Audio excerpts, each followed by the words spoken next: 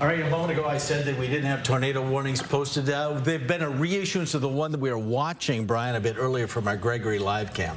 Right. And seeing right now, actually. Yeah, and that storm, one of many right now that are very strong. But let's begin, again, looking at where we're at right now. You can see this storm, and actually our Viper circulation marker is right there. It's about 5 miles to the east, northeast of Gregory. So as our vantage point on these cameras continues to change, let's look at a couple of these. We've been bouncing back and forth between Gregory and Platte. I do want to bring back the Gregory camera for just a moment. You can see some of the very fast-moving clouds right here, and it's pretty obvious that there's a lot of vertical motion in that area right there. So that's part of the moisture that's feeding into that storm. Obviously, there's more structure to this back here to the east.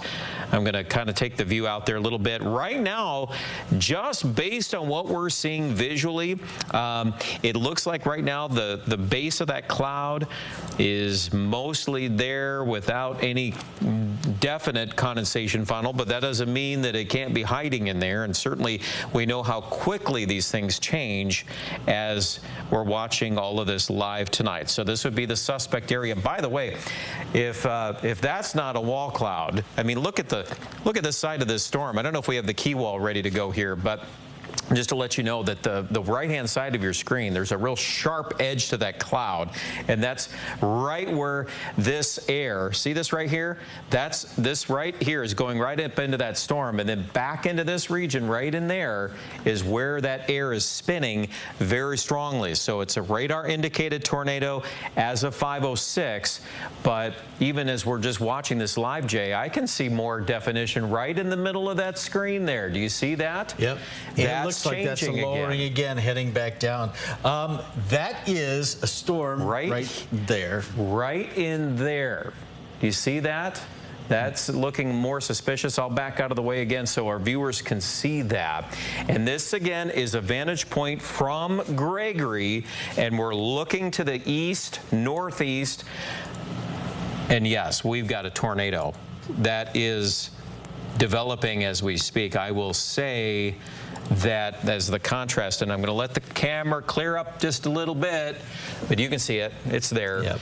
And that, again, has developed just here in the last few minutes. I did actually, just while I've got folks' attention here, we've got video of the tornado from the last half hour. We will be getting to that again, but that spinning circle is where that is right now. You can see it's to the north of the Burke area. Yes. That's the location. So this is Burke. This is where the tornado is. Again, and this is where the Missouri River right there. So if you're familiar with this area on Highway 44, goes and connects through the Platte Hills, as we call it there, some steeper ground. That's where that's all going to be basically traveling through in the next half hour. So it's moving east, southeast at about 30 to 35. And our camera contrast probably, Jay, is not quite as good here just in the last few seconds. It's going to be tough to see all of that, but definitely there's certainly more evidence supporting more rotation redeveloping within that storm. So again, we've been able to relay everything we can see from the camera.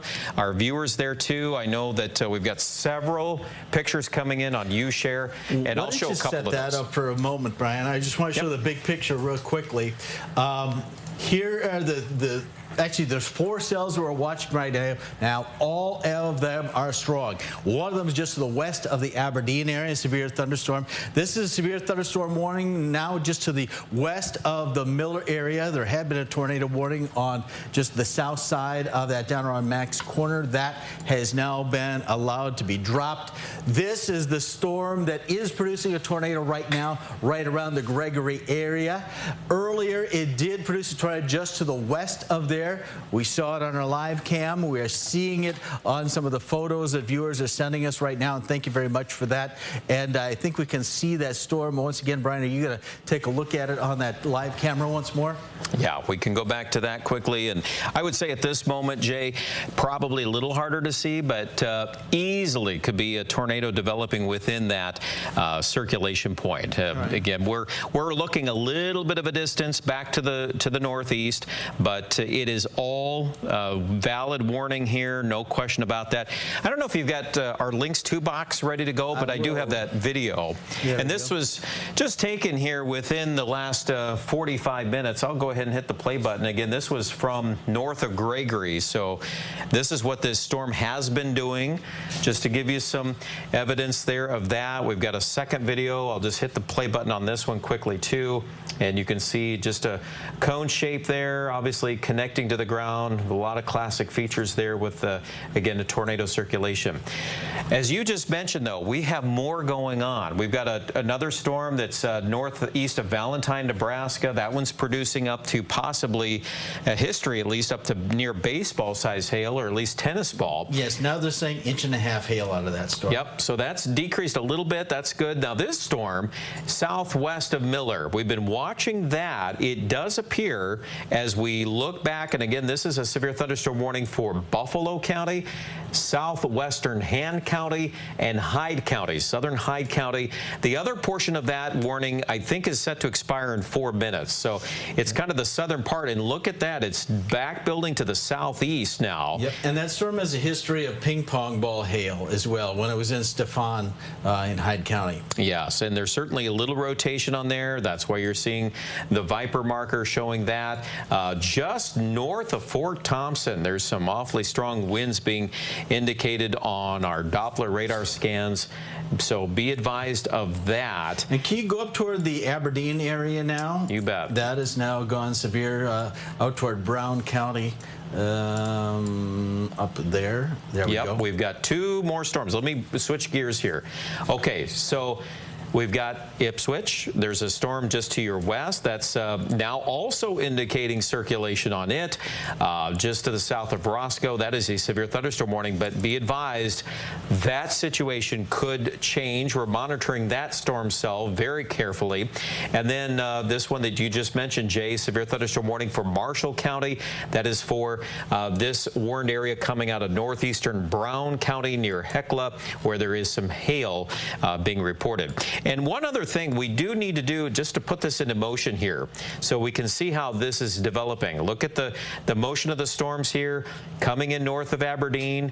We've got this cell to the west of Miller. So far it's diving maybe a little bit more to the south and southeast. So if you are in these areas west of Wessington Springs, that would be a zone to be very watchful for. And then here's the one we've been addressing.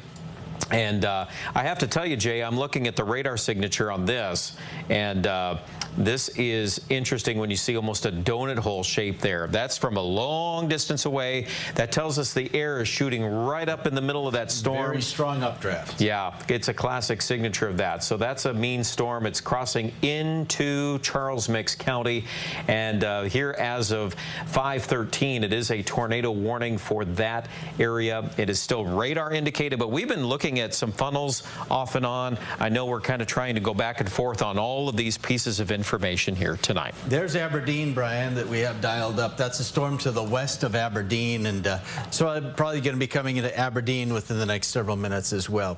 Severe thunderstorm warning posted on that cell. Do you see the beaver's tail right there? That's what that is, moving into that cell right there, that flat-looking cloud there. So that's, again, another telltale sign of some ingestion of that very warm, unstable air. Obviously, the numbers in northern South Dakota today have not been as hot. The southeast has been much hotter, and, of course, Gregory and in this area, we had temperatures in the 100s this afternoon. So that's what's feeding this storm. I'm just looking live with you and the audience tonight. We can see a lot of vertical motion. You can see the clouds are moving quickly from the west to the east, and this is on the backside of that storm.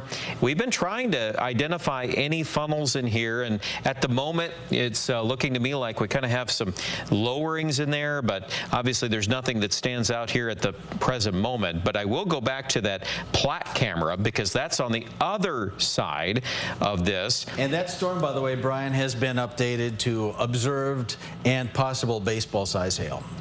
Baseball-size hail. Okay, so now that's added into the mix. I know this is a little tough to see there, but see, I'll start my scan over there. There's the base of that cloud. So that's from Platte. And again, you're looking live to the southwest of Platte tonight. So that storm, as it crosses over into Charles Mix County, has a history of producing tornadoes and now confirmed baseball, or at least we're getting indicators of baseball-sized hail there. So these are mean storms. What do we do tonight? The thing is, we're going to be watching these, and you're going to hear this information coming out all evening. So for folks that are farther downstream, when we talk about Mitchell, Huron, eventually Sioux Falls tonight, we expect that these storms will consolidate, and as they do so, we're looking at probably an evolving, damaging wind threat. That's one story that Scott had mentioned from the very beginning of the day, and of course we've had severe thunderstorm watches in effect. This is basically the bottom line for eastern South Dakota. That does include Sioux Falls. That watch is in effect until about 10 o'clock tonight. And really the meanest part about that is the wind gusts up to 90.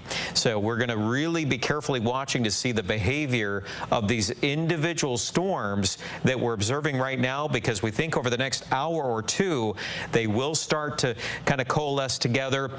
And as they connect, that's when we get into more trouble with those damaging winds. So again, that's just kind of a story we'll need to monitor here for the rest of the evening. Jay. All right, and the widespread thunderstorms have already started in central South Dakota. They're moving to the east, and the reason that watch goes all the way through Sioux Falls and to the Minnesota and Iowa border is we are expecting these to form a wall of wind, as Brian was saying, as it moves west to east, and it will be passing through eastern KELOLAND right into southwest Minnesota and northwest Iowa over the next several hours. That's where we do have that severe thunderstorm watch posted all the way to Minnesota and Iowa. And of course it says tornadoes possible, but tornadoes are occurring, so that wouldn't be that much of a surprise to see more tornadoes. Let me take a look at the big picture here and run down exactly what's going on where. The yellow boxes are severe thunderstorm warning areas.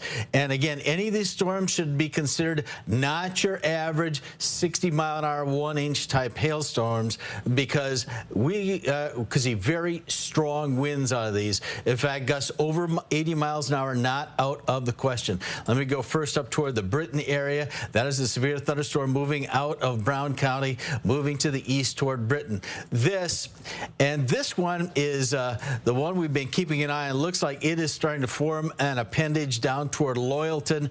I would not be surprised to see a warning issued on that one in the near future. This is down toward areas south of the Miller area. There was a tornado warning on it earlier. Now we are still seeing an appendage down toward the Max Corner area. We do have a severe thunderstorm warning on that. That is kind of that Hughes County area moving to the southeast. And of course down around the this cell, this is the one we've been watching with the one where we have seen the tornado using our Gregory live cam. So it has been an observed tornado. Right now it looks like it is on the still radar indications showing some spin probably, and that would be occurring right in this area right here around Lucas is the primary area. If we are getting a tornado, that's probably where it is. It's also moving in a southeasterly direction, and that trend is continuing.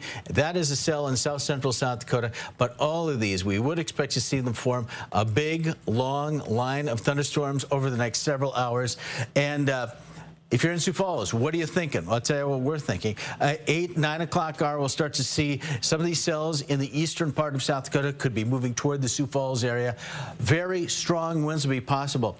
You've got time. The thing about these is we know where they are, we know where they're going, so you have time. If you're anywhere along I-29, maybe get some things out of the yard that are laying around, lawn furniture or anything like that you don't want blown around, because it's very possible we're going to have very strong winds, maybe even including the Sioux Falls area. So be prepared for that eventuality to be developing here in the next hour or two. BK is working on the radar back there. What do you have going right now? Yeah, just monitoring the circulation right now in this storm that is due north of Fort Thompson. We do not have a tornado warning, but we sure are seeing some very strong circulations in that cell there. So if you are in that area just north of Lee's Corner, please be advised that that is an area we're closely monitoring for possible tornado development. This is a severe thunderstorm warning that's in effect until 5:45 for this particular area. And I'm currently monitoring just any new updates here, but again, this continues there. Also, I want to circle back around to our tornado warning in the Charles Mix County area. So we're going to go back down here. I'm going to bring up just the regular view of the radar. This is clearly a large supercell storm. Basically, it's a singular storm. It's got a lot of circulation right now. Looks like the Hook Echo is right there just to the southeast of Lucas. Let's do this for a moment. I want to bring in our storm tracker. So what I'm going to do is draw this on the front side of the storm, and then we're going to push this out here at about 35 miles per hour. Now, so far, these haven't accelerated tremendously, but obviously that can change. And again, oh, now we've got a new update. That is a confirmed tornado on the ground, Jay. That just flashed purple, and I'll bring this up. Tornado is observed, and this is south central Gregory County. Again, tornado located on the ground 10 miles northeast of Burke, or 30 miles to the west of Lake Andes. They've slowed up the details a little bit there, moving southeast at 20. That is law enforcement report on that. I'm going to switch back to Gregory on the camera there, Jay, if you want to. You can see that. I'll take a look at what's going on the other cells while you try and see if you can spot those things. All these, wherever you see red, that is a thunderstorm and should be considered a strong thunderstorm because these are moving into an extremely warm and humid environment at the present time. Yeah. So it goes all the way, I mean, the area of concern goes all the way from the southeast corner of North Dakota all the way through to central South Dakota and down to the Nebraska border. And Brian is going to be seeing what he can see. It would be the Gregory live cam looking to the southeast if you're able to see anything. I know we got some beam blockages there. But that warning, the tornado confirmed, headed toward the Bonesteel area, Bonesteel, Fairfax. It is headed in your general direction at the present time. It's this is kind of a high radar beam, so we're not seeing quite the detail that we ordinarily would see out of this thing. But it is confirmed. Law enforcement is spotting this thing moving in a southeasterly direction at the present time. I'm going to pop your live cam on there, BK, and see what you're able to see. All right, so I'm going to start with this. This is right now looking live at Platte. Okay, so and if I get a chance here, we're going to go back to the other view. Let the camera focus up. Okay, so you can see clearly a lot of vertical motion there. This is the wall cloud. This is part of that. Now, I am assuming that the law enforcement, this part here on the right hand of your screen where it's a little more shrouded in the rain, that's most likely where that touchdown has been located. But we're going to get at least some of a vantage point here from this Platte camera as it's moving through. And again, that's our view on the east side of the storm. So the storm is coming toward the camera, or at least generally into Charles Mix County. Now, here's the second view. We're going to go back to Gregory. Okay, this is on the other side of the storm. Same structure. We're just looking from the opposite side, and you can see there's certainly a lowering there, kind of a rain-free base, if you will. So that's why the cloud looks like that. And then again, within this area, probably to the left on this scenario is where, again, a tornado has been confirmed by law enforcement officials. I can't see anything at the present second here, but things change quickly. We've been watching all of this, and, you know, at this distance, the coloring and the contrast is a little hard to dictate there, Jay, but certainly within that general area, there easily could be and is a tornado, at least when we had the report that came in here within the last 3 or 4 minutes. If I were to argue right now, maybe there in that middle part of the screen, there might be something more interesting to watch. But again, colors and just the contrast of the lighting is making it a little more difficult to see. But but anybody in this warning box, you need to be in your place of safety. This is a very strong storm. Not to mention the fact that we've got at least baseball-sized hail falling out of this.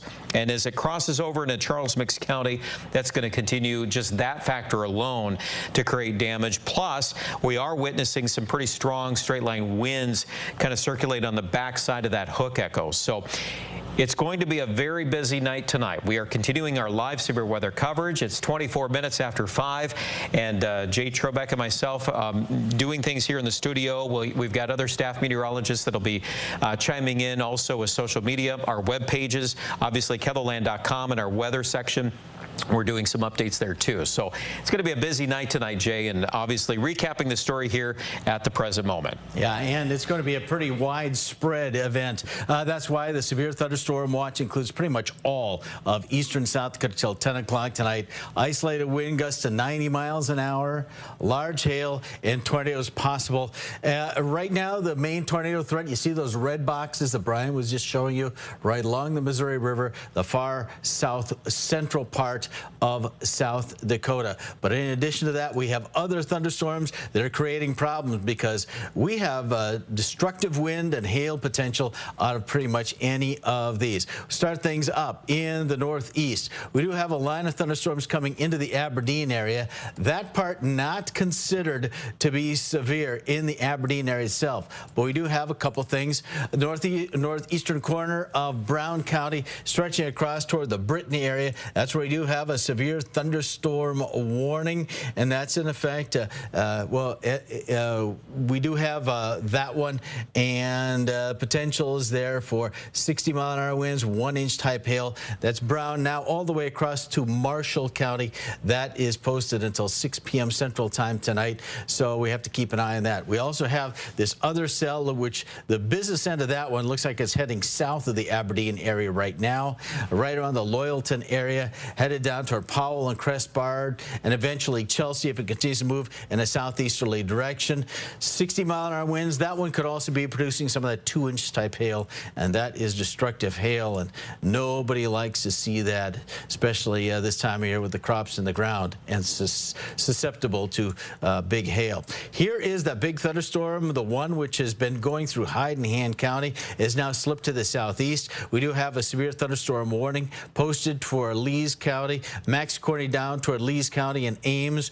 That is a severe thunderstorm warning, which has been in effect, continues to be in effect for those areas till 5:45, another 20 minutes or so in that area. By the way, the Loyalton area I was just showing you, they did have confirmed quarter-size hail there, so not the huge hail, but there is some there. Also back down to the south, still watching that confirmed tornado. And I should also mention, in addition to that tornado, we could be getting some 2-inch type hail. This is the area Platte to the southwest, and that suspected tornadic part of the storm, or I should say the confirmed tornadic part of the storm, headed toward the Bonesteel area right now. The purple shading there tells you that is not only a tornado warning, but a confirmed tornado warning. In other words, it has been spotted on the ground. These yellow boxes are severe thunderstorm warnings a bit to the west of the Missouri River. They're hugging the Nebraska border right now. Looks like the spinning part of that storm is going to be on the Nebraska side of the border at the present time. So that's what's going on there. All of these cells making their way to the southeast. Again, the expectation is that these storms will be coming toward the Sioux Falls area. We're thinking like the 8-9 o'clock time period. So we've got a bit of time, and anybody in Sioux Falls or along I-29, you still have time to take some precautions and get anything out of the way that might be damaged by very strong winds, because we are still expecting that potential even here in Sioux Falls and the eastern part of KELOLAND. What are you looking at right now, BK, there? Well, yeah, and I just also wanted to bring up, as you were just mentioning about the conversation, what's going to happen tonight, because I know that's just a big question, as we typically would be talking about the forecast at this point. What we're seeing here is probably pretty good evidence that the storms that we're witnessing tonight, these two, the one that's up here north of Fort Thompson, and then the other one that is in the Platte-Gregory area. I would watch to see how these two interact and potentially merge, because that's going to be a problem for folks downstream. And I'll tell you, as I'm looking at the latest projections for the next 2 to 4 hours. Okay, so as we look it out, it's 5:30 right now. We're looking downstream to about 10 o'clock. Well, before then, I mean, even 8 or 9, moving into Mitchell and eventually Sioux Falls and Interstate 90. There's still a very pronounced wind signature that's coming in. So I think it would be very wise to prepare. If there's something logical you can do now, you've got a little time in Sioux Falls to kind of get ready for that in case this does come together tonight, and it looks like it very well may do that. I'd say it very easily could. We do have that confirmed tornado still down in the south central part of South Dakota, moving toward eventually the Bonesteel area, right along the Nebraska border. So that's what's going on at the moment from the Storm Center. We're going to have an update for you coming up again in just a very few minutes.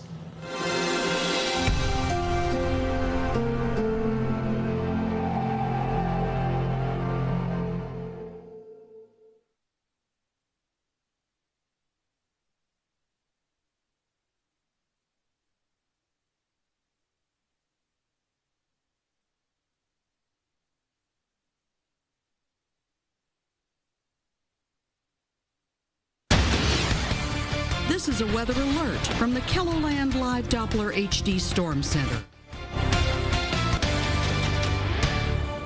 Hello from the Storm Center at KELOLAND TV. This is continuing coverage of severe weather in central and north and eastern South Dakota.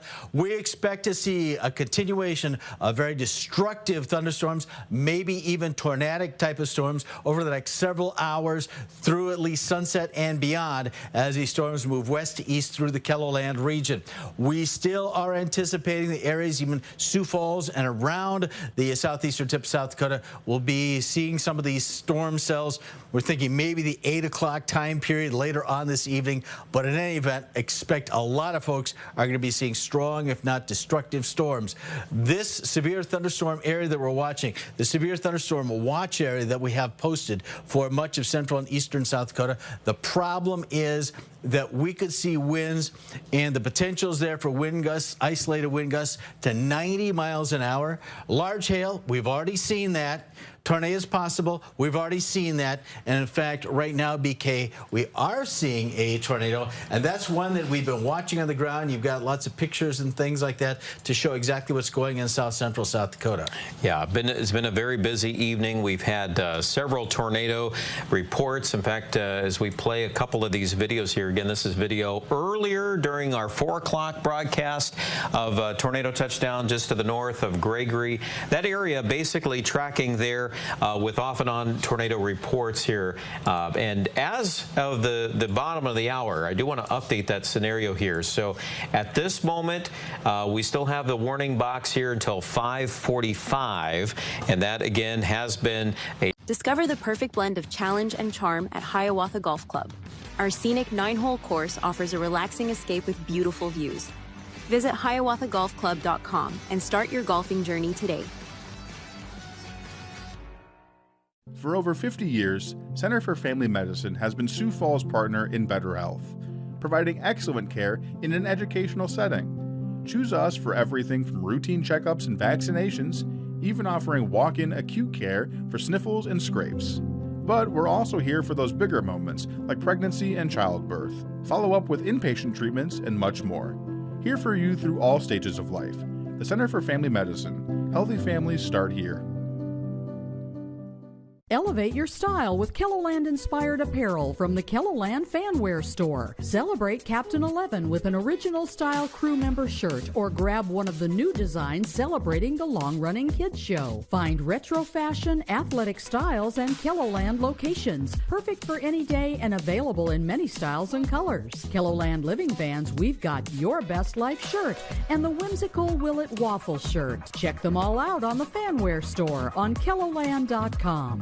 that, and that's also maybe a signature here that we're starting to make that transition, and we think that that's going to take place, that this is going to get out of this supercell mode basically, and what we're going to see is more of a line farther north. Now this storm too has had circulations on it. It does not have a tornado warning, but if you're just north of Fort Thompson, there we go, there's that upper level lock there, as we say, Gan Valley, Wessington Springs, a little bit downstream there. But let me reverse the radar again. That's over the past hour. You can see it's been coming in from the northwest, and on Storm Tracker, we've been projecting this one moving now more to the southeast here at about 35 miles per hour. So that would continue to put Wessington Springs into the path of the storm. Probably the most intense part of it might go a little bit to the south.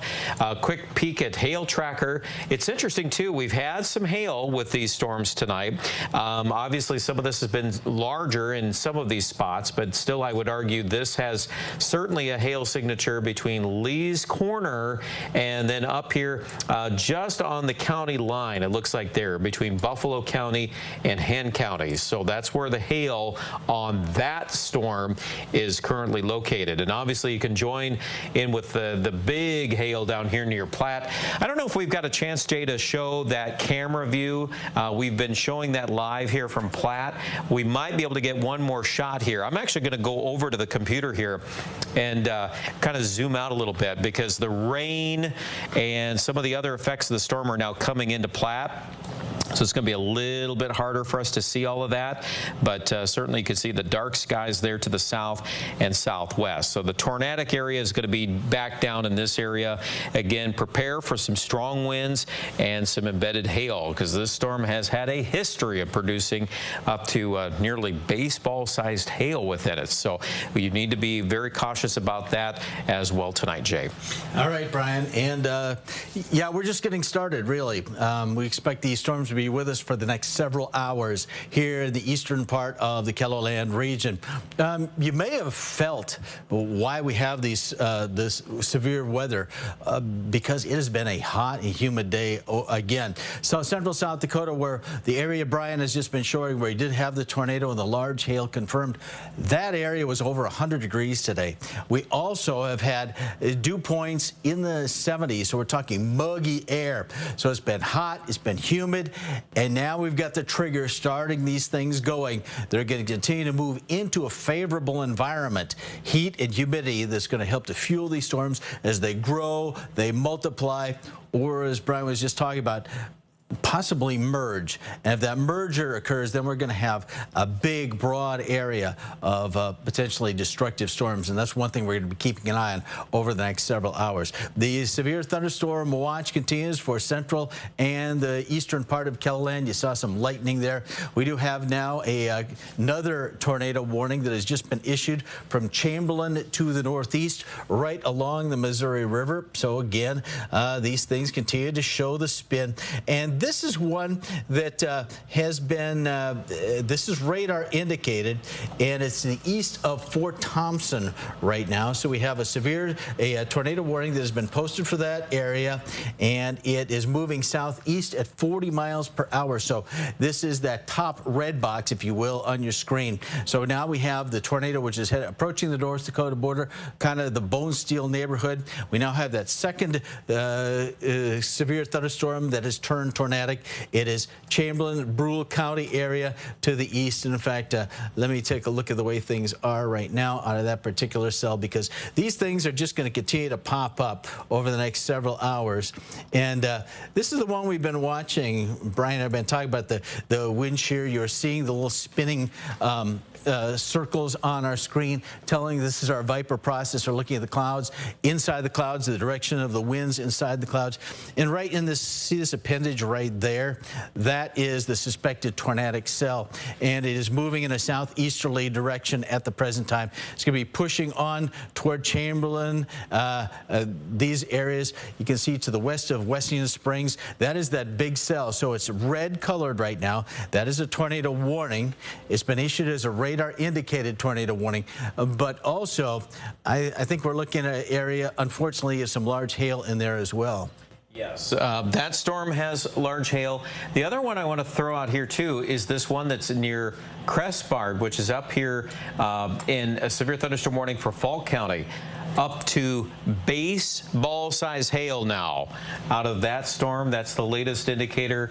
And in fact, on our other graphics machine, I had a chance to dial up our hail tracker here. And boy, it is really showing that white color, that intense white is all indicating that near Crestbard. So if you're downstream near Mansfield and looking at northern Spink County, that storm is quite impressive right now. I'll go back to the traditional view so you can see how the rest of this is shaping up right now, and it looks like, yeah, there's some just real intense reflectivity coming in there. That's why you see all that purple and that black right in there. Now, again, that storm non-tornadic, but let's go back to the one that is. This is quite a notch on that storm, isn't it? Look at that hook. And that's been that way for the last several minutes. Yeah, that's where the rotation is, and it's just to the east of Fort Thompson. And again, this whole area, and I see now the Aberdeen office has now filled in that tornado warning as well. So again, this is a tornado warning for Buffalo County. It also extends into southwestern Gerald County, extreme northwestern Aurora County, and also Brule County of South Dakota. That is just north of Chamberlain. That is a tornado warning. It is at this moment a thunderstorm capable of producing a tornado. It is Doppler radar indicated, but golf ball sized hail is also likely with this storm. So again, that's at the moment probably certainly among the biggest storms. We do want to revisit what's going on down here toward Burke and Bonesteel. This storm we've been addressing several times, and I will say too that hail signature there is pretty pronounced. I'm looking at a couple of other factors here, Jay, but it looks like they're around Burke, probably getting some more fill-ins on that. That circulation is still there too. Viper continuously showing these areas of rotation. So that's why you're witnessing those circles moving there, and the purple box indicates it has been a confirmed tornado warning. It's set to expire here in the next 5 minutes. It almost looks like it's trying to recycle to the east as well, doesn't it? Yeah, and that's part of the process here. These things can cycle, but I also can tell too it's beginning to kind of flatten out, and we're starting to see more. Now we've got a destructive severe thunderstorm warning. Let me bring you up to speed on that. Okay, so this is just brand new from the National Weather Service office in Sioux Falls. 80-mile-per-hour winds have been observed with this storm. Ping pong ball-sized hail as well. This source was a personal weather station in that region. And again, this is a destructive storm for Bonesteel, Herrick, and Fairfax. So a severe thunderstorm warning in effect until 6:30. Storm movement is southeast at 40 miles per hour. So as we do a storm tracker on that, and again, I'll kind of just move this down this direction here in that 40-mile-an-hour range. It looks like Lake Andes, 604 for some of that, and also Bonesteel within the next 20 minutes. I would say probably at this point some of that could backbuild a little faster than that. But again, this is the whole movement of this storm, and we've got to watch all of this because as these things work in conjunction, you've got multiple storms. We want to address this other one too, southwest of Winter. That one now on the Nebraska border, that has a new severe thunderstorm warning for Keapaha County and southern Tripp County. So please be advised of hail within that one. And obviously to the north, this big one up here southwest of Aberdeen. And I've got to go probably continue here too, Jay, because not only that, we've got warnings, two more of them. Britain now is under a severe thunderstorm warning. That's northern Marshall County and also northern Roberts County, a severe thunderstorm warning in effect until 6:15. Those around Watertown obviously experiencing flooding rains, baseball-sized hail, and a tornado last night west of Lake Kempeska. And these storms are moving in your direction. So I know many of you are very very much aware of the weather tonight. This is the quick time lapse of this. Again, you can see from Watertown, everything is west of Watertown right now. That big storm out there near Crestbard is about 90 miles to your west. So that gives you kind of an idea. Sioux Falls, by the way, from downtown Sioux Falls, these storms out there to the west, they're still over 100 miles to the west. But I think it's very likely that this is going to work together, and we're going to see probably this segment and something here kind of tying together over the next few hours as all of that moves east. So it's going to be a long evening. We'll continue to keep you all up to date on the weather here. Jay? All right, I wanted to show you a computer model simulation of what could happen this evening. Let's do that. Here's what that looks like. This is one of the forecast models we use, and this is what we use to take a look into the future. This is, again, computer driven, but in any event, here's a look at what it looks like. See these cells down here, the ones we're seeing right now? These should continue to move in an easterly direction, again, according to this computer forecast model. So now we're talking 8, 9 o'clock time period, maybe even coming into Sioux Falls, and you can see the 10 o'clock hour. Much of I-29, including Watertown down to the south, is under the bullseye. And this particular forecast model, we see others that have slight differences, but the main idea is that these thunderstorms are going to continue to grow and to build and to come together, and we would expect to see destructive winds become a very big possibility out of a lot of these. So you've got some time here along the I-29 corridor to be able to put stuff away. One other thing we're going to be watching, if this develops in this situation, we have a lot of places up around the Watertown area. Certainly the Castlewood area got a big drenching last night, and we may be seeing some more water dumped into those, although winds will continue to be a threat for us. This is the 10 o'clock hour, and this is about the time the severe thunderstorm watch ends. If they hold together, we'll probably see additional watches issued into Minnesota and maybe Iowa. And I'm just going to show you what this forecast model says. It says, yeah, those things are going to move, especially through Minnesota. That's the 1 o'clock hour. So for all of our viewers in southwest Minnesota and maybe portions of northwest Iowa up toward the Minnesota border, the way things are looking, you too will be seeing some thunderstorms, potentially some strong or severe thunderstorms that will be in your neighborhood, and the most likely time for those would be during the nighttime hours while you're sleeping. So be sure and have your weather radio on, a way to get warnings should you need to be advised of these destructive thunderstorms, which you've been seeing as they move west-east. They move right through eastern South Dakota and head on into Minnesota, and again, portions of northwest Iowa as well. What you got going on over there, BK, right now? You having any, I see you diagnosing the storms that are going on there right now. Let me pop you back up here so we can see what you're up to. So I was just kind of comparing, like you were just mentioning here, some of the forecast data, because what we're going to do is we're going to try to do our best to give the forecast for this evening as well. I know many of you are tuning in here. Obviously, we're kind of in between with newscasts going on, but we're going to continue our severe weather breaking coverage as tornado warnings are in effect for these areas to the north of Chamberlain. I have to say that this storm cell right now, there between Chamberlain and Wessington Springs, appears to be on a track to the southeast, and that would probably be the one that's most problematic closer to the Sioux Falls area within the next 3 hours. It looks like, based on what we're seeing right now, and again, this is just every hour, we're kind of collecting more information, but that's the one that has me the most concerned. This activity near Platte and Gregory, obviously, too, is going to be a problem. We're going to continue to monitor that as it gets closer to the Nebraska border. We've got winds upwards of 80 miles per hour on this one. Down in the Bonesteel area, that's a destructive severe thunderstorm warning. It's different. 80 miles an hour. Yep, and that's different from a regular, if you want to say a conventional severe thunderstorm warning. And just now. Yeah, and now we've got a new confirmed tornado warning, don't we? And I'll read that. Again, this is based on the circulation that has now reappeared. Latest bulletin on that. Confirmed tornado near Bonesteel. right now. And as I go through this, confirmed tornado on the ground near Bonesteel, 21 miles west of Lake Andes, moving southeast to 25. Weather spotters confirming a damaging tornado with hail up to the size of tennis balls in that area. And again, that is Bonesteel is in that purple area you see flashing on your screen. There's the Fort Randall Dam. You can see Pickstown here, Lake Andes over on the other side of the river. If you're in any of these areas, again, the warning box is for Bonesteel in particular, but we want to throw out caution that this whole area is under a destructive severe thunderstorm warning. So a very intense storm with very strong winds, tornado, and hail. All three are impacts there. Southern Tripp County severe thunderstorm warning remains in effect until 6:30 tonight.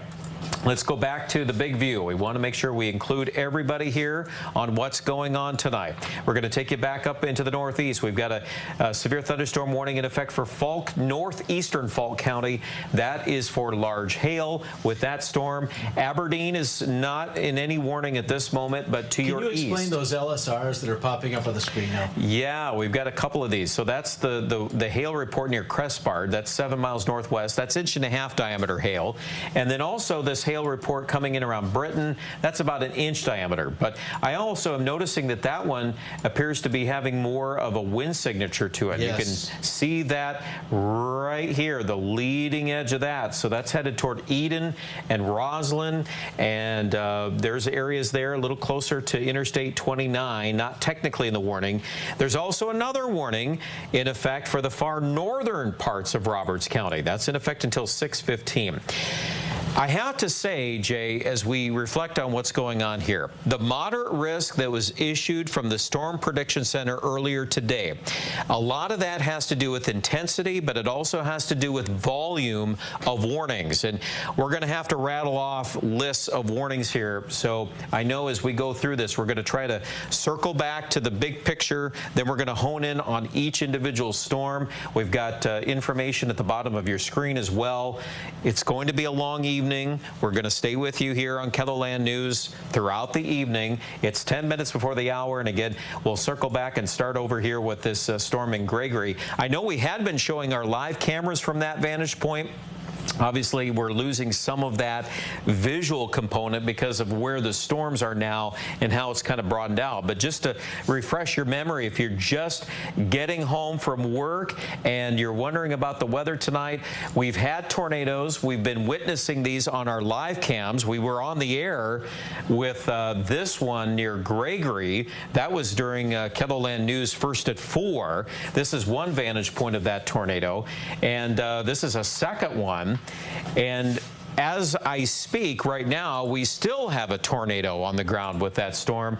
This circulation now has made its way down to the Bonesteel area. And again, to repeat, that's the latest bulletin from the National Weather Service that we have is a confirmed tornado near Burke. That is obviously a very dangerous situation. So please be in your tornado shelter right now. This storm has had a history of producing tornadoes and also very large hail. At the present moment, the latest on the bulletin is up to 2 inches in diameter. We've been showing our hail tracker. I'll show that one more time here too, as all of this comes in line there northwest of Bonesteel. It's been a very strong storm. And not to mention, or to leave out here too, I want to circle back up to this one. This whole area between Chamberlain and Wessington Springs. We've got a very strong storm. Right now, the tornadic storm part here is just to the southwest of Gan Valley. So those of you watching us here in Buffalo County, that is a tornado warning in effect until 6:15. The National Weather Service office in Sioux Falls has expanded that out to Gerald County. They've also kind of drawn this out into parts of Aurora and Brule, just kind of as a cautionary note on that, is that circulation will be crossing east, and we're going to monitor the behavior of that because it obviously too can produce multiple modes of severe weather tonight, Jay. Yeah, I want to show kind of what that looks like. Let's go out and see what's going on up toward Chamberlain. Here is that view. I can show it to you right here. And this is what it looks like along the Missouri River there. So you can see dark clouds right around Chamberlain, the Missouri River, any of these areas.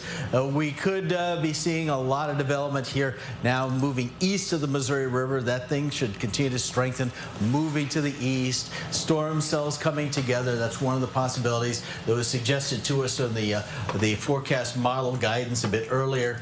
But this whole area, could be seeing some big issues going on all across the eastern part of the KELOLAND region. We do have, of course, the area in pink. That's your severe thunderstorm watch area till 10 o'clock tonight. It does include Sioux Falls. It does include I-29.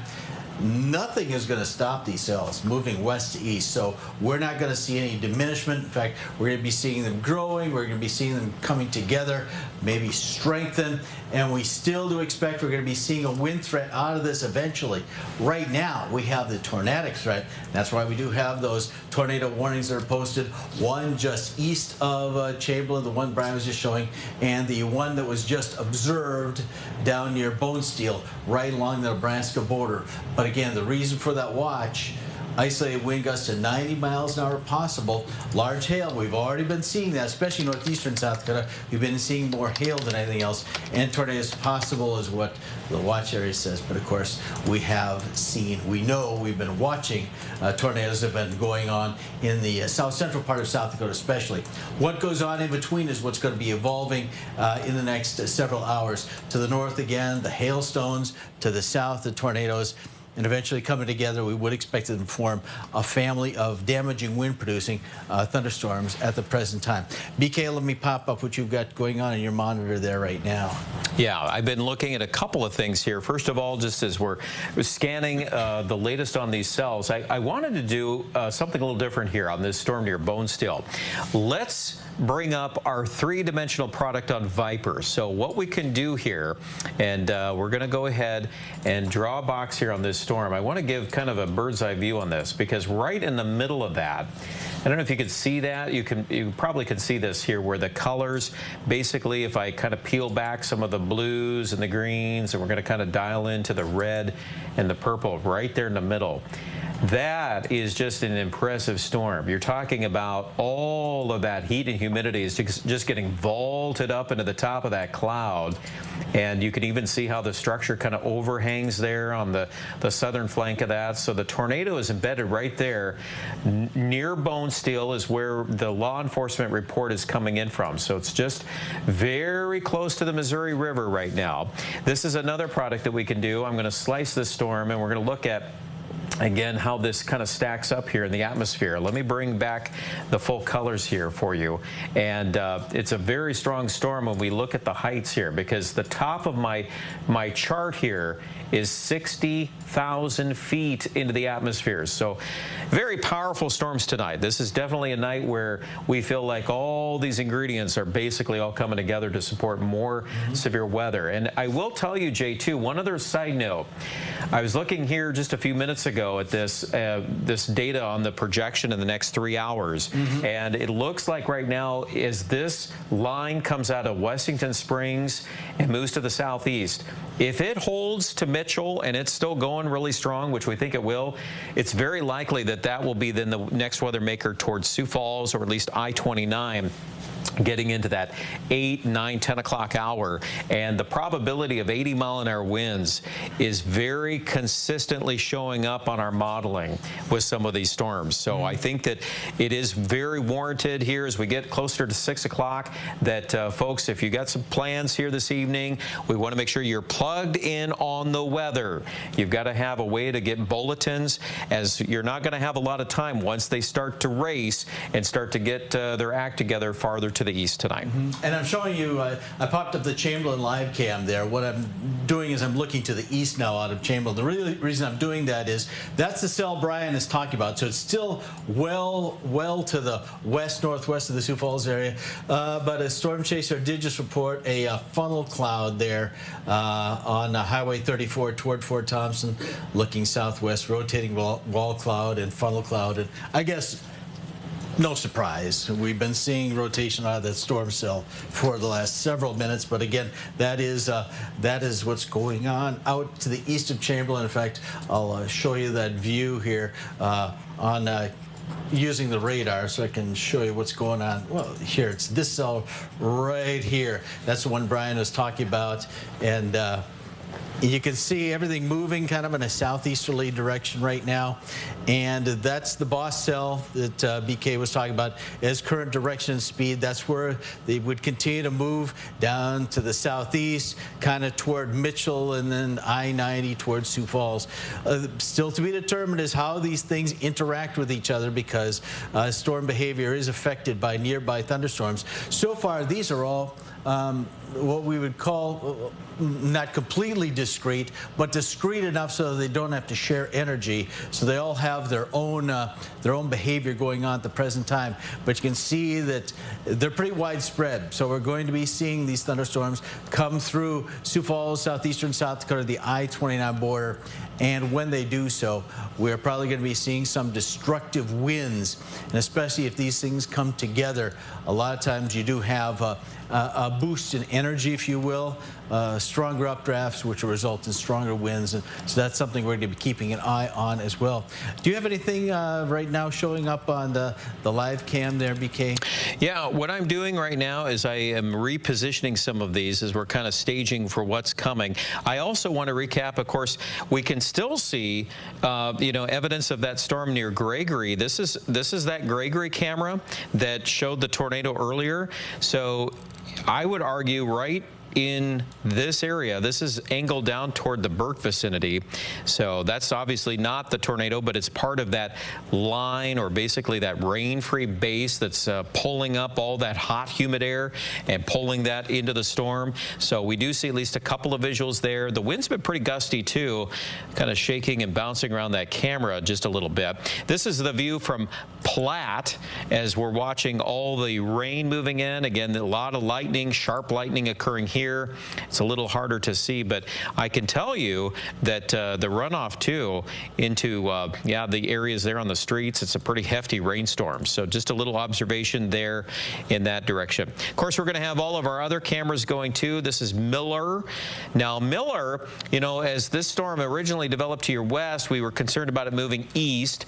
So far, it has taken more of a route to the southwest of Miller. And so again, you can see the ominous skies there. It's obviously rain, but that appears to be the story there. So that's the latest recap. Obviously, it's been heavily raining in Aberdeen. I'll add that to the mix. That's from Northern State. You can see that in the hub city right now. And some of you in the Northeast are obviously very susceptible to more flooding tonight. If we get training thunderstorms or any more development near Watertown and Castlewood, it would not take much to aggravate that situation even more. We do have a collection of severe thunderstorm warnings right now in effect for northern portions of Roberts County. We also have Marshall County in a severe thunderstorm warning. And also we're watching this cell to the southwest of Aberdeen in Falk County. So a number of warnings still occurring in that direction too, as we recap all of the weather that's going on tonight here, Jay. All right, and I have a little bit of information to add to that. Storm Prediction Center, Brian, just issued a new discussion out, kind of what they're thinking right now, and they do expect to see some consolidation of these storm cells. And as they do so, they're going to be moving toward Sioux Falls, the southeastern quarter of South Dakota. I'm talking about like Highway 14, the South Brookings area. We have a lot of spin in the atmosphere.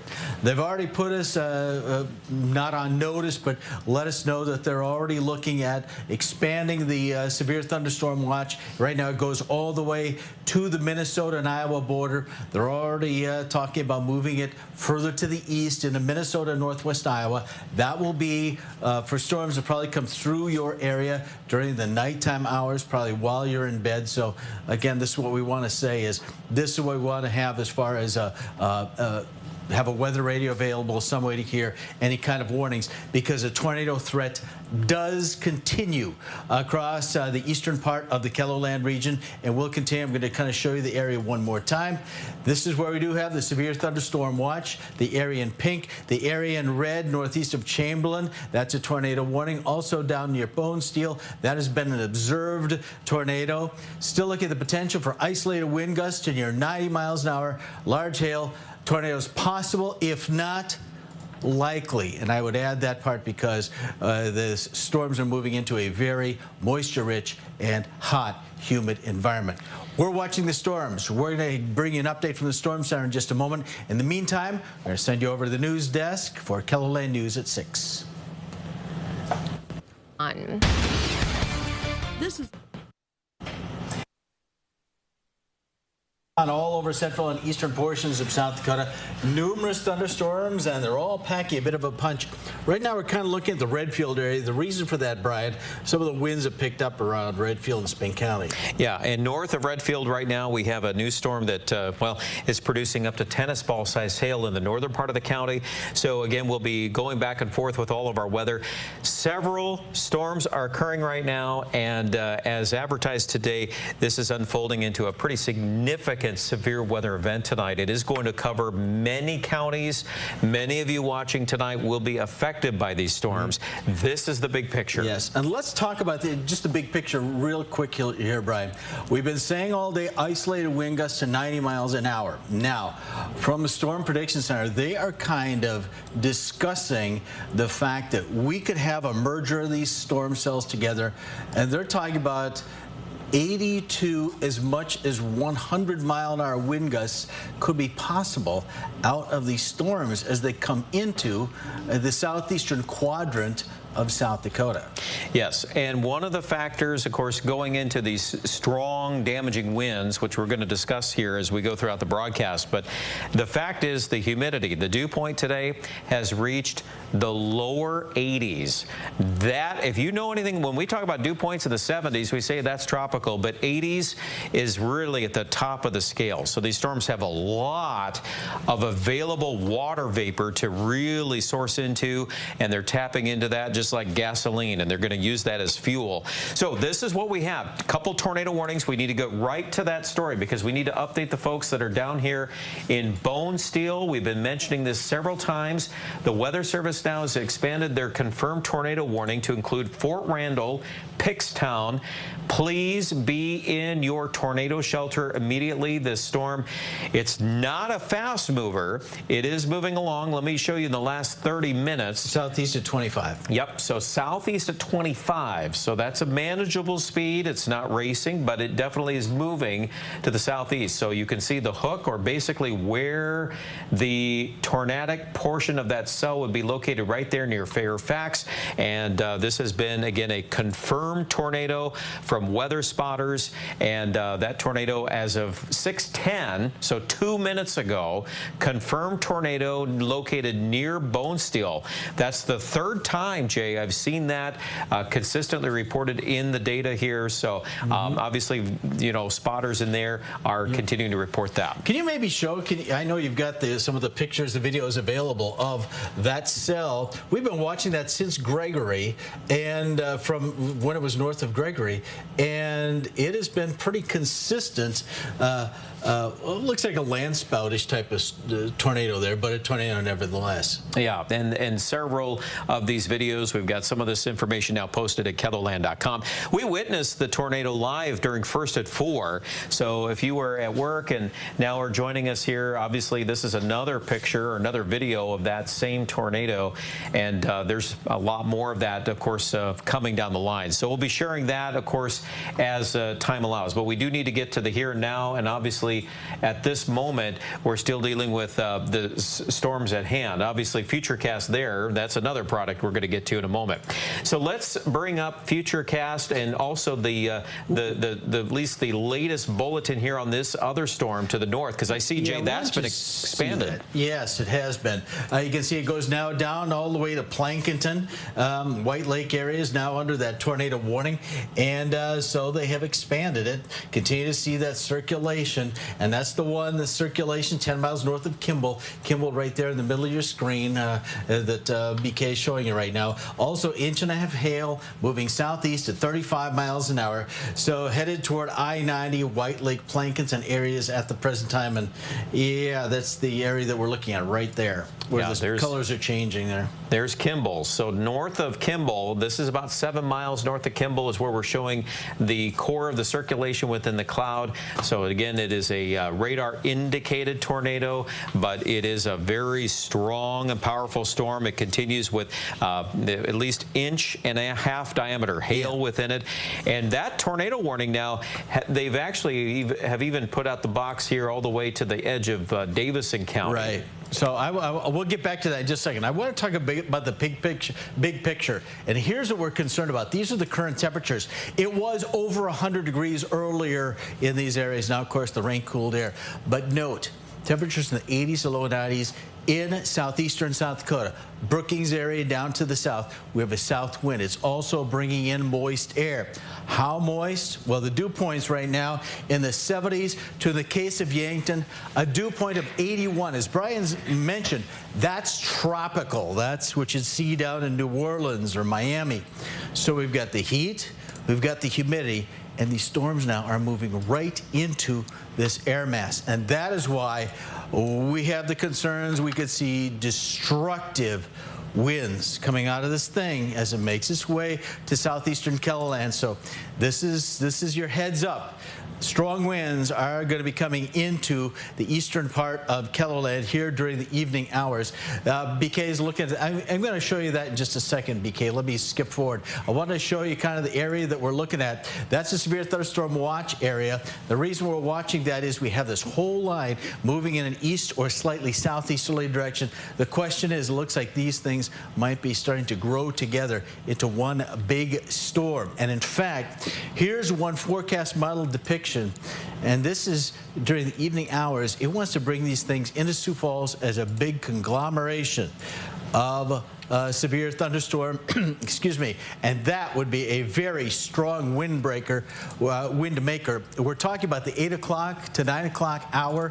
That's kind of what this thing is showing us right now. Then it'll move off into Minnesota and in Iowa, and we could see an extension of the severe thunderstorm watch as a result in those areas. Okay, BK, I know you want to show that future cast. Yeah, let's go to just a couple things that I am looking at here. And again, these are various models. This is not live radar, just to be clear about that. But what it does show here is some of the collection of storms that we're witnessing between the Gan Valley area and then all the way down to Gregory. And what I want to depict here as we zoom in on this, you can see that obviously some of these cells, I would argue a little bit with this. I think that what we're witnessing and what I think is likely to happen is that this is going to move to the southeast. This conglomeration is going to move to the southeast as well. And it's looking pretty likely that within this, as these start to merge together, you're going to hear us talk more about just straight line damaging winds. So we want to just illustrate that as one of the big factors. Do you notice too that the modeling is not picking up on the northeast as much as it should be? And that's something we're fully aware of tonight. So for Watertown, like for example, this big storm north of Redfield that's producing up to tennis ball size hail, you can see the V notch, see the letter V right there with that storm. That's a classic signature too of a very powerful storm, and there's likely some very large That's a hailstorm where you see that V notch, and that's what's going on there. Yep, exactly. So again, just it gives us another piece of evidence to support that. That's Millette. Just south of Millette is where that is. That is the severe thunderstorm warning for the Spink County area until 6:45. Other storms with even some circulations here, Jay, up in Day County, Roberts County. I want to take a quick look at this because we've got in the last 30 minutes, these storms are now also tracking to the southeast. The Weather Service office in Aberdeen has now expanded the severe thunderstorm warnings now for Big Stone County, also up here into Traverse County, Minnesota. So we've got a strong line of thunderstorms in that section. And I know those of you in Watertown and that general area are very you know, obviously last night was enough. Castlewood area. Correct. And now we've got more storms here. Locally, Sioux Falls area, nothing at the moment. There is a little development up toward Madison. Just kind of watching a couple little things showing up on radar right now. Nothing immediate. But back to what's going on here. We've got Charles Mix and Gregory counties. Look at that line of storms. And, you know, the one that was to the west out in Todd County, right there. In fact, that's actually now been a southern Tripp County storm within the last 30 minutes. It started out west of there, but do you see how that's kind of catching up to that too?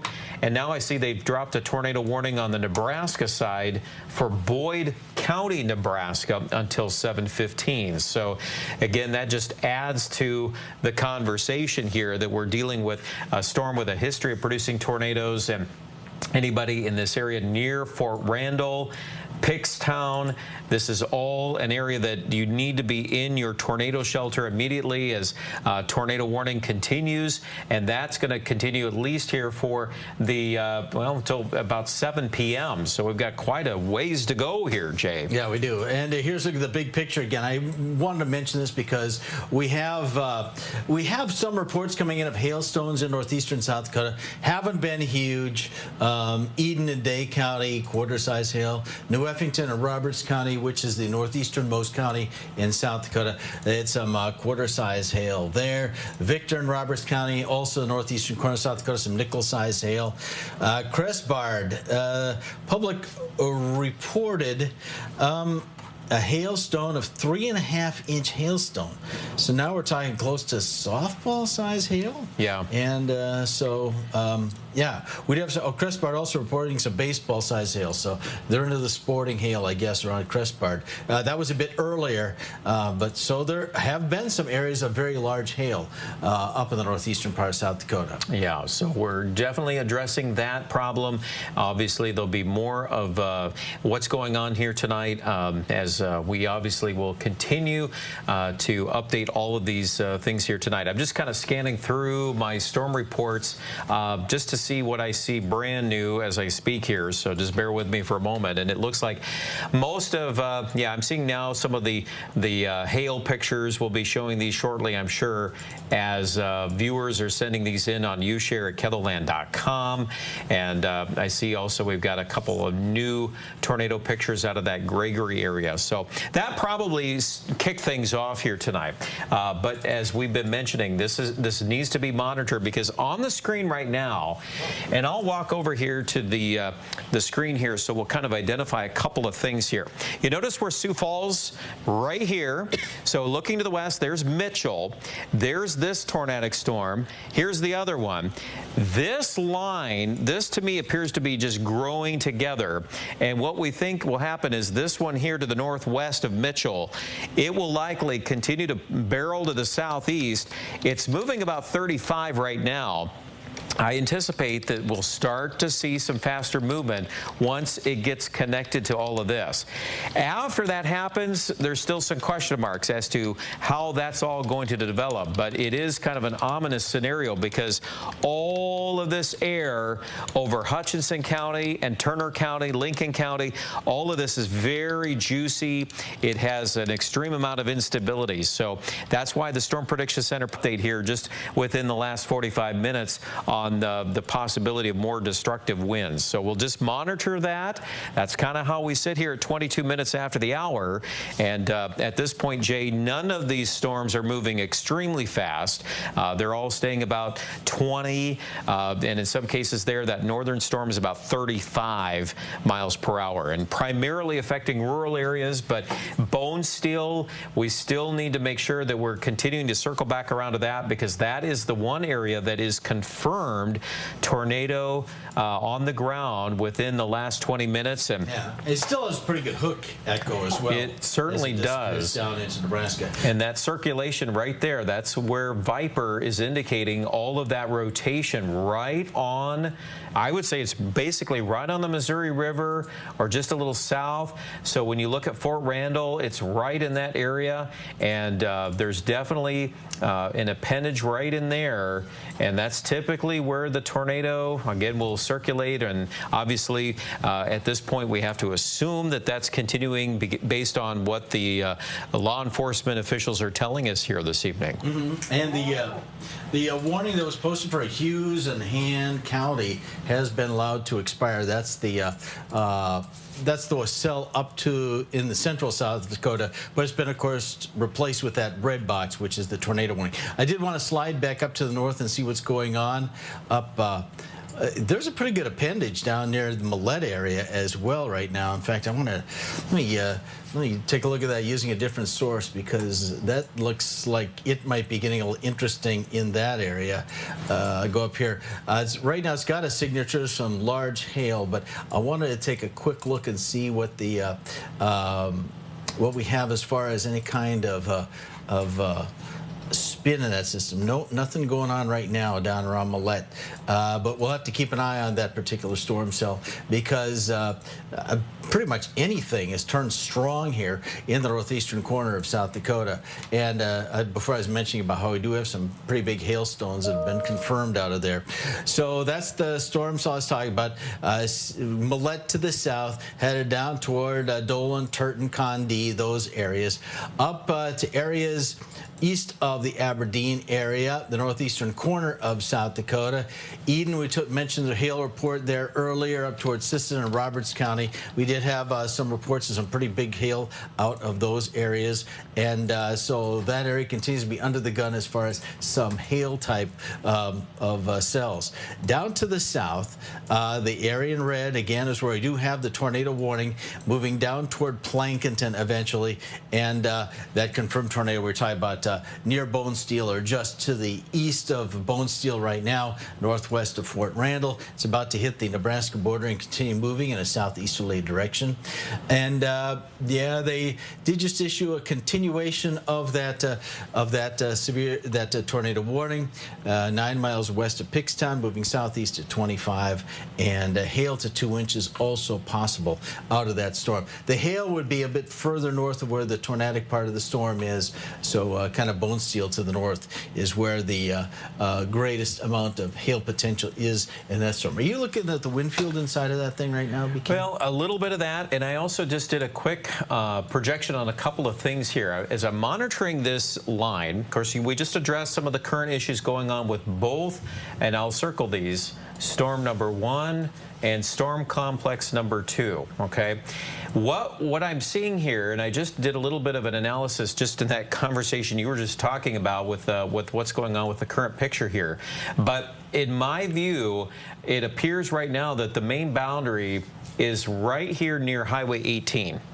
Okay, that's where, based on all the sensors that we're seeing, I noticed too that every dew point that I'm witnessing right now in that area, southwest of Sioux Falls, is above 80 right now. That's juicy. Every one of them. So again, those are just things that we look at. Doesn't necessarily translate into any specific, you know, I'm not going to call out, you know, how much wind goes along that line, but that's what I would watch. I would be interested to see if these two merge or how they behave once they start interacting with that yellow line right there drawn across Hutchinson County and eastward. That's still a little bit unknown. Obviously, the cell that's near Bonesteel, now that's moving and starting to cross over into Nebraska a little bit too. So there can be definitely more movement on the Nebraska side as well. So it's not like we're just focused in on one thing, but it's maybe one of many things. And you mentioned too earlier, most of these cells up in the northeast, they appear to be marginally, they're severe. We do have some hail up here, but we're not talking about destructive storms at the moment. And my hope is that we don't have to see that ramped up in that direction, because they've had a lot of bad weather here with the last few events. And that storm moving out of Hyde and Han County, that was the one you were talking about, that was the one that appeared to be making the dive towards Sioux Falls. And so it's heading down toward Mitchell now. And eventually, looks like it does look like it's going to be coming down I-90. Yep, it is moving southeast. It's a tornado warning here for the Plankinton area. If you are in Plankinton or White Lake, I would really just call those two communities out in particular. Mount Vernon is not quite there, but you notice too that there's even a cell that's popped up near Mount Vernon now, just you know, just a little west of Mitchell. So just another little observation there. I don't see anything too immediate near Sioux Falls, nothing that's flaring up. So I think we kind of wait for how that all develops here to the west of Sioux Falls. But severe thunderstorm watch is in effect until 10 o'clock, and that's all of this coloring here in the red, and that includes Lincoln County, Minnehaha counties until 10 p.m. tonight. And it is a situation where we've been concerned about the possibility of more widespread severe weather tonight. So that again is the current picture at the present moment. And I see more warnings down into Nebraska, J2, as we're watching very large hail, it looks like, developing here near Keopaha County. And that would be those purple colors that BK is showing there on the screen. All right, tell you what we're going to do. We're watching those thunderstorms. We're watching those tornadoes. We're going to step aside for just a moment, but we'll be right back in just a moment with more coverage of severe weather.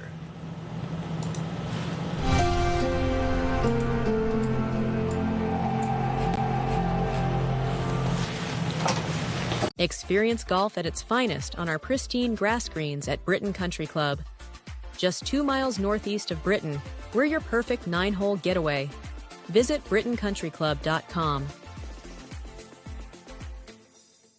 For over 50 years, Center for Family Medicine has been Sioux Falls' partner in better health, providing excellent care in an educational setting. Choose us for everything from routine checkups and vaccinations, even offering walk-in acute care for sniffles and scrapes. But we're also here for those bigger moments like pregnancy and childbirth, follow-up with inpatient treatments, and much more. Here for you through all stages of life. The Center for Family Medicine. Healthy families start here. This feeling starts here. Shop local auto dealers and private sellers on the KELOLAND Auto Mall. Start your search on KELOLAND.com.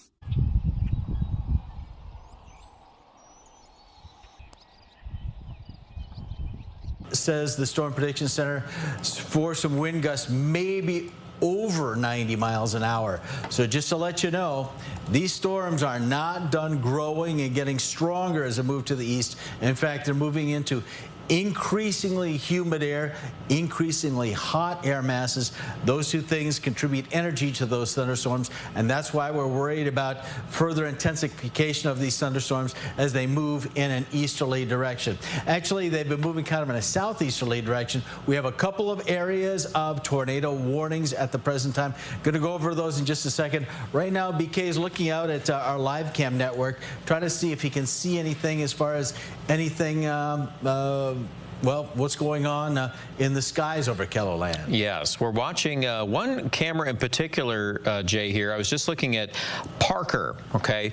Parker, of course, in Turner County. We're watching here to the west of town, and a very low, a lot of gray skies, a lot of extremely rich humidity, and I would say at this point, that's part of the reasoning behind this threat of destructive winds tonight. Obviously, as these storms can really take in all of that juicy air, that's a big threat. So again, nothing that is of immediate threat for Parker, but just to kind of let you know, we're keeping an eye. We've got all these cameras that we'll be able to dial into as these storms move to the east. If we can go back to our graphic source here for a moment, I do want to show you the big picture here. Severe thunderstorm watch in effect until 10 o'clock for the vast majority of eastern South Dakota, central South Dakota as well. Here we go as we watch this storm near Bonesteel and Jay. Continuation of a confirmed tornado warning in that area. Yeah, and that one has been persistently cycling over the past 2 hours, two and a half hours now. Started out north of Gregory. We were watching it on our live cameras. We've been seeing a lot of photos, videos sent in from folks. In Thank you very much, by the way, sending those to us.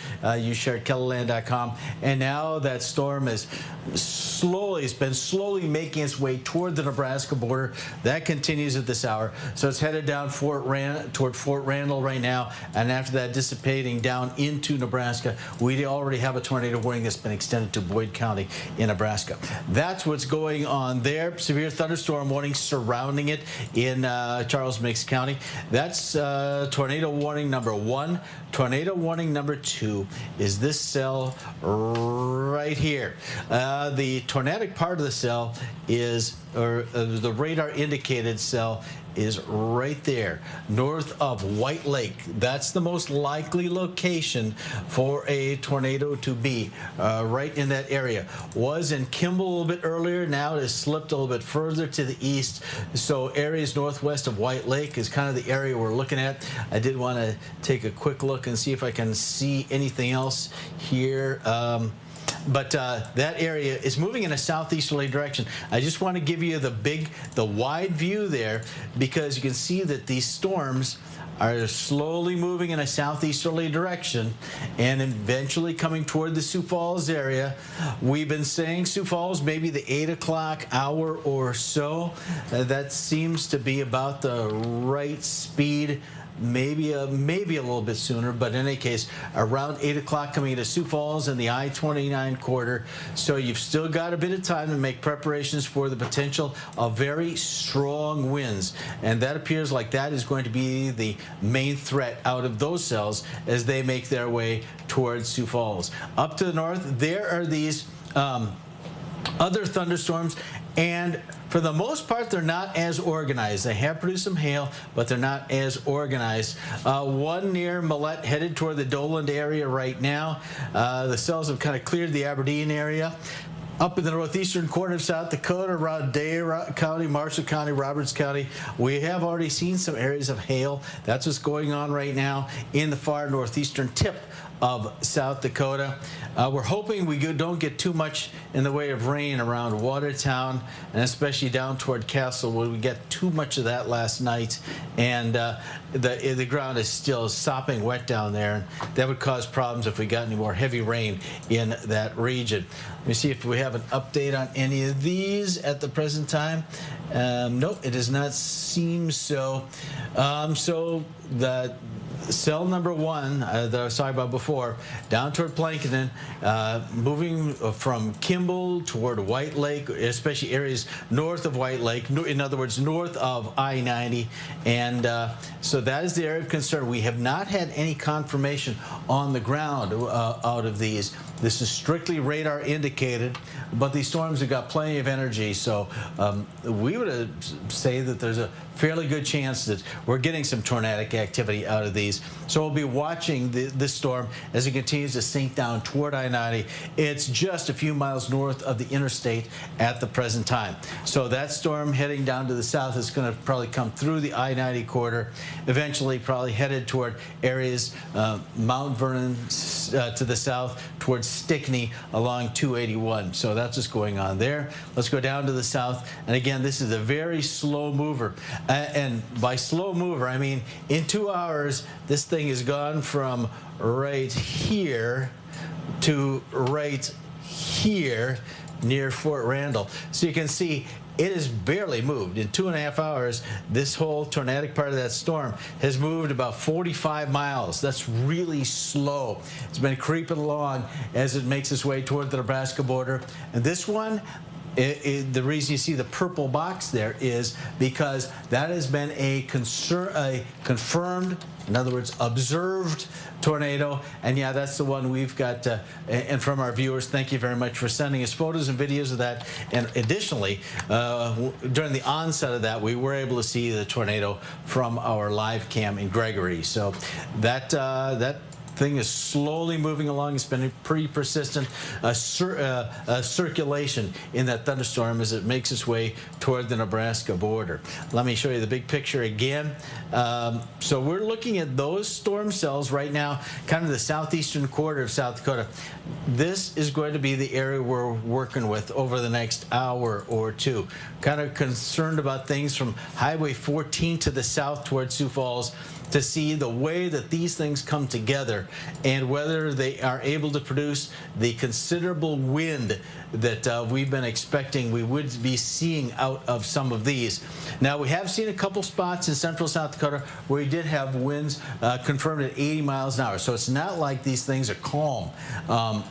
But 80-mile-an-hour winds, particularly if they've been accompanied by some hailstones, could be very destructive. So that's the area we're going to be kind of watching. Sioux Falls area down to the southeast. BK, you're looking at those storm cells as well. I see you're looking at you see the lightning that's going on there as well. I'm trying to, do a couple of things here. I was trying to witness where the lightning trend is. I was just looking at our tracker number here. Let me just back this up just quickly here, because I'm keeping an idea. Okay, yeah, we were at 1,200, now we're 2,400 and counting, and obviously those numbers are jumping. So there's a lot of electrical activity within these storms. The other thing too, as we've been honing in on this area, do you see our circulation markers back there it is again. Yeah, it's been consistently showing that area there. And of course, we're a little bit of a distance away from the radar, but please, if you're in Fort Randall or Pickstown, you really have got to be in your tornado shelter, because we've had a history of tornadoes reported in this area.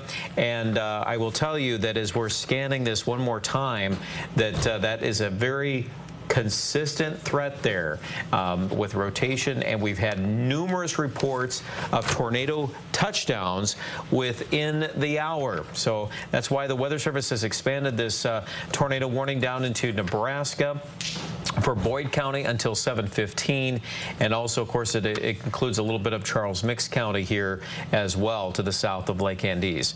Now, a lot of things are going on tonight. This situation will continue to evolve to the southeast. I want to give you the big view, and we're going to loop the radar. So as you're tuning in tonight, wondering what's going to happen downstream, well, it's pretty clear that we've got several storms. These cells that have been working in from southeast to Pier, they're traveling to the southeast. These other ones, too, are moving southeast.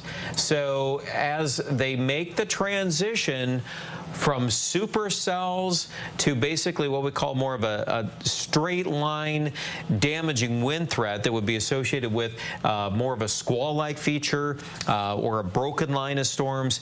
That's going to be kind of the pivotal point here, and I'll be curious to see what starts happening within the next hour to hour and a half, because we think that the behavior of these storms will begin changing, and we're going to see less supercells, and then we're going to start to see more of what we've been really kind of concerned about all day here, Jay, is this eventually the widespread or this bigger footprint of some damaging winds out there. Right, and just near that tornadic cell, Brian, in Burke, which is in Gregory County, they did report some golf ball hail. So there's still that to think about as well. And Burke is back this direction. So right. Looking at how intense that storm has been this evening, all throughout Gregory County, been a very, very powerful storm, and one of many. This other one that's actually been hugging the Nebraska border, that came out of the Valentine area, north of Valentine, and now it looks to me like it's actually kind of consolidating with this too. So that's obviously one segment that's of concern as it moves to the southeast, and then the rest of this activity here across the remainder of South Dakota. We've got several storms north of Watertown. Let me dial in a little closer there. You can see we've got severe thunderstorm warnings that are now in effect for this area too of Grant County. So that includes the Millbank area. Those storms are dropping to the southeast. At this time, though, and this is maybe a piece of good news, these are severe, but they're not producing tremendous hail right now. They're lower end severe. Correct. Yep. There's 60-mile-an-hour wind possible and 1-inch diameter hail. So they're kind of at that minimum threshold. But we do want to address that because that area has had a lot of intense weather the last, well, especially last night, but even going back here earlier this summer, we've had a lot of weather there. So that's just kind of a recap of what's going on that direction. You mentioned the report, J2, at 540 near and north of Crestbard out in Fulton County of 3.5-inch diameter hail. That was up here with this storm. That's a big amount of hail, and that dropped out there over that vicinity. It looks like it's still a strong storm, but perhaps weakening just a little bit.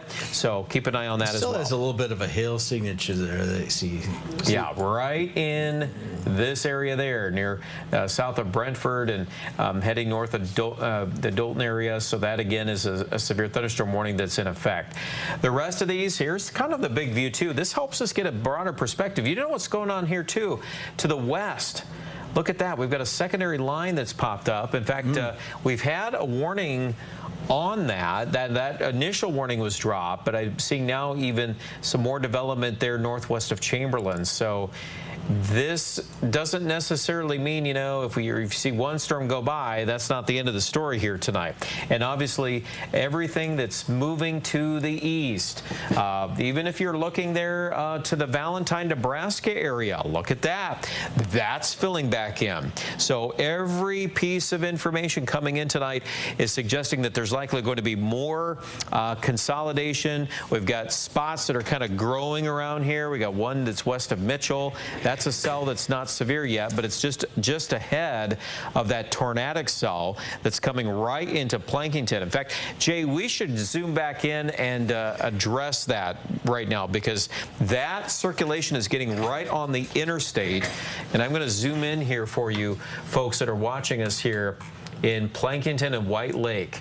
That's where the worst of that is. Let me bring back the view so we can really hone in on this product. This is our rotation marker, and it looks like there is some rotation. It's enough to trigger that circulation on Viper, at least for a little bit.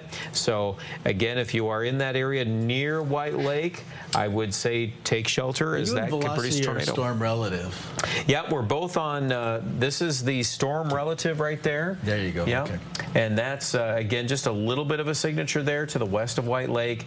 It's a little less organized, but again, not surprising given the nature of these storms tonight, and they continue to change every sweep of the radar tonight. So we have two areas of tornado warning, and there they are. One that Brian was just showing you on I-90, the other one down near Bonesteel. That storm heading off to Fort Randall and then down into Nebraska, into Boyd County, Nebraska. Again, the severe thunderstorms could produce wind speeds, wind gusts, we say 90 miles an hour. Depending on the way these things come together and the way these storms interact, it could be possible to even have stronger winds than that. Also, large hail, that's what we've seen mostly up in the northeastern part of South Dakota, and tornadoes possible, and again, have been occurring, especially that one down near the Nebraska border south of I-90 in south central South Dakota. So those things all coming together till 10 o'clock tonight. You may have noticed the pink increased in your screen off into Minnesota, central Minnesota. Now they've extended that severe thunderstorm watch for that area, and still watching southwest Minnesota. They may, within the next hour or two, be extending that watch to the east and into southwest Minnesota, maybe northwest Iowa. So that's something you'll have to be concerned about in your sleep, because it looks like they'll be coming through the Sioux Falls area after sunset and then moving off to the east. So it's a little hard to see those cells after dark. Again, the red areas on your screen are where we have the tornado warnings that are in effect. The pink areas where we have the severe thunderstorm watch, and both those things going on concurrently, and we're going to be seeing more of those here during the next hour or two. And now the far northeastern corner of South Dakota, up in the Aberdeen area, just issued a brand new severe thunderstorm warning for that area. In fact, let me go run things forward a bit here so you can see it is this area up in the far northeastern corner of South Dakota. You do see up here in the northeastern corner of South Dakota, kind of by Roberts County, we do have a severe thunderstorm warning for Big Stone, Coddington, Grant, Roberts counties till 7:30 p.m. That's a severe thunderstorm warning. It's kind of hard to see. Millbank, Wilmot, those areas in the yellow boxes there. We also do have the other cell up just the east of the Redfield area right now. I'm going to roll things forward into the current time period. But northeast of Aberdeen, or of Redfield, that's where we do have a severe thunderstorm warning. And that area is kind of the area where what's remaining out of the thunderstorm cells. They did produce some hail a bit earlier, and that's northeast of Redfield. So those two things going on. Watertown area looks like it might be getting some rain right now. I'm going to take a look at our live cam there in just a second and see how heavy that is. Right now it doesn't look too bad on radar. And the red areas, the red boxes, that's where we have the severe thunderstorm warning. Now, I would say this. I'm going to show you the Redfield area again. And we did have just a report in the Chelsea area. I'm going to put Chelsea right in the middle of your screen. See the way that thunderstorm went through the Chelsea area?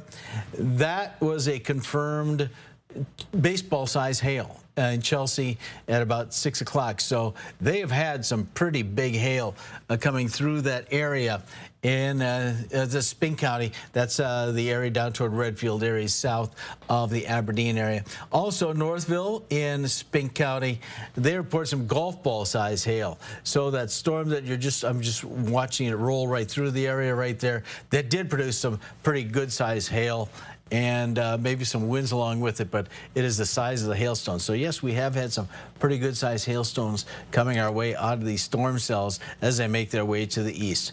Back down to the south, still continue to watch those thunderstorms, and they are continuing to produce tornadic thunderstorms. This is the area that we do have the confirmed tornado. It's right on the Nebraska border right now, down around Fort Randall. And that's where the tornado warning is for that cell. That's, again, a tornado that's off and on, been producing a tornado for the last 2.5 hours or so. So it's sliding to the south. You see the red down the Nebraska side of the border. And for those of you not familiar, the border of the Nebraska border is right, oops, I misdrew it for you. Right there is where the Nebraska border is.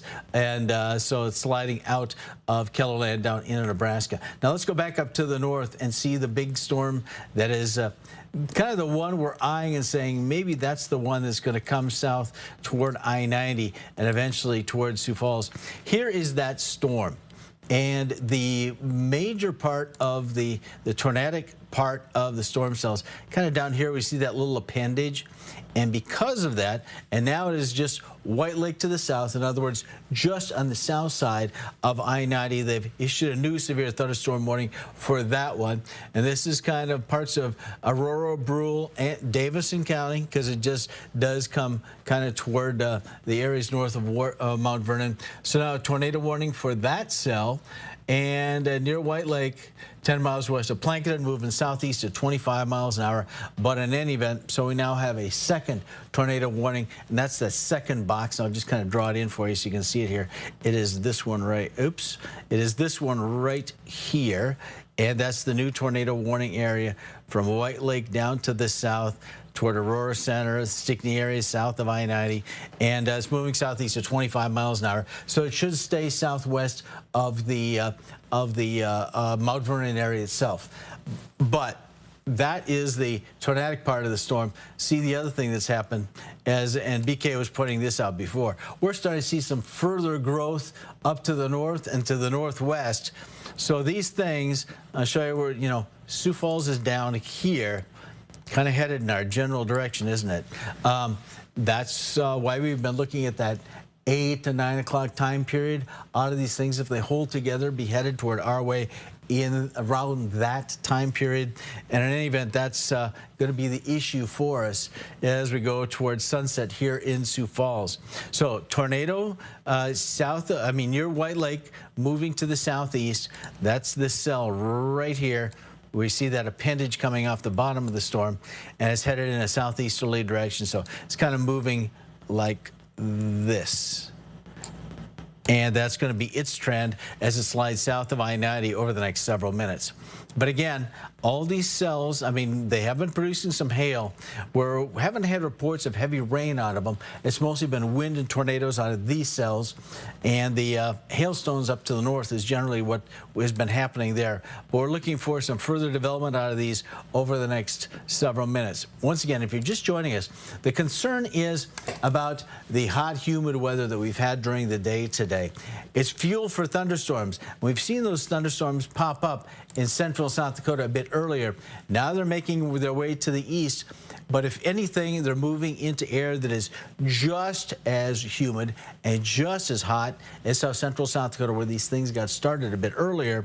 And that's why we do have the severe thunderstorm watch that is in effect until 10 p.m. tonight. The area in pink on your screen.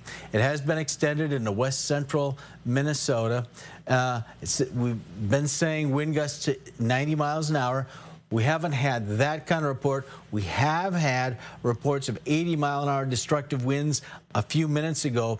We're watching to see what happens as these storm cells come together as they move into southeastern South Dakota. And so that's the area we're going to be watching.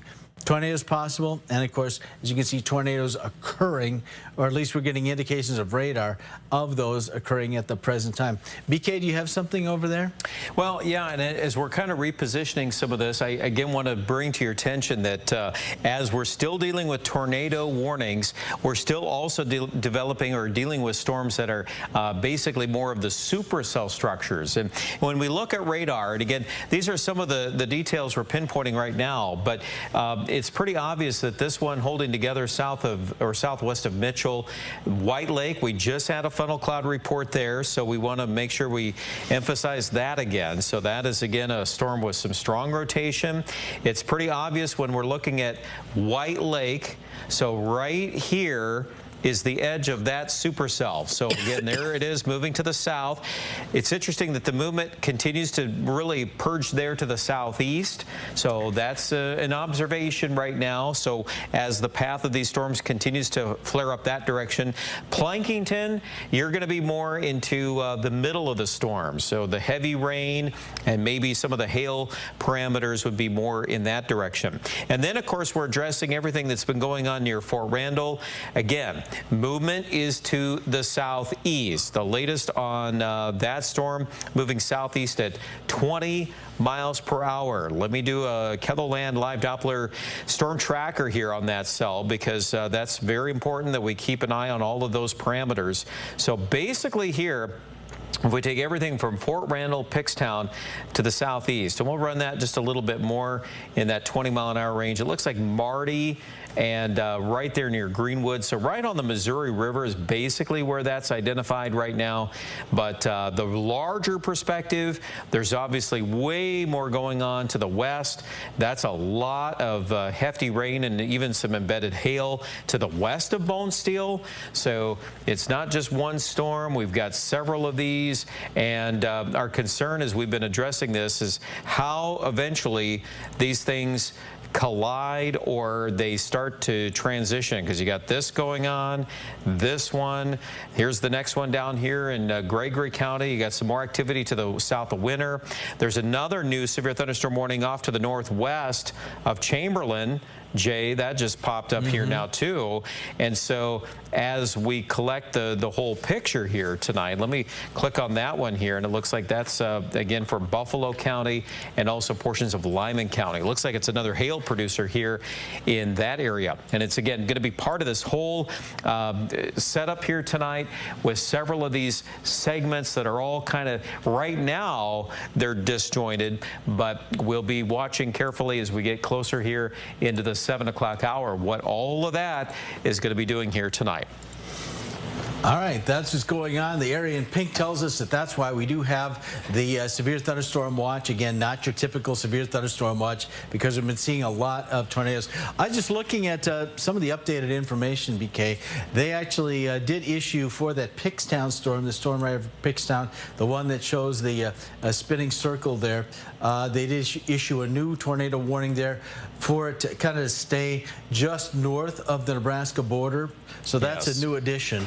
Right to that region. In addition to that, White Lake, well, we did have the report, you mentioned that about the funnel cloud, but that could also give us some pretty strong winds out of that one. But let me go, I'm going to switch a different source here on you. Up to the northeast, been watching the northeastern part of South Dakota. We've had some hailstones, but I wanted to show you something else that's been going on up there. Right in the middle of your screen, Summit. Now, that is well ahead of where you see that area in red.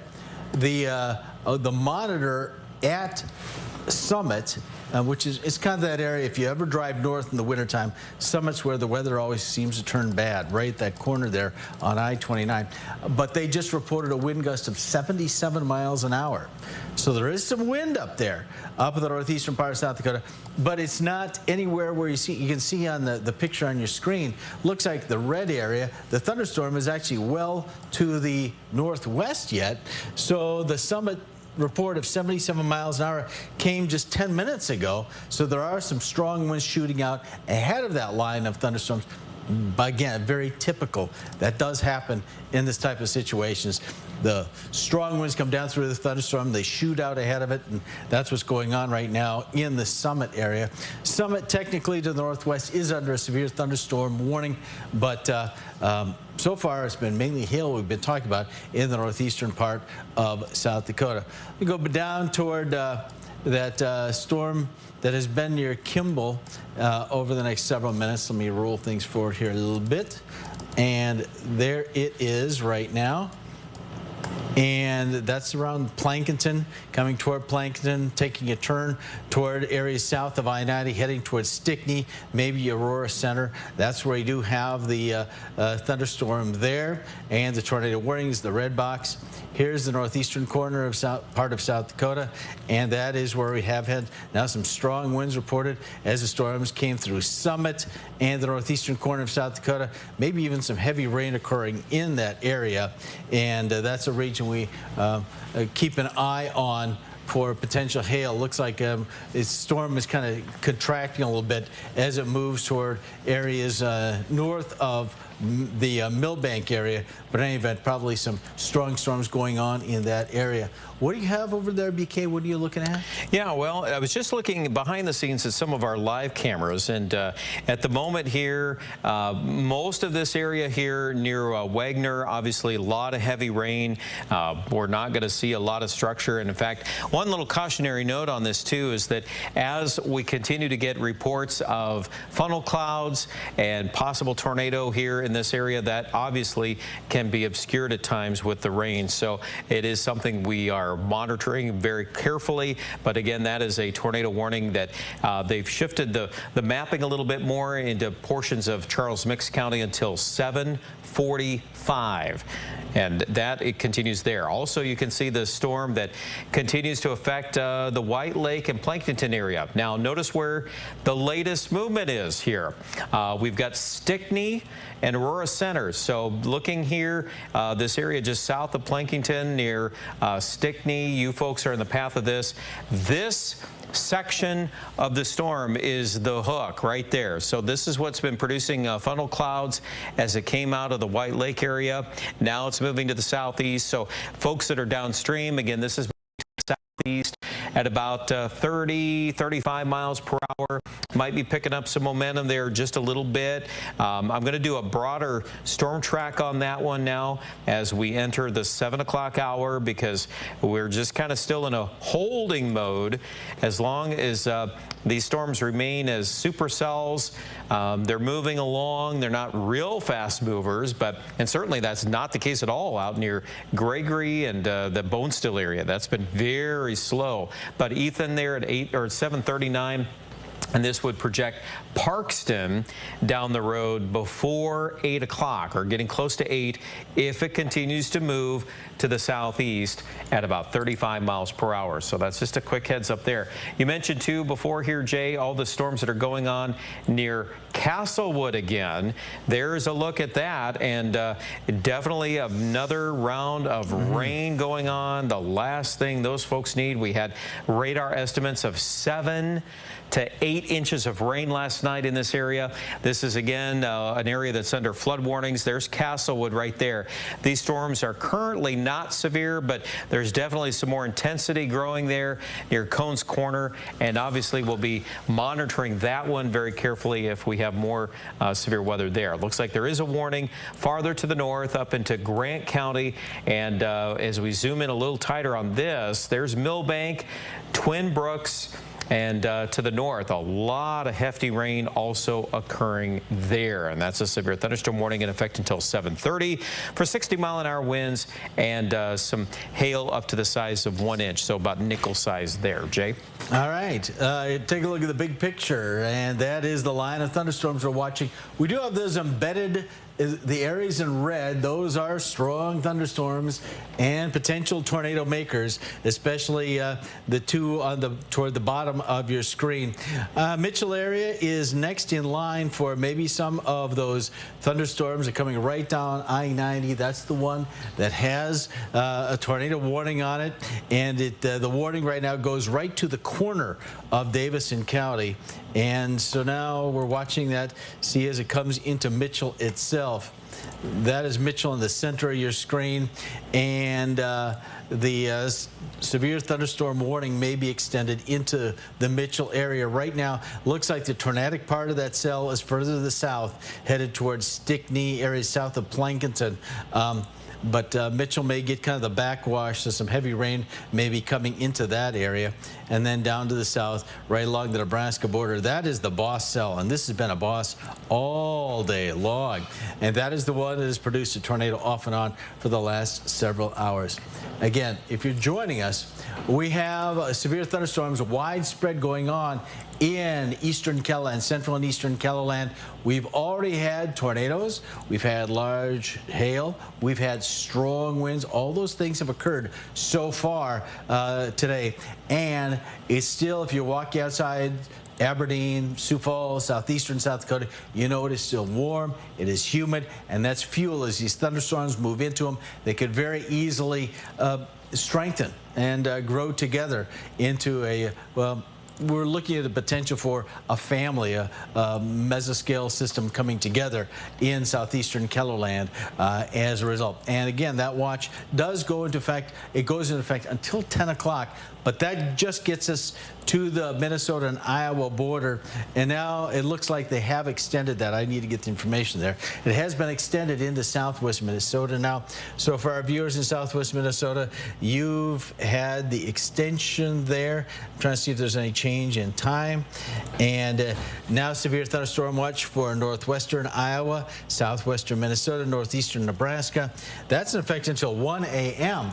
So the storm's coming through Sioux Falls and South Dakota through about 10 o'clock, but then making their way into northeastern Nebraska, northwest Iowa, southwest Minnesota. Again, you are under a severe thunderstorm watch until 1 a.m. The main threats: widespread damaging winds, isolated significant gusts to 80 miles per hour. Kind of says on your screen 90 miles an hour. They're saying 80 miles an hour for northwest Iowa and southwest Minnesota. Maybe some large hail to 1.5 inches and tornado or two possible. And that's now in Minnesota and in Iowa. So this thing is getting going, and there's really no reason to think it's going to slow down or stop. So it's just going to keep on moving to the east and to the southeast. What are you looking at right now, BK? I see you're examining those storms again to the west of the Sioux Falls area. Yeah, this is one of the, again, just looking at some of the data that we're examining, and you can see this is a damaging wind product as we're looking at the latest potential there throughout the evening. And you'll kind of notice too that the modeling here is trying to take what's going on right now. There's around the Gregory area. That's pretty obvious that that's been occurring, and obviously becoming a major problem there with tornado, strong winds, all the rest that goes with that. And then what we're looking at here is eventually kind of where this settles out. You know, this is a projection at 9 o'clock, but it's tending to hint at some of these really strong winds in this vicinity here, extending. And it could be, again, Nebraska side of the border. There's a look at Yankton. Again, this is a value that goes through basically about 9 o'clock tonight. I'll do a couple things here. I don't normally do this, but I am going to bring up a couple of sample points.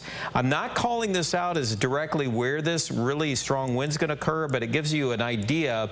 And again, this is where, let me click on this button. Hold on just a moment here. I'm going to click this, and then we're going to pop up. I'm going to reset this for you.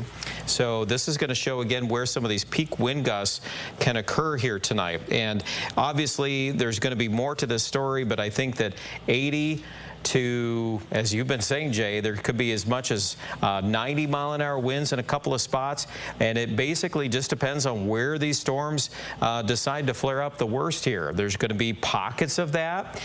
This has been part of our story the whole evening. And right now, as we go back to live radar, here's the setup. We've got several storms going on, and 2 of which are tornadic. So as we circle back to this, let's go right to the latest. If you're watching us just to the west of Stickney, that's a very suspicious looking hook there.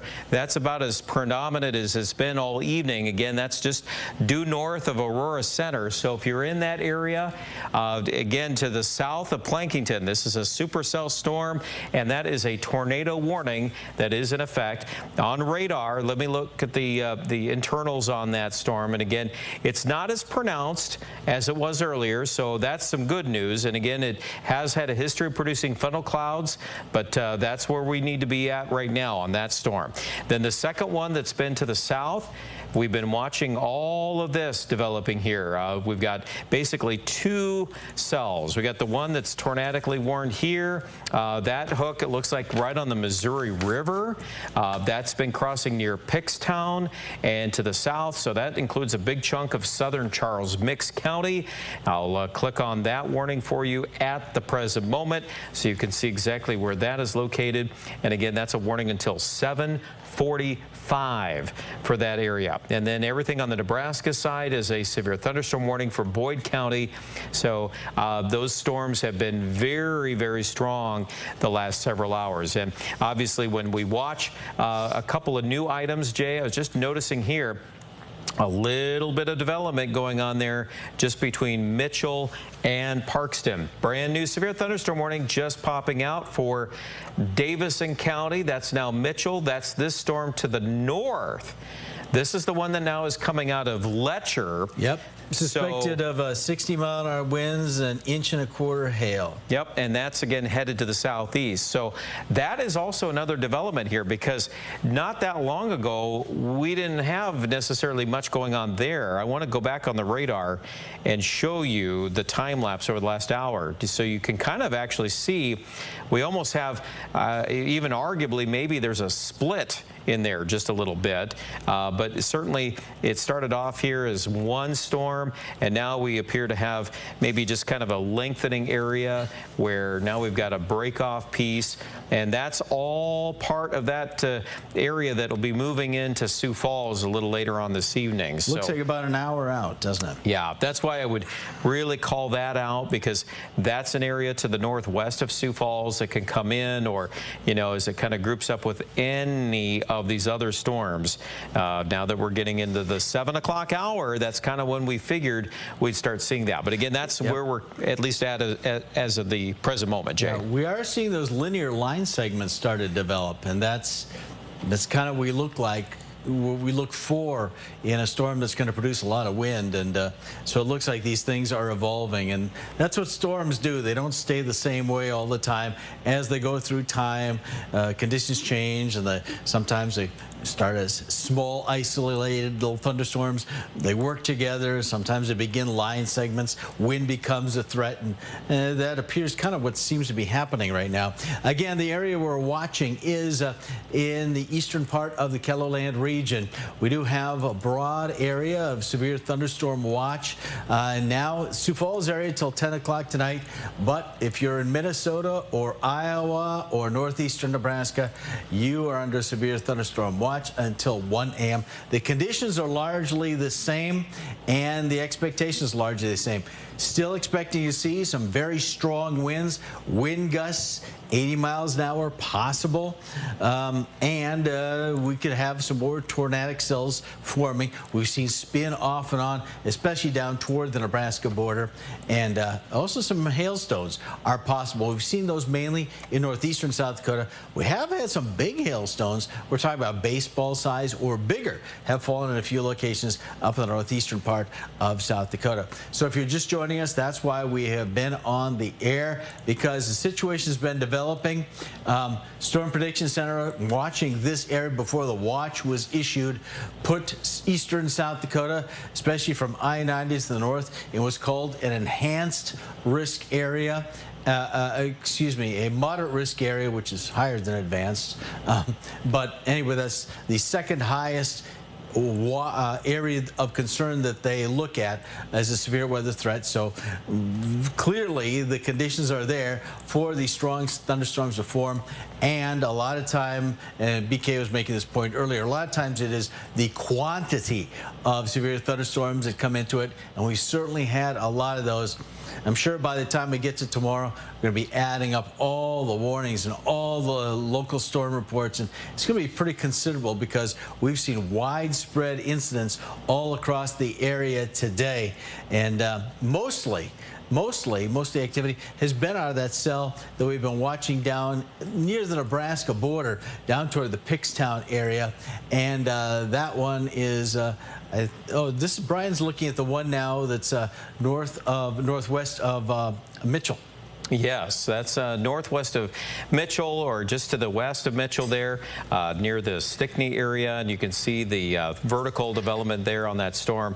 I was just kind of going through that a little bit here, and also while I'm at it here, I was also looking at some of the new tornado. We've got a lot of video, we've got a lot of things that we're just not able to get to all of that right now because of what's been going on here this evening. But if I can just quickly, I'll just do this super fast here. There's one of the tornadoes again near the Gregory area. I'm pretty sure we were witnessing that one on the camera. I remember we were looking at the opposite direction, and it looked like that cone. Yep, we didn't looks very familiar. Yeah, we just didn't quite have as much contrast as that viewer did from their vantage point, but obviously that's just a quick sample of what we've been watching there.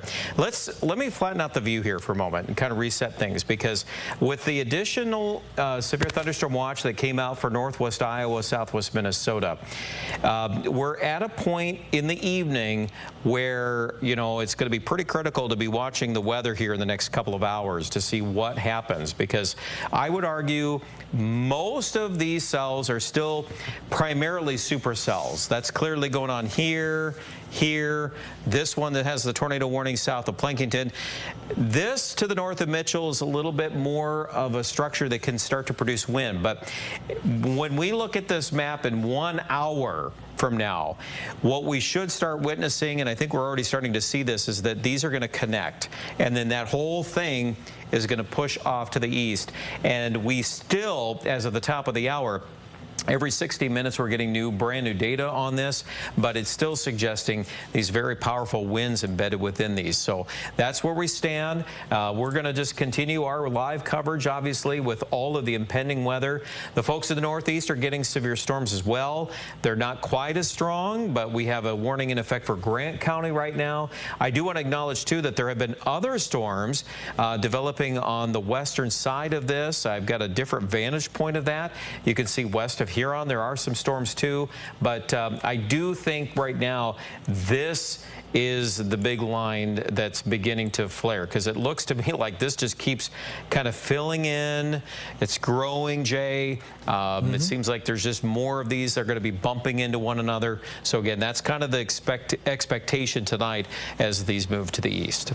All right, and I did want to take a look at another piece of information that we have. This is our Futurecast, and what this is one of the forecast models. And again, what Brian was talking about is this one does combine all those two storms that Brian was talking about, connects them together. So this is kind of we've been talking about Sioux Falls, the 8 or 9 o'clock hour, and this is one of the reasons we've been saying that is what it does appear it's going to be.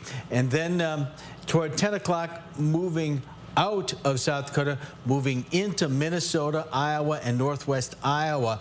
Now, there is the potential on the backside of that for what we call a wake low to form, and what that means is additional less strong storms to form behind that line, and that would be around in the areas we head into the overnight hours. But in any event, and then that should push through, and we do have the severe thunderstorm watch that continues until 1 a.m. for all of our viewers in Minnesota and in Iowa. And the area we're looking at again is way up in is pretty much all of the KELOLAND region right now, central and the northeast. That's where you do have that severe thunderstorm watch. Again, 10 o'clock in Sioux Falls, and 1 a.m. from Minnesota, Iowa, northeastern Nebraska. And isolated strong wind gusts continues to be our greatest concern. The strongest wind gust we've seen actually is up around Summit, where a highway sensor picked up a 77-mile-an-hour gust earlier. Oh, I guess we did have a couple of other reports from some home stations over 70 miles an hour. But let's see how this thing comes together and if these two cells connect. And again, tornadoes possible is what we say, because actually that is what is occurring, especially the two red areas on your screen, which is down toward Pickstown and areas now southwest of Mitchell, kind of heading in the direction of Stickney. BK, you're looking at the temperatures right now. You can see the contrast, the cooler air to the west and the warmer, moist air to the east. Yeah, I was just looking at top of the hour observations here too with the wind, and obviously there's a lot that you're not going to see on the specifics here because we've got space between these observation points, but it still looks to me like we've got that boundary that's in place right there close to Highway 18. If you were watching us a few minutes ago, we were talking about the weather patterns tonight and how it looks like things are kind of congealing toward that boundary. And what I'm seeing here right now is that the new storm development that we're observing here to the northwest of Mitchell, this is headed this direction. The storms out here in Charles Mix County are still, there's a component there at least moving to the east. So that might be one more additional clue as to how all of this kind of forms together here. But right now you've got strong winds northwest of Mitchell, still a tornadic circulation on that cell to the near the Stickney area. That's been Doppler radar indicated. And then of course we continue with a Doppler radar indicated tornado in the areas just near Wagner. In fact, I want to go back to Viper there because it appears, Jay, we've got more of a signature of some of that, at least one of those markers here just north of Wagner. So we definitely need to be attentive to that. I was curious to see what was triggering that. And, you know, you can kind of tell in there, if you zoom in and we kind of probe here a little bit, yeah, there's some pretty strong winds. Yeah, they've canceled the tornado warning for that area, so that's the straight line winds. Very strong downdraft winds is probably what is around Wagner. Yeah, that would appear to be the case there. Do you notice too that the movement of that is now just starting to take off to the northeast? That's interesting that that just pulled out of that area, and it is not taking a track, at least that segment's not. We might be seeing the very beginnings of this right there. That's an interesting development that just popped up here in the last few minutes, Jay. We're getting more and more signals that these two broad areas want to come together, don't we? Yeah, connect. And again, just another observation, because it appears to me, and in fact you can even see that ahead of that, there's some outflowing going on here. There's a little bit of a weak channel there on the radar signature. Let me just pull up the regular view. You can't see that as well here because it's just one big red blob. You basically have just a lot of heavy rain in there. Probably some hail too embedded within it. Our hail tracker says the hail is just a little bit to the south of Wagner right now. So those are some of the overview elements. But let me do this a moment. Okay, we're going to go back to the wind signature that we just showed, and I'm going to click this button right here. Okay, so keep that in mind, what's going on down in Wagner, and that's kind of headed in the general direction of Tripp. Then you've got everything here north of Mitchell. Now this is a little less organized. There's not as much happening there yet. There are a couple of little cells that are still kind of popping a little bit east of Mitchell, but none of that too strong yet. But remember where we showed, I can't remember, Jay, if that was a half an hour ago, we showed that line on Highway 18. It looked like right in here is kind of where that boundary is. And I'm kind of looking in the background here, too, at the newest observations. But it appears to me that that is still, like Parkston right now has a northeast wind at about 10. And we're looking at areas near Tyndall with a southeast wind at 10. So it's a real subtle feature, but it gives us a little bit more of a clue as to how this area could just try to feed right into that. And I'll be curious to see when it jumps into Hutchinson County what it starts looking like. But it's already beginning to show a push of wind. Any of this to the northwest, that also could interact with these things. That's a little bit more of a, we'll wait and see on all of that. But it definitely is part of our weather story tonight. Just wanted to make that observation, Jay, just, kind of watching some of the particulars. I know our audience in Sioux Falls, obviously, gathering. And I would encourage if you, if you're just tuning in here, kind of watching the weather tonight, you're going to have to kind of be in it for the long haul when this goes through. It's going to come through, obviously, here this evening.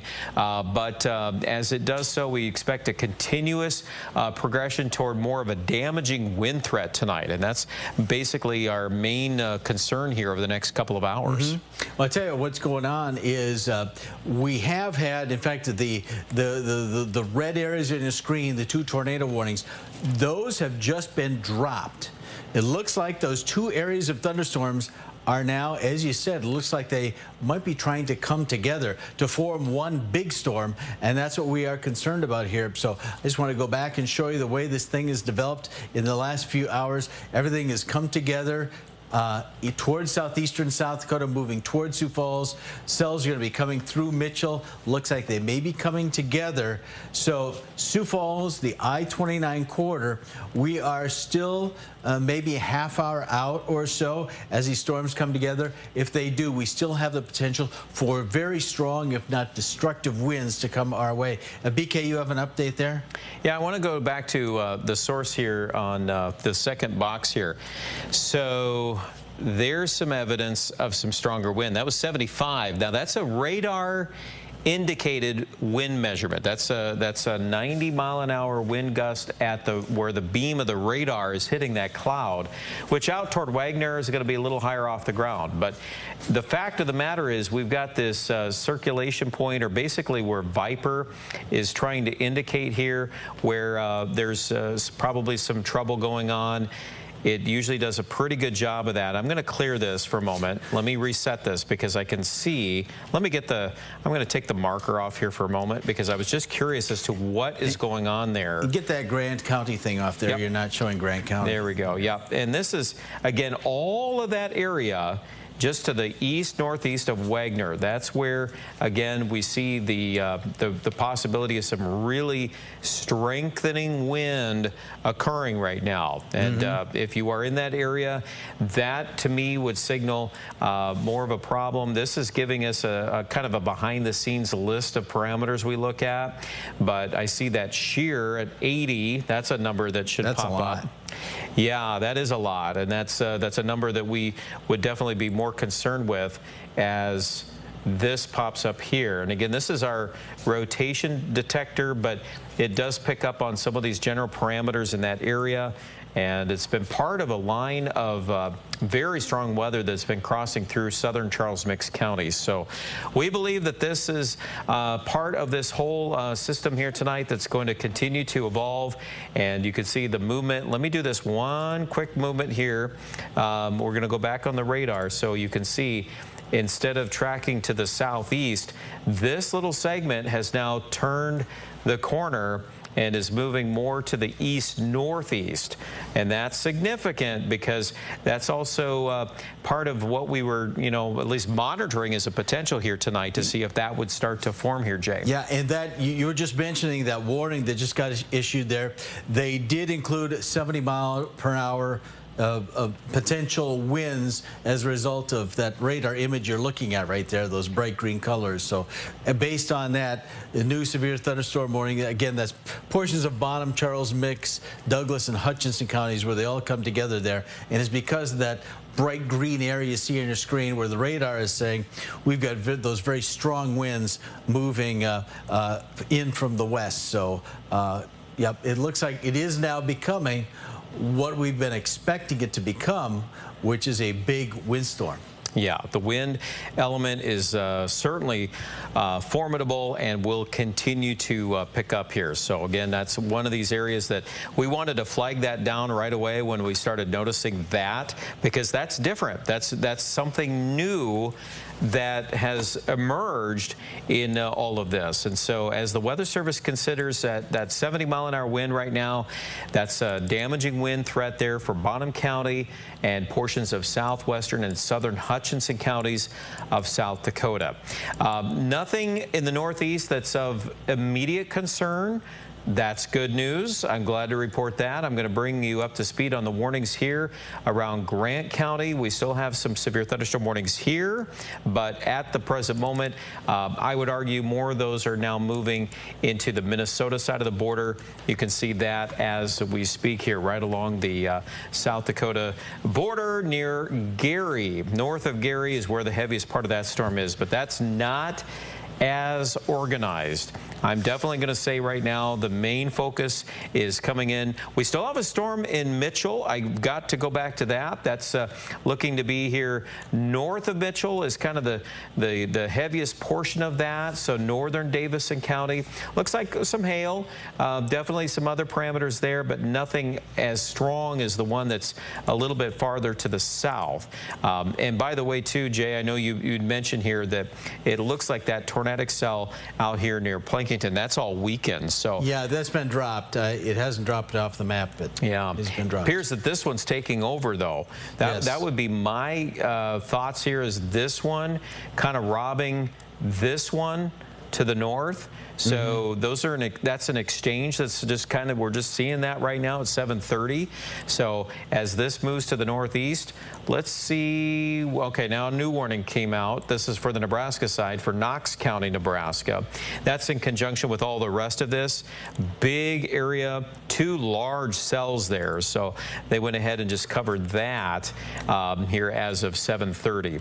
So the latest development, probably the biggest thing right now as of 7:30, is all of this going on between Tripp and Wagner. That's definitely the most suspicious area of concern, and it's pretty tight.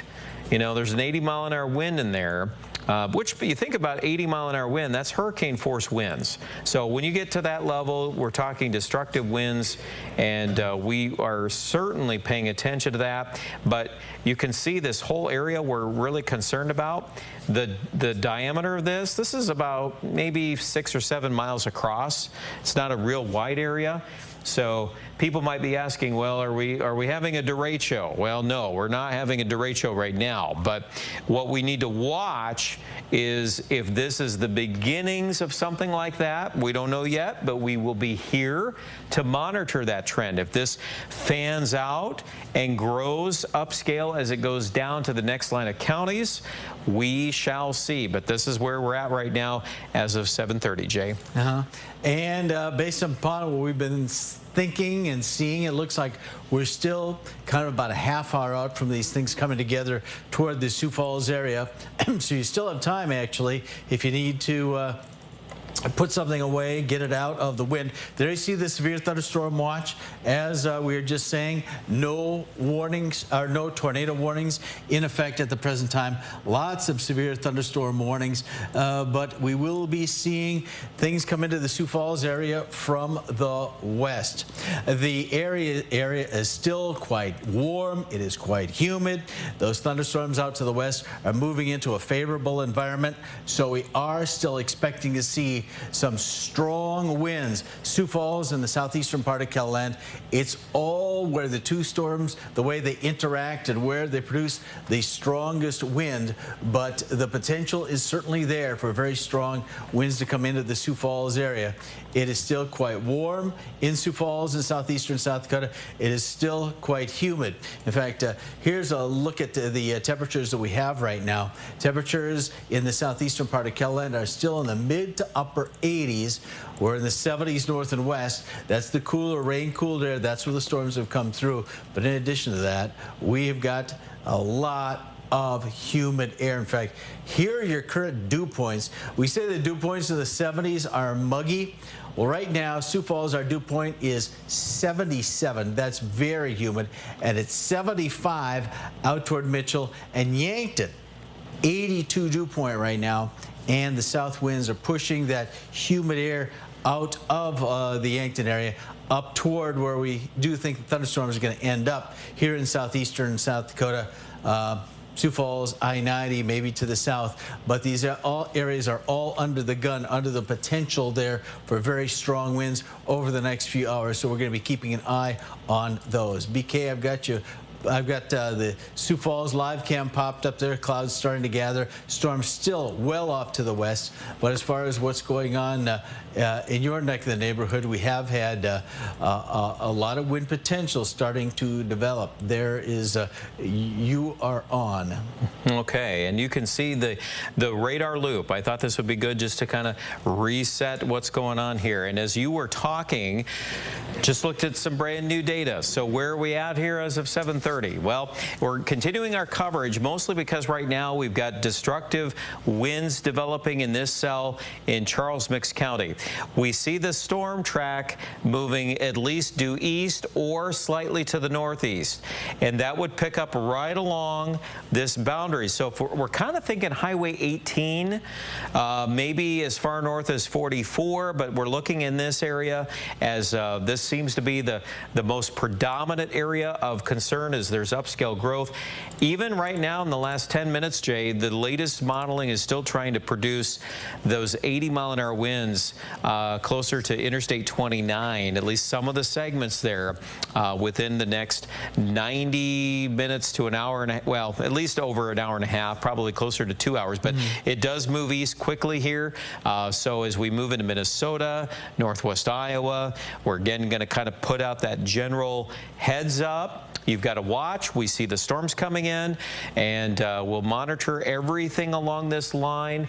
There's still a little bit more uncertainty on the northern side of that, but most of the day, when I started looking at this morning, I was seeing a lot of parameters south of Interstate 90 that were looking pretty severe, and at this moment, based on what we're seeing on radar, it looks like that's probably the most likely outcome here, is that that's going to be the storm that takes off here in the next several minutes. I'll be curious as the new radar scans come in. We've got a brand new one right now.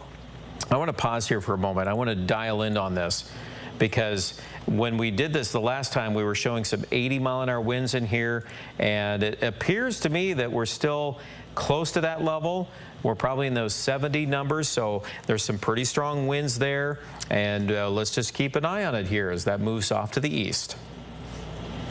Yeah, those severe thunderstorm warnings posted for that area. Did have a report out of Plankton for what it's worth, nickel-sized hail, but that's, well, it's wind-driven hail. I guess you could say that is quite windy, along with where those hailstones have been falling. But the part of the storm up toward the Mitchell area just updated a little bit, and it's the one you're showing on your screen right there, that box, Charles Mix County, they now are saying 70-mile-an-hour winds observed, plus the 1-inch hail that you're talking about. So the area in green, that's what they're focused in on, the center of that severe thunderstorm warning. That warning continues until 7:45, another 10 minutes from now, as it moves to the east, head in the general direction of Scotland, Kaler, those areas, kind of south toward Olivet. Are you doing a storm track on it for us? Well, and I was looking at that too. It looks like the front end of that is starting to look a little more interesting. It's looking a little Bowie, isn't it? Yep. I would say there's definitely evidence of that. Let me back this up, and yes, well, let's do a storm tracker. That's a very obviously something we need to do here. I'm going to take the box off there for the moment. So this is going to go back 30 minutes ago. So there we are. We're at 7 o'clock. A little bit after 7, we were down in Wagner and Ravinia in that area, and then now it's just kind of barreling east maybe slightly northeast, but it is definitely an eastward movement there.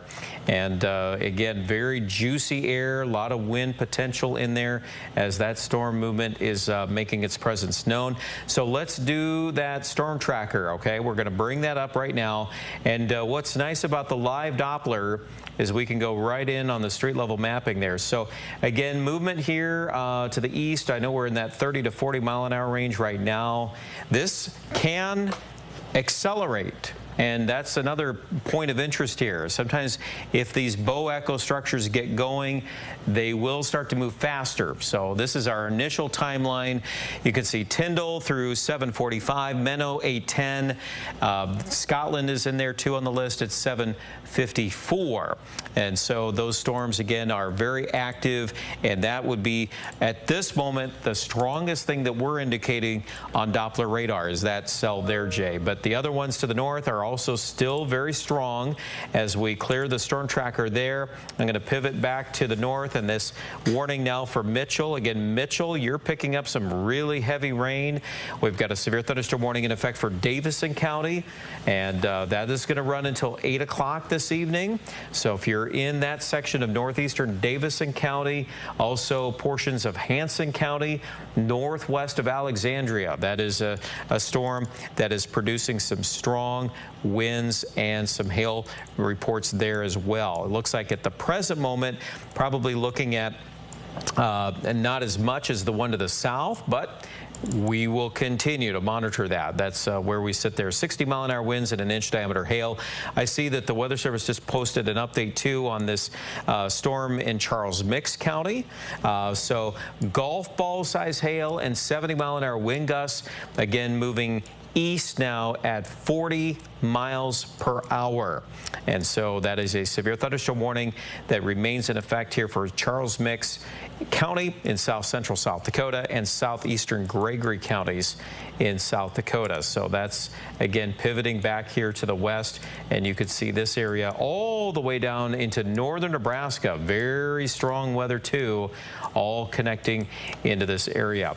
And again, this is our Beersford radar, so we're kind of honing in now on the Sioux Falls area. You can see there's some thunder and lightning growing west of the city.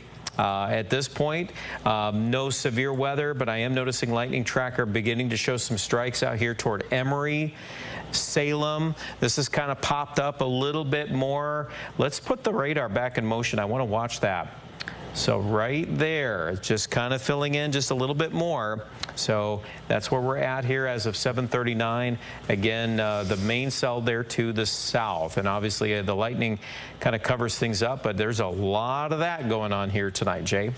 All right, now I was just kind of taking a peek at one of our live cameras here. This is Parker. You see the darker clouds off to the west, and that's what's coming in towards Sioux Falls in the I-29 corridor right now. And that is an area not warned at the present time. What do you show? Oh, you got Madison up there now, I take it. Yep, that's Madison, kind of watching that. I also wanted to bring in Yankton. We've got a shot here that was kind of interesting down at the marina.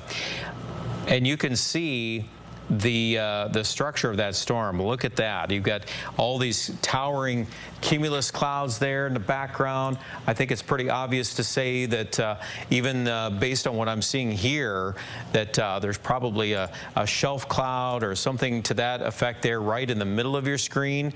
So just kind of, I'm going to step in here to the green screen there, and you can see right in there. That's again looking to the west, northwest of Lewis and Clark Marina. And we're noticing, again, all of that storm structure out there in Bonham County. So that's just a visual. That's just kind of a sampling of what we're watching right now. But, again, I would say at this point, Jay, we're kind of making that switch over to these strong straight-line winds. And that's kind of the you know, as we piece all this together tonight, there's going to be a little bit of that handoff going on. So we've seen a decrease in tornado coverage. That's great news, but I think that's also symptomatic of the fact that it's making that transition too right now. Yep, and that's the Madison. That's another camera at Lake Madison that he's looking at right there. Here's the big picture. Everything moving and becoming a line, I guess you'd say, as it moves west-east through the southeastern portion of KELOLAND.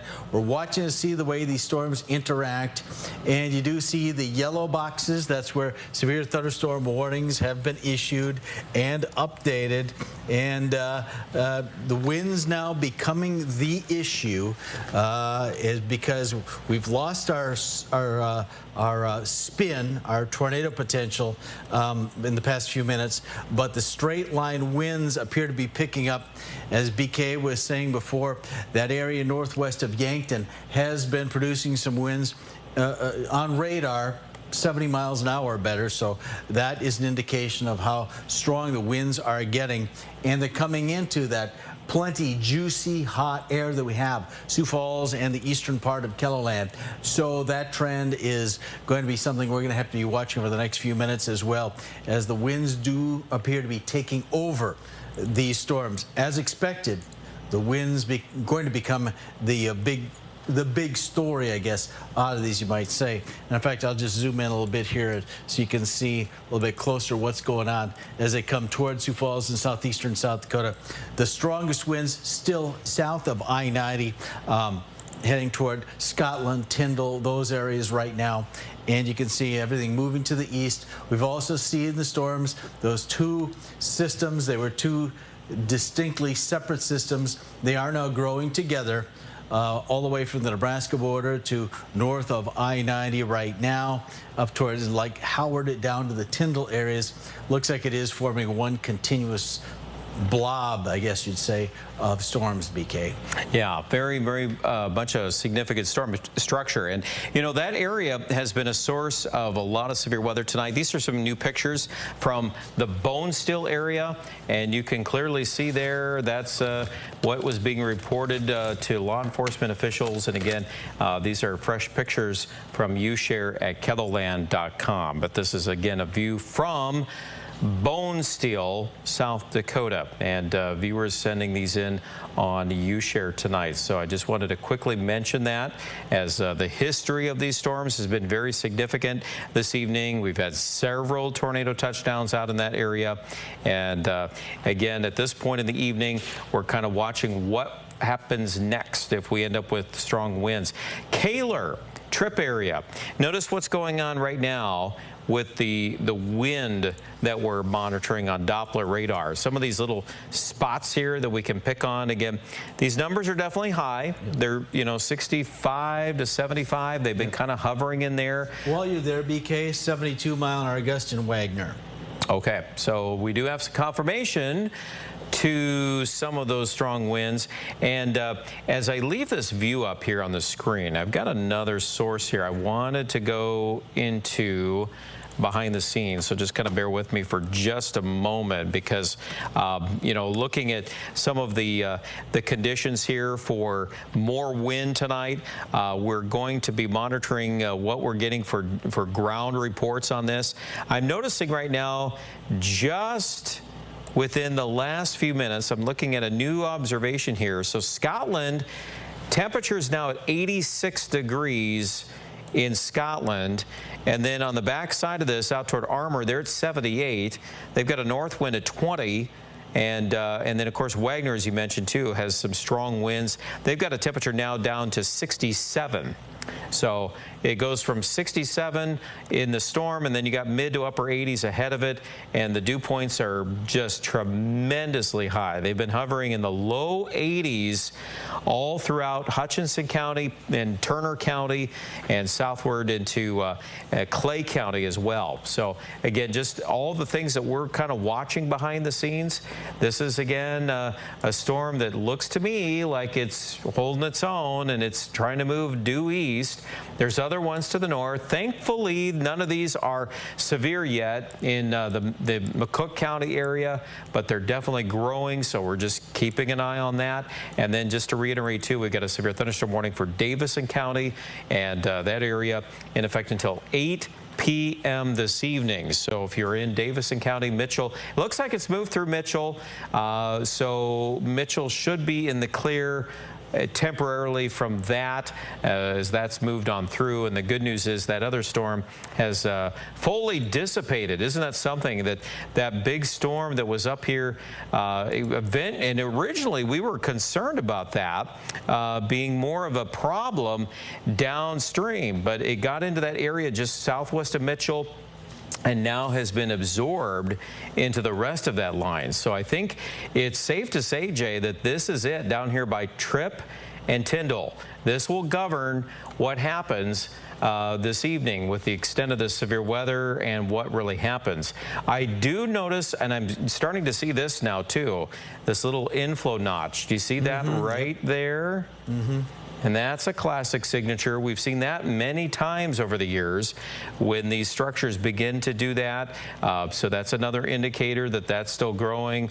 I would certainly keep a very close eye on what happens here in the next few minutes on that. If that starts to grow again, we'll get a new update, I'm sure, shortly. Yeah, I would expect to see very strong winds in Scotland like right now. Yeah, Scotland is right in the thick of it. And again, if you're in Scotland, make sure you're in a place of safety because you got at least 70-mile-an-hour winds kind of knocking in here, probably close to that range. That seems to be the going trend right now that we're observing. And I've got a couple other scans here. I was kind of looking a little bit at the second layer here of the Doppler radar scan. And again, that would definitely be the area where I would be most concerned right now, is just west of Scotland, this line. And there'll be some more subtle features that'll come back with that eventually as we hone in on all of this weather here tonight. Jay? Yeah, the severe thunderstorm watch does include that area in pink that BK is just showing you on the radar there. But again, it has been extended, the watch, in effect till 10 o'clock for the South Dakota side of the border. Continues until 1 a.m. for our neighbors in Minnesota and in Iowa and in northeastern Nebraska. Again, very strong winds possible. We've been saying isolated gusts to 90 possible. That's in theory, but we have seen wind gusts in the upper 70s in portions of eastern South Dakota as this thing has been going on during the day today. Also, potential for more tornadoes possible, though as we watch these storms develop, we do believe that it is changing from a tornado threat to a strong straight line wind event as these systems come together, and especially down around, I think it's safe to say, BK, the strongest part of that system right now is really right down around Scotland.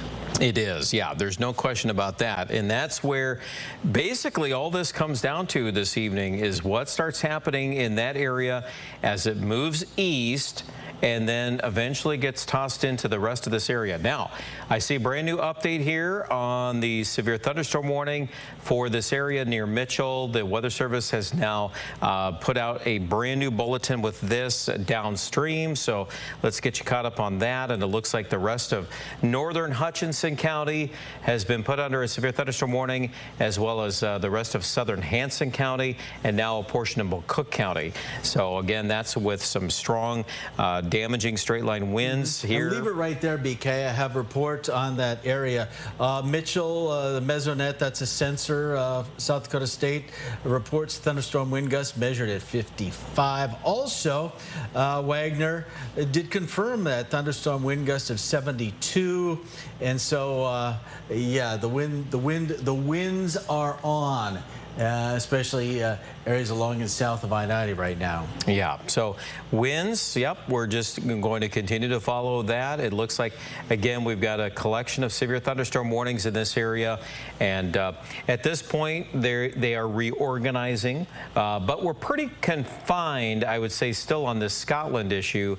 There's definitely wind coming in there, no question about that. That's got definitely more of a Boeing signature that is emerging there. And notice how it's moving to the east. It's just kind of barreling along there. And so, again, that gives us a little more of a short-term indicator. If you look at where that sits, compared to Sioux Falls, obviously that's to the southwest of Sioux Falls, but it would be moving more in an easterly direction. So, again, The news that we know at the top of the hour, or at least going into the top of the hour, is that this area on the southern flank is the worst of it. And everything to the north toward Interstate 90 is definitely of a concern. But at this present time, we've seen more 50 to 60 mile-an-hour winds, Jay. So I'm encouraged by that. The more of that, the better. That's way better than getting anything over that 70 to 80 mile-an-hour range. But obviously, the evening is still pretty young yet. We know that we've got a lot of real estate to go here to get these through KELOLAND. So obviously we'll be watching the latest minute-by-minute reports as we're coming in here closer to the top of the hour. I did want to mention, too, that a couple of new things coming out of Aberdeen. They have continued some of their flood statements. A lot of rain up here in the northeast, and it looks like Dual County, portion of Dual County is under a flood warning in effect until 10:45 tomorrow morning. And unfortunately, they're just getting hammered again with more rain. Here's a look at some of that. Again, this area, I'll clear the decks there. You can see north of Clear Lake. So we are not getting rain at the present time. It's not as strong, but it sure has been a really busy time the last couple of days here. Last night was really rough. Here's the 2-hour loop of the radar. You can see that storm that goes right through that same area, Castlewood to Clear Lake. But it's moving along. That's the good news. I think we're kind of settling down there. In Aberdeen, too, we're seeing some clearing. These counties in the northeast are looking a lot better, Jay. So that's some encouraging news to see that. At least you've gotten through the worst of it. Now we've got to tackle this issue in the southeast, and over the next hour or two, what goes on with those storm cells just to the northwest of Yankton. I don't know if you've got that live camera view back up again, but that view from the marina down in Yankton might be interesting to go back to once again here as we watch that. Yeah, let's have a look at that. Let me go down to Yankton and pick it up and see what's going on down there. Of course, the business part of it is still mainly just to the north of the Yankton area, but this is a look from the marina down, or upriver, I guess you'd say, toward Pickstown. Here's the area north of the marina and moving toward the Yankton area itself. So pretty quiet at the present time. The stronger winds look to be north of there, but you can see the darker clouds off in the distance. There's kind of a line in your screen there. That's what's coming off of those thunderstorms off to the northwest from the Yankton area out toward Bottom County and points off to the west. So it is areas right now. So far, in the last few minutes, it looks like the business part of the storm system is we're getting south of I-90 and down near Scotland is kind of the area we're watching right now out of those thunderstorms as they move to the east. We do still have the thunderstorm warnings in those areas as the cells make their way to the east. And coming toward the Sioux Falls area, question is, will the storms come together in a strengthening fashion over Sioux Falls, or will they remain stronger to our south? And that's yet to be determined because the storms are still getting together as they make their way into the southeastern part of KELOLAND. BK? Yes, they are. And there's the view again, kind of watching the whole line there moving to the east. So again, to recap our story here as we close in on the 8 o'clock hour. Severe thunderstorm watch for possibility of more destructive winds tonight and all the hail and also the isolated tornado threat. And that does include pretty much everybody within southeast KELOLAND. We are watching at this moment here. The good news is we do not have any tornado warnings at the moment, but we've been watching some very powerful winds developing within this cell in Bottom County. In particular, moving right through Scotland, that area is very active right now. We have some very strong straight line winds that are pushing to the east. And as that happens, we will be here to cover at least the latest details if any more threatening weather develops. There are severe thunderstorm warnings now in effect downstream from the Mitchell area. So you can see right there, that's a severe thunderstorm warning for Hanson County. Also severe thunderstorm warning for northeastern Hutchinson County and southern McCook counties. So some of that weather, again, not very far to the west of Sioux Falls. I will also note, Jay, that we've seen quite a development there north of Salem. And let me turn on I'm going to go to this source on the Beersford radar. It looks to me like things are kind of just beginning to flare there. Do you see that new warning popping up too now for Turner County? Yeah, everything's moving in an easterly direction, and that is the business end of the thing we were talking about down near Scotland right now. And in fact, let me pop my my source on here just a bit. So again, you see where there's that kind of feature there, the moon-shaped feature. Storm's all moving to the east, so the anticipation is that those strong winds will be headed in the general direction of Beersford, give or take a few miles. So the warning goes all the way to the Parker area, areas just south of Parker, Hurley, Viaburg, Wakanda, Vollen, Gayville, Mayville area, Maven, Clip, the Yankton area. We're not seeing anything yet coming toward Yankton, or at least just looking at the live cam, we're not seeing anything ominous in that area. But if it continues to move in an easterly direction, and it should, those are the areas that would be impacted by that thing. And BK, if you wanted to keep an eye on that. The wind's about 60 miles an hour is what they're saying right now. But you can see there's definitely the light greens. That's looking at the winds inside the storm, moving kind of in an easterly direction, and about 60 mile an hour winds is what they're anticipating right there. Right, yep, and you can see the high definition radar picture where it's just really a wall of some rain and wind in that. So that's where it stands right now. That certainly is a strong storm, and again, as it heads toward Menno and areas west of Mayfield, I would just watch that. It is probably safe to say 60 to 70 mile an hour winds within that storm.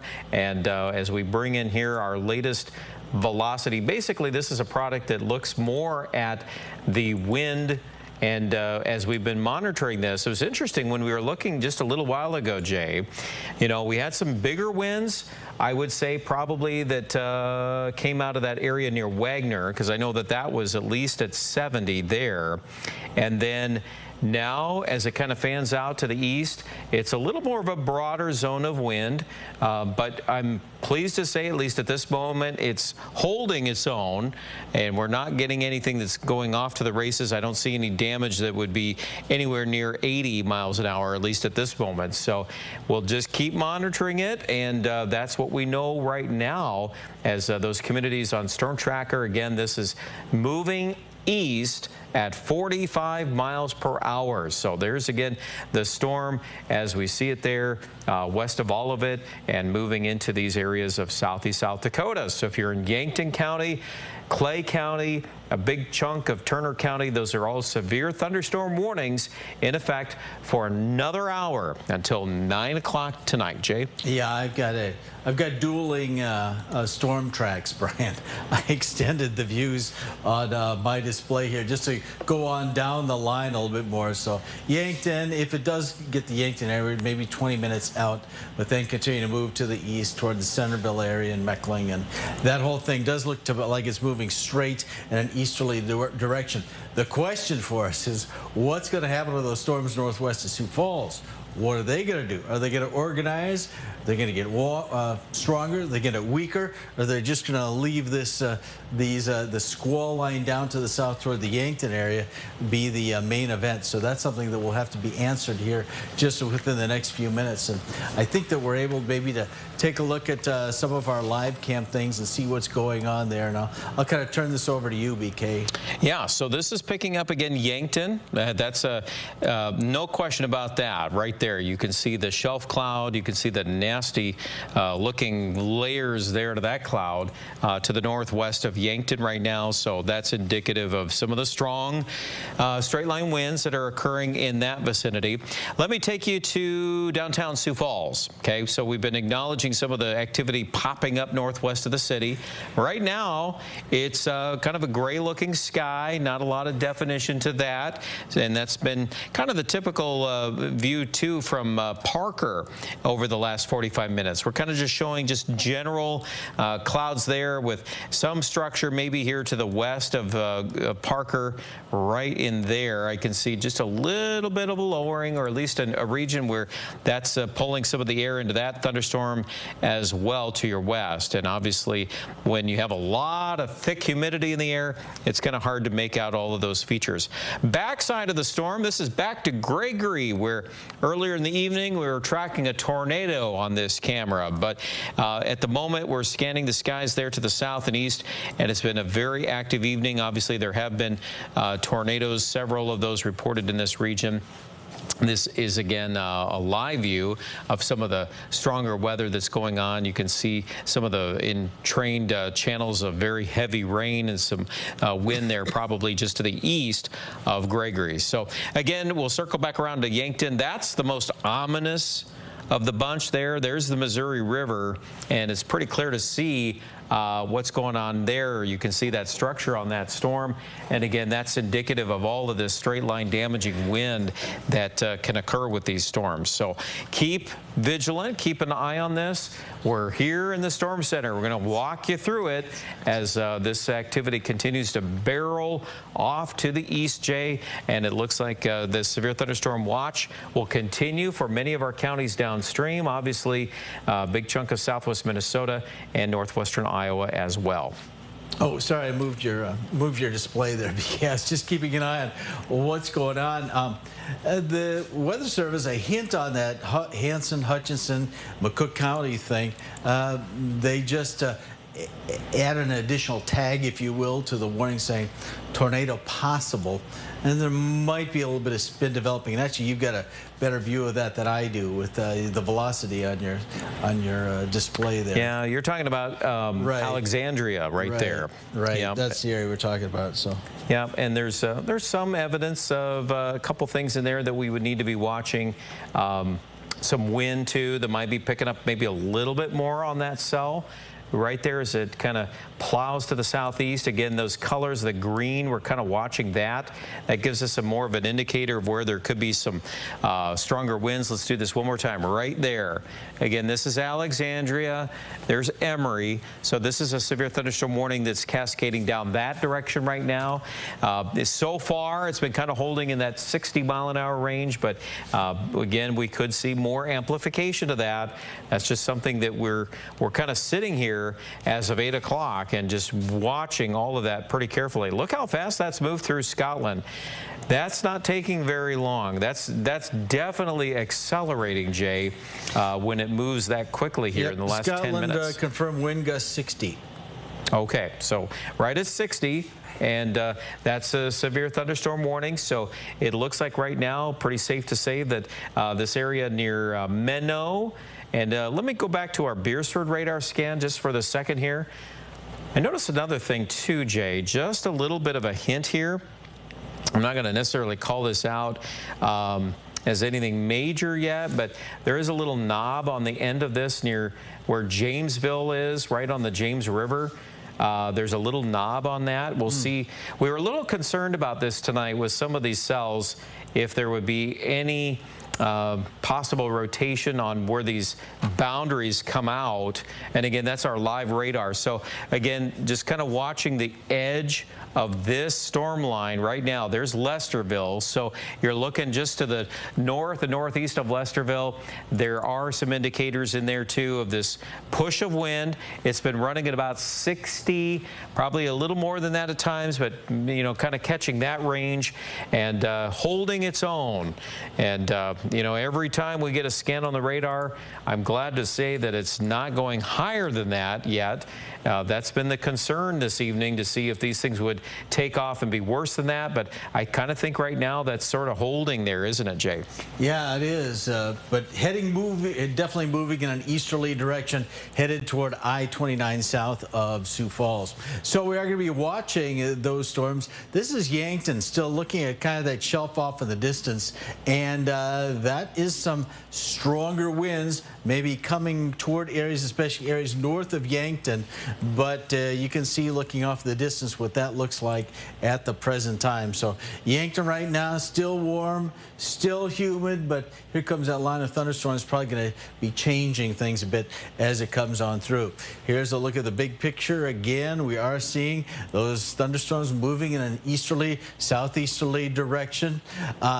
In McCook County, the southern part of Cook County, that's the county just west of the Sioux Falls area, under a severe thunderstorm warning. We're not seeing quite the organization out of that, at least not yet, that we are seeing out of that cell, which has come through Scotland with 60-mile-an-hour winds headed toward areas on I-29 south of the Sioux Falls area. If you're just joining us, we are watching those thunderstorms develop and move through KELOLAND. We do have the severe thunderstorm watch now impact southwest Minnesota, northwest Iowa. That's in effect for them. Iowa, Minnesota, northeastern Nebraska till 1 a.m. For Sioux Falls and South Dakota, still looking toward the 10 o'clock hour for those storms to exit South Dakota. You can kind of see that on the big picture there. BK showing you it right there. Here's what that the watch box looks like. It does include most of the eastern part of KELOLAND. Now, I should mention that they have been allowed the area out toward Pierre to expire. Also, northeastern South Dakota, the line has gone through there, so those counties have been cleared. So it's still now, it's the southeast one quarter of South Dakota in effect until 10 p.m. tonight, and plus adjoining areas of Minnesota, Iowa, and Nebraska will continue until about 1 o'clock before clearing those areas. So plenty to look at in what's going on here in the southeastern part of the KELOLAND region. I'm just giving you a time lapse there to show you the evolution of this thing. That whole line of thunderstorms making its way west to the east, heading right on through southeastern South Dakota. Sioux Falls, we're still watching the storms come in from the northwest, and they'll be coming into the city. On the big picture, we see the wall of, not the wall cloud, but the wall of perhaps wind coming into Yankton right now. You can see it from the marina looking to the northeast. And then as far as the Sioux Falls area is concerned, we're going to be watching those thunderstorms come in from the west as well. This is what it looks like, looking kind of west-northwest from downtown Sioux Falls. We're watching those storms come in, and you can see the lightning off the distance. I'll just turn it so we can see the lightning off to the northwest.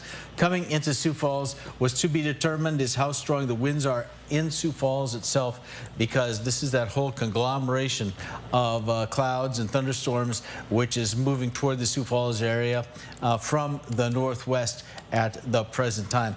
So not a whole lot going on in Sioux Falls just yet. We'll have to see if something does develop as these storms continue to evolve as they come into Sioux Falls and the southeast. But the stronger winds, I think, are definitely going to be down toward areas, particularly from Yankton just to the north, as that line of thunderstorms with the strong winds makes its way toward Beersford. BK? All right. Well, that's, again, looking at the whole progression of this line.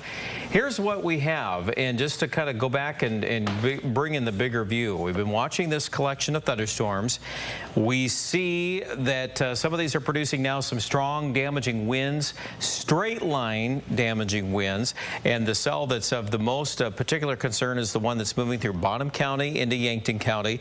Severe thunderstorm warnings have been extended well beyond that because it is beginning to pick up speed. It's moving to the east at 45 miles per hour. The other storm cells that have come out of Mitchell, they're severe, but they have not grown anymore. So it's good to see that. That's encouraging news. They're still strong in severe storms, but so far I wouldn't say we've got anything of immediate concern there near Mitchell, at least east, but it is still an area of concern that we're watching each and every segment. Jay? Wind gust 72 miles an hour in Scotland. 72 in Scotland. Okay, well that does make a lot of sense based on this whole progression there. And I will say that as this has pushed east, let me bring out this product for a moment. You know, it's just been watching, so 70-mile-an-hour winds. There's Scotland right there. Makes a lot of sense with what we've been tracking. Now, this right there. Okay, so as I kind of bring up a couple features here, this little notch that you're seeing right near Maxwell Colony, there's Menno. That would be an area where the wind is basically coming into the storm from this direction. So pulling in, this part is bulging out. So we will now just go ahead and say up to 70-mile-an-hour winds with that. I've got a brand new update here on the wind probe here as we look at the Doppler radar estimates. And I will tell you that that has gone up a little bit now. I think we've got couple of spots in there. They're back up to 73. So, you know, kind of holding its own. So definitely there's reason to think of destructive winds in there. And again, that is basically, if you're in Menno, that's about 5 miles southeast of town. Okay, so that's a large severe thunderstorm warning. Let me do another thing here. I think this might be of helpful interest to us as we're looking at what this looks like. So I'm just going to basically just eyeball that right through Scotland. Looks like it's taking a direct path to the east. So the worst part of this severe thunderstorm, if we really want to get details there, and I'm actually going to bring the storm tracker out live on this. I'm going to draw it from the initial line, okay, and then we're going to pull out here. We're going to move this here. We're going to move it at least into the 45 to 50 mile an hour range because it's picking up some speed. So, you know, Viborg, it's 8:11 right now. And that gets into town by 8:30, and it's trucking. It's moving along pretty quickly. So that's a little bit of a concern. There's also some wind on the back side of this too, Jay, as I've been noticing, you know, some of the wind that, you know, sometimes in a case like this, you can get that initial burst of wind, but you can also ramp up the wind on more of the backside. We saw this back in 2022. I remember what we called the green derecho. Do you remember that? When yes. That wind came up in Sioux Falls, and we actually had the first round came through, and then the second was a little more pronounced. So we'll see if that starts to materialize. That's not a guarantee, but I'm just saying we're kind of thinking about what we're observing here as of the time right now. Behind those lines, there's usually two different mechanisms. One we call a wake load. The other is a rear inflow jet. So kind of mechanically a little bit different, but the end result is the same. Strong winds well behind the line of thunderstorms, which is kind of where we expect to see the strongest wind gusts, is right on the leading edge of that thing, the kind of the leading edge of the bow, if you will. Now here's a look at what's going on as far as what's been going on during the afternoon. We have those thunderstorms that are coming into the southeastern part of KELOLAND. As we've been saying, it does look like the strongest part of that storm system is going to be the stronger winds pushing through areas, Yankton County, up toward the southern half of Turner County, across to I-29 right now.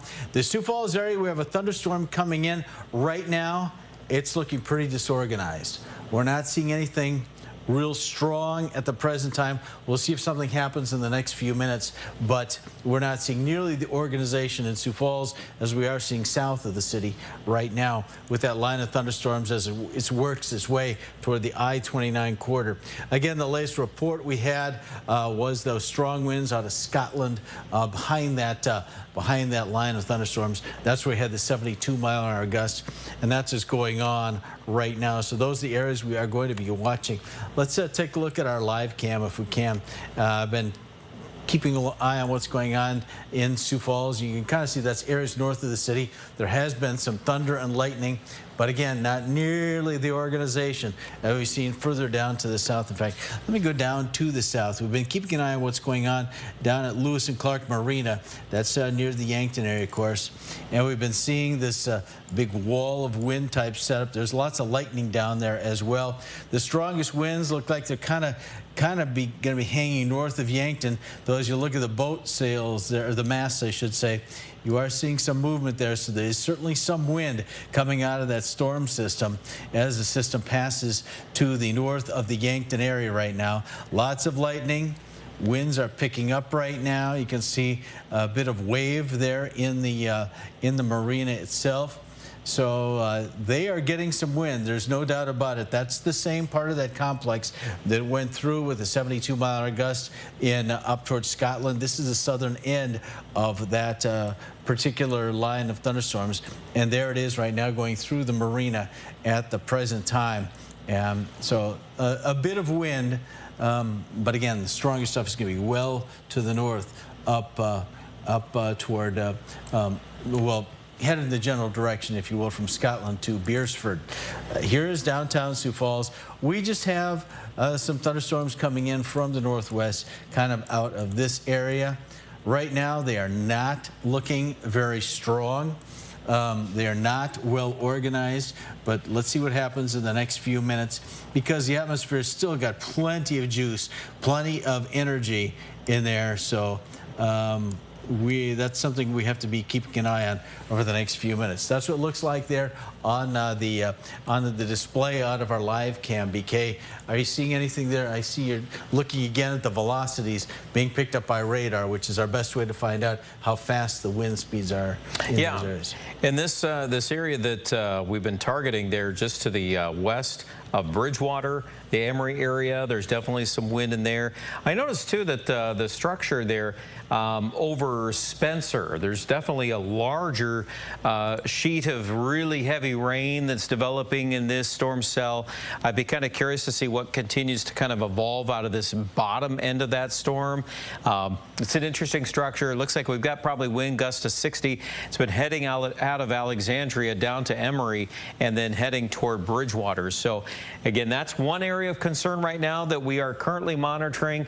And then as we zoom out and go back down to this, it's pretty clear to me, Jay, that this is definitely punching out, you know, I probably would say it's bowing, or at least having that signature of that right about midway. There's Mayfield, so we're looking due north of Yankton right now. There's Utica, and again, this is kind of barreling east, so we're kind of looking downstream toward Viborg and also Irene on this. We've been doing several storm tracks on it, and it definitely has a history of producing 70-mile-an-hour winds. I know the Scotland update is coming in now too as we monitor that. And I'm going to go back to our Beresford radar coverage so you can see that here as of 17 minutes after the hour. And that storm, obviously storm warnings have been posted in advance of that all the way through Turner County. In fact, the warning box also goes up to Lenox and down to Beresford and all the way down to Vermilion. So it's kind of a large, severe thunderstorm warning that's in effect until 9 o'clock. I know some of you in these counties, you're not in the weather yet, but this is your heads up that is heading your direction. And there's over the last hour, look how fast that's moved here. An hour ago, when we look back at 7:18, this was way out in Charles Mix County.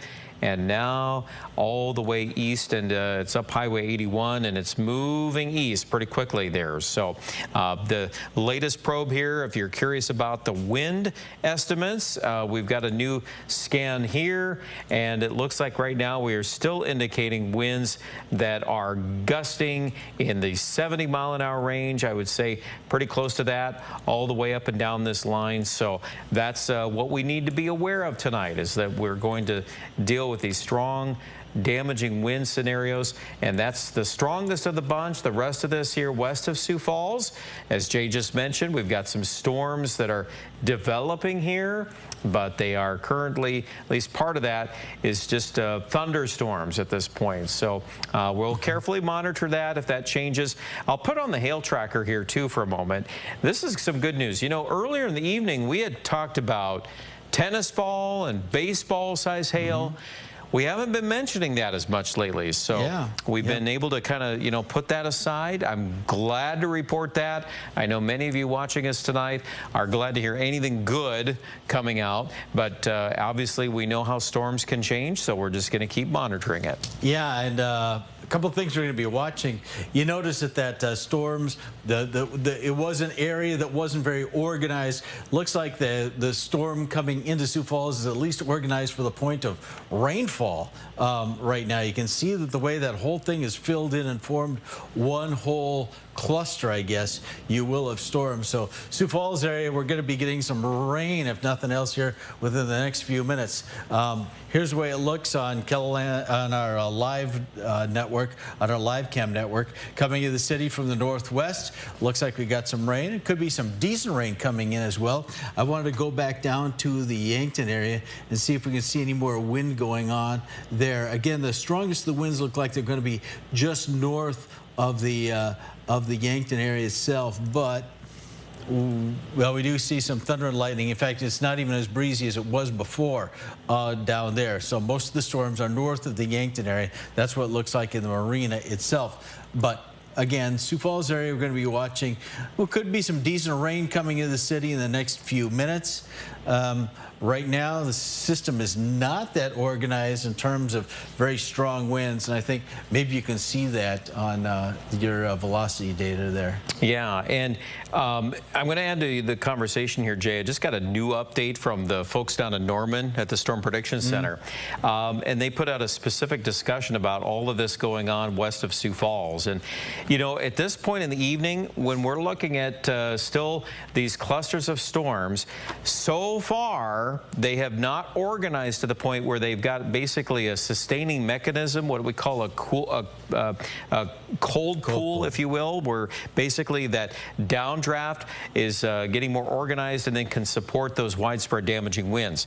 That's good news. The problem is their statement as of 10 minutes ago still calls for that distinct possibility, and we can't ignore that. We've got all these ingredients still. The amount of available energy for these storms is still sky high, and everything's laid out. So what we can do at this moment is we can watch it. We're basically keeping a close eye on anything that changes, but I would suspect that this one down here in Yankton County, that's the one that's most likely, if we're going to start getting any more direction in that way, that one would be the first one to do it. But so far, I haven't seen anything more than 70 on the wind in the last few scans. And there's one other thing to add about what our friends in Norman were saying, and that is that, if anything, the conditions are more favorable for severe thunderstorms in Minnesota, Iowa, and northeastern Nebraska. So as our storms move into those areas,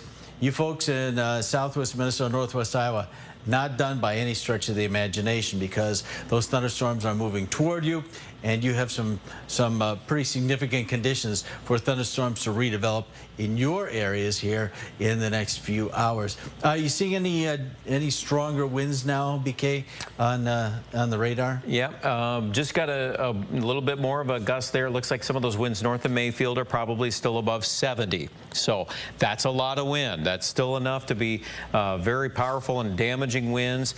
If you are in Irene, this is knocking on your door right now, coming in, and we're looking here into southwestern Turner County. That's basically an area that definitely is of concern right now, as I would estimate, based on what we're seeing here, it's booking along there at a pretty quick pace here, at least at 45 miles per hour. I think it would be wise right now to bring up our live storm tracker just to give another update here on all of this as it's coming in west of Sioux Falls. So this segment of the storm, I'm going to storm track first. And again, this takes us out. I'm going to put that at least at 50 miles per hour. So it's been pretty consistent. I'm bringing Viborg in here within about 8:30, a little bit after that. Seems like a very reasonable bet. And you're pretty close to some of those strong winds. Obviously, you got Vollen here at 8:30 or so. And again, looking down the line, even toward Canton and Lenox, some of these features can move through. There's a little bit of a break in between there, north of Freeman. And then you got that second cell up toward Bridgewater. That severe thunderstorm warning is in effect for another 6 minutes. We'll see what that one does as it moves to the east as well. And I'm just scouring through a couple new data points here, so just kind of bear with me on that. Heavy rainmaker northwest of Sioux Falls. There's Salem and Emory. No question about that.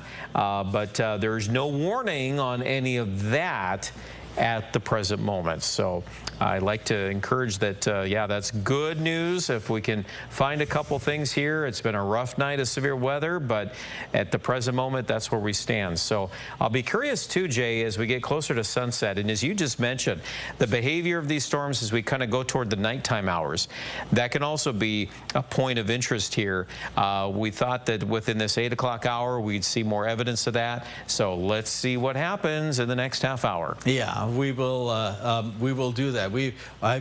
During the day today, we've been talking about that 8 to 9 o'clock hour for thunderstorms to come to the Sioux Falls area. It's about 8:30, and we do see on KELOLAND Live Doppler the area in red just coming in from the northwest. So at least it looks like some heavy rain potential as the storm comes in from the northwest, and that's what it looks like on radar.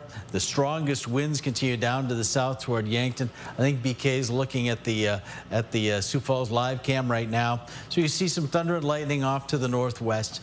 The question is, will we be seeing the strong winds that have accompanied previous storms here this evening in the eastern part of the KELOLAND region? So we do have severe thunderstorms. The main storm, though, thunderstorm is down to the south. Areas just north of the Yankton area. In fact, we can see from the marina cam as well right now the passage of that system. Looking off toward Bonham County, they're looking north of the marina right now, north of the Yankton area. Yeah, very turbulent looking sky, isn't it, this evening? That is, again, a live view from Yankton, and this area into Yankton County is under a severe thunderstorm warning. Lots of frequent lightning with this storm cell, and so I think that does lend more evidence to what we've been talking about here this evening in that area. So we're going to continue to pivot to some of these cameras that are more over the southeast. I want to bring up for a moment here that Parker camera. Let me go down the list here. We'll bring that one in here too. And we're getting some rains. We've got a lot of lightning here. I'm going to go back and look to the north. So there's the downtown area in Parker.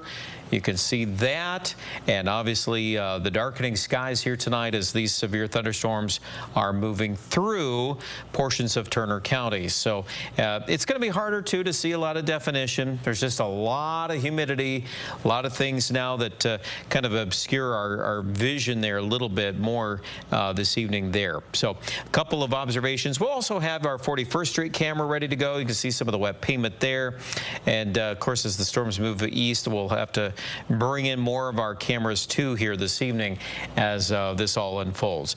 You're watching live coverage of severe weather. Again, the top story here as of 8:30, we're watching a line of severe weather with some damaging winds moving in, coming in from southwest of Sioux Falls. We've had reports of 70-mile-an-hour winds around Scotland this evening. And also, as we bring up the live radar view there, and Jay is manning things here on that end of the studio here this evening, it looks like severe thunderstorm warnings have been expanded. Turner County, western Lincoln County now, all the way to Lenox, and down all the way to the Missouri River. So that's the corridor of concern right now as it stands as of 8:30, Jay. All right, looks like a little rain going on down. Looks like 41st Street getting a little light rain right now in Sioux Falls. But we're looking at the area in red, which is Sioux Falls to the west, out toward the western part of Minnehaha County and McCook County. The areas in red, that's where we could be seeing some heavy rainfall right now. And that is eventually what's going to happen. Looks like those two cells, those two areas of thunderstorms, looks like they are going to merge. And it looks like it's going to be kind of just south of the Sioux Falls area is where that is going to happen. So that's going to disrupt the wind field, I'm sure, down toward the south. Right now, we're not seeing, I don't think we're seeing nearly the winds coming out of the thing. In fact, let me see what I can find here. I think that the winds are not nearly as strong now as they were before down toward well, Mayfield, yeah, I guess around the Irene area. Looks like we still could be seeing some stronger storms there right now. I mean, some stronger winds right now. In fact, let me take a look and see what we got here. Winds Mayfield, about 60 miles an hour. 46 miles an hour. So it's a strong wind. It's not as strong as it was before. Again, those are areas south of Parker. And now we do have a new severe thunderstorm warning, and this one looks like does include the Sioux Falls area itself. In fact, I'll just toss it right back over to you, BK. It goes all the way to Sioux Falls, and that is a severe thunderstorm warning now coming into the Sioux Falls area from the northwest. That is the storm cell we've been watching and seeing how it's going to develop and come toward us. And now we do have the severe thunderstorm warning as that storm system comes in. Latest information then does include Hanson, Hutchinson, Lincoln, McCook, Minnehaha, and Turner counties. And that is in effect until the 9:15 hour, so Sioux Falls involved in that.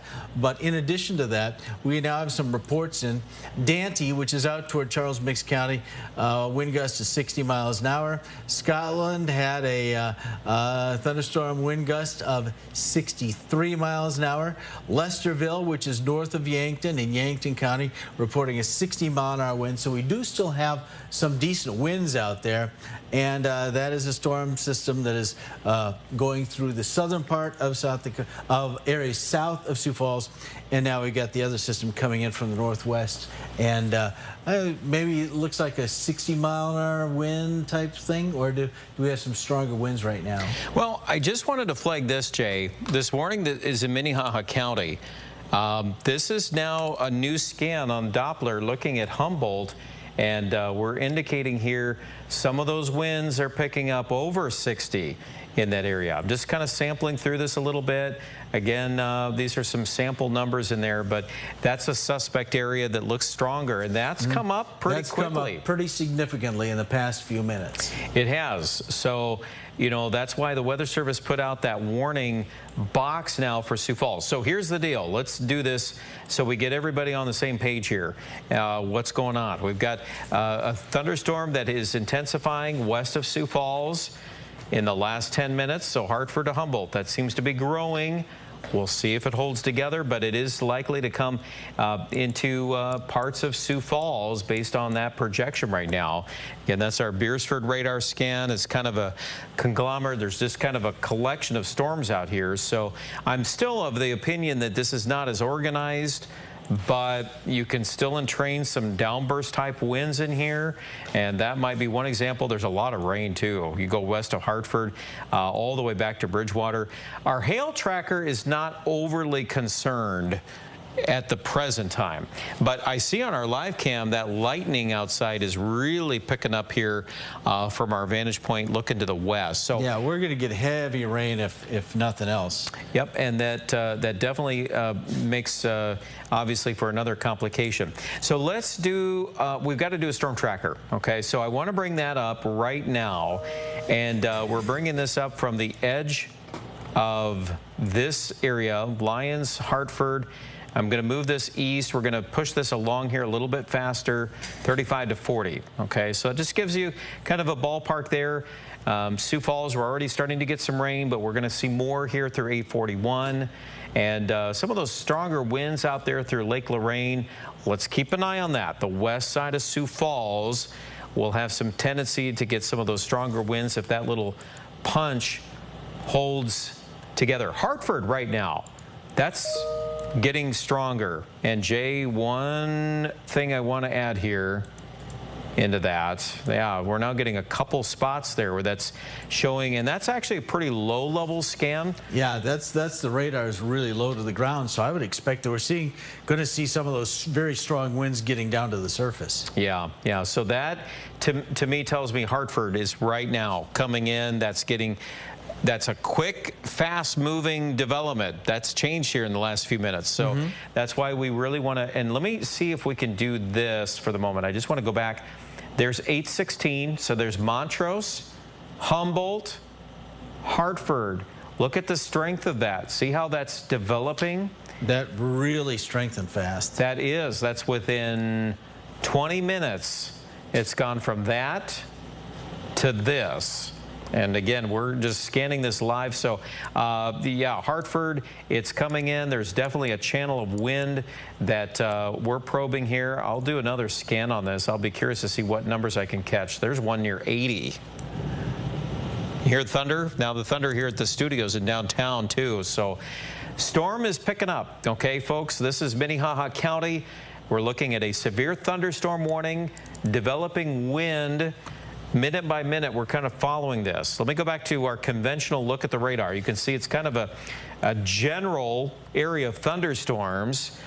A lot of cloud-to-ground lightning, a lot of electrical activity with all of that within this area. Canastota, Montrose, Humboldt, Hartford. So again, I would probably say still organizing, but there's definitely a pocket of some wind in there that's making us a little more concerned.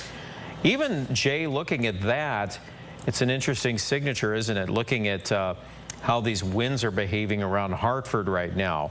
There's definitely some wind coming in out of the west-northwest. And then you got an inflow coming in out of Sioux Falls. Do we have our live camera shot just looking west of the city? Yep. I know you've got our downtown camera. I'm gonna move things just a little bit to the west, but yeah, everything's coming in from the west, and lots of thunder and lots of lightning there. So not seeing too much in the way of wind right now. That's what I'm kind of looking for. So we haven't had the winds. They have not reached here yet, at least not downtown, but lots of thunder and lots of lightning. And this is, yeah, going back, what, 2 hours, 3 hours? We're talking about this storm. This is that original storm from up in Heidenhain County, isn't it? Yeah, part of that. Yeah, it is. It kind of did a few twists and turns and moved around. But again, just to recap where we're at right now, I want to go back to where we're at on our KELOLAND storm tracker. Okay, this is the area of concern, Hartford right now, and this is barreling in. And I'm going to say right now, Jay, there's pretty strong evidence that this is pushing right now in the western side of Sioux Falls. We're picking up some strong winds. So be in your place of safety. The warning actually cuts off on I-29 on the west side of Sioux Falls. But you look at the data would suggest that some of these spots here, again, there's another new scan of 70, 75. We don't have a confirmed report of that yet. But I wouldn't be too surprised if we got some pretty strong winds, at the very least over 60 in this area near Hartford. But when we see something that low to the ground like that, that's pretty likely that that's going to be coming back. And yeah, there's another big one there. There's definitely some wind in there. Just and again, this is just a slight delay there, but it is indicating where 70 to 80 mile an hour winds may be emerging within that cloud, and I would caution you that that's a changing scenario. That's really ramped up. When the warning came out, it was actually looked like that right here. So that was 8:30. And now it's grown. I mean, now it's 8:37. So that's our concern, moving right into the city of Sioux Falls. Some very strong straight line damaging winds are emerging. So please take shelter immediately with the warning for western Minnehaha County. Other thunderstorms are back here towards Salem. That's also a severe thunderstorm warning that is currently in effect. And we've got other storms. We need to circle back around here to the Viborg area. These storms are still strong. You know, down near Springfield again has flared back up too. That's another severe thunderstorm warning down in Bonham County. Southern parts of Bonham County now under a warning. So that's trucking along kind of to the east-northeast. So it's been an interesting evening to see which storms are going to behave in certain ways, and we see one storm taking off and then another one. So again, I would say I'd kind of hone in on this Hartford thing right now. That's the biggest thing that I'm seeing on the Doppler radar scans. Yeah, and for what it's worth, the Weather Prediction Center says Sioux Falls and southeastern KELOLAND also at a slight risk for excessive rainfall, and that might be what we see here in the next few minutes in addition to those winds you're talking about. Here is a look at I've got kind of the two thunderstorms. which have basically come together now. They have connected. The one down to the south, that's the one with the stronger winds. That's where we had the 70-mile-an-hour winds in Scotland. And then the one that came in from the northwest, that's the one that goes all the way back to Hyde and Han County earlier this evening.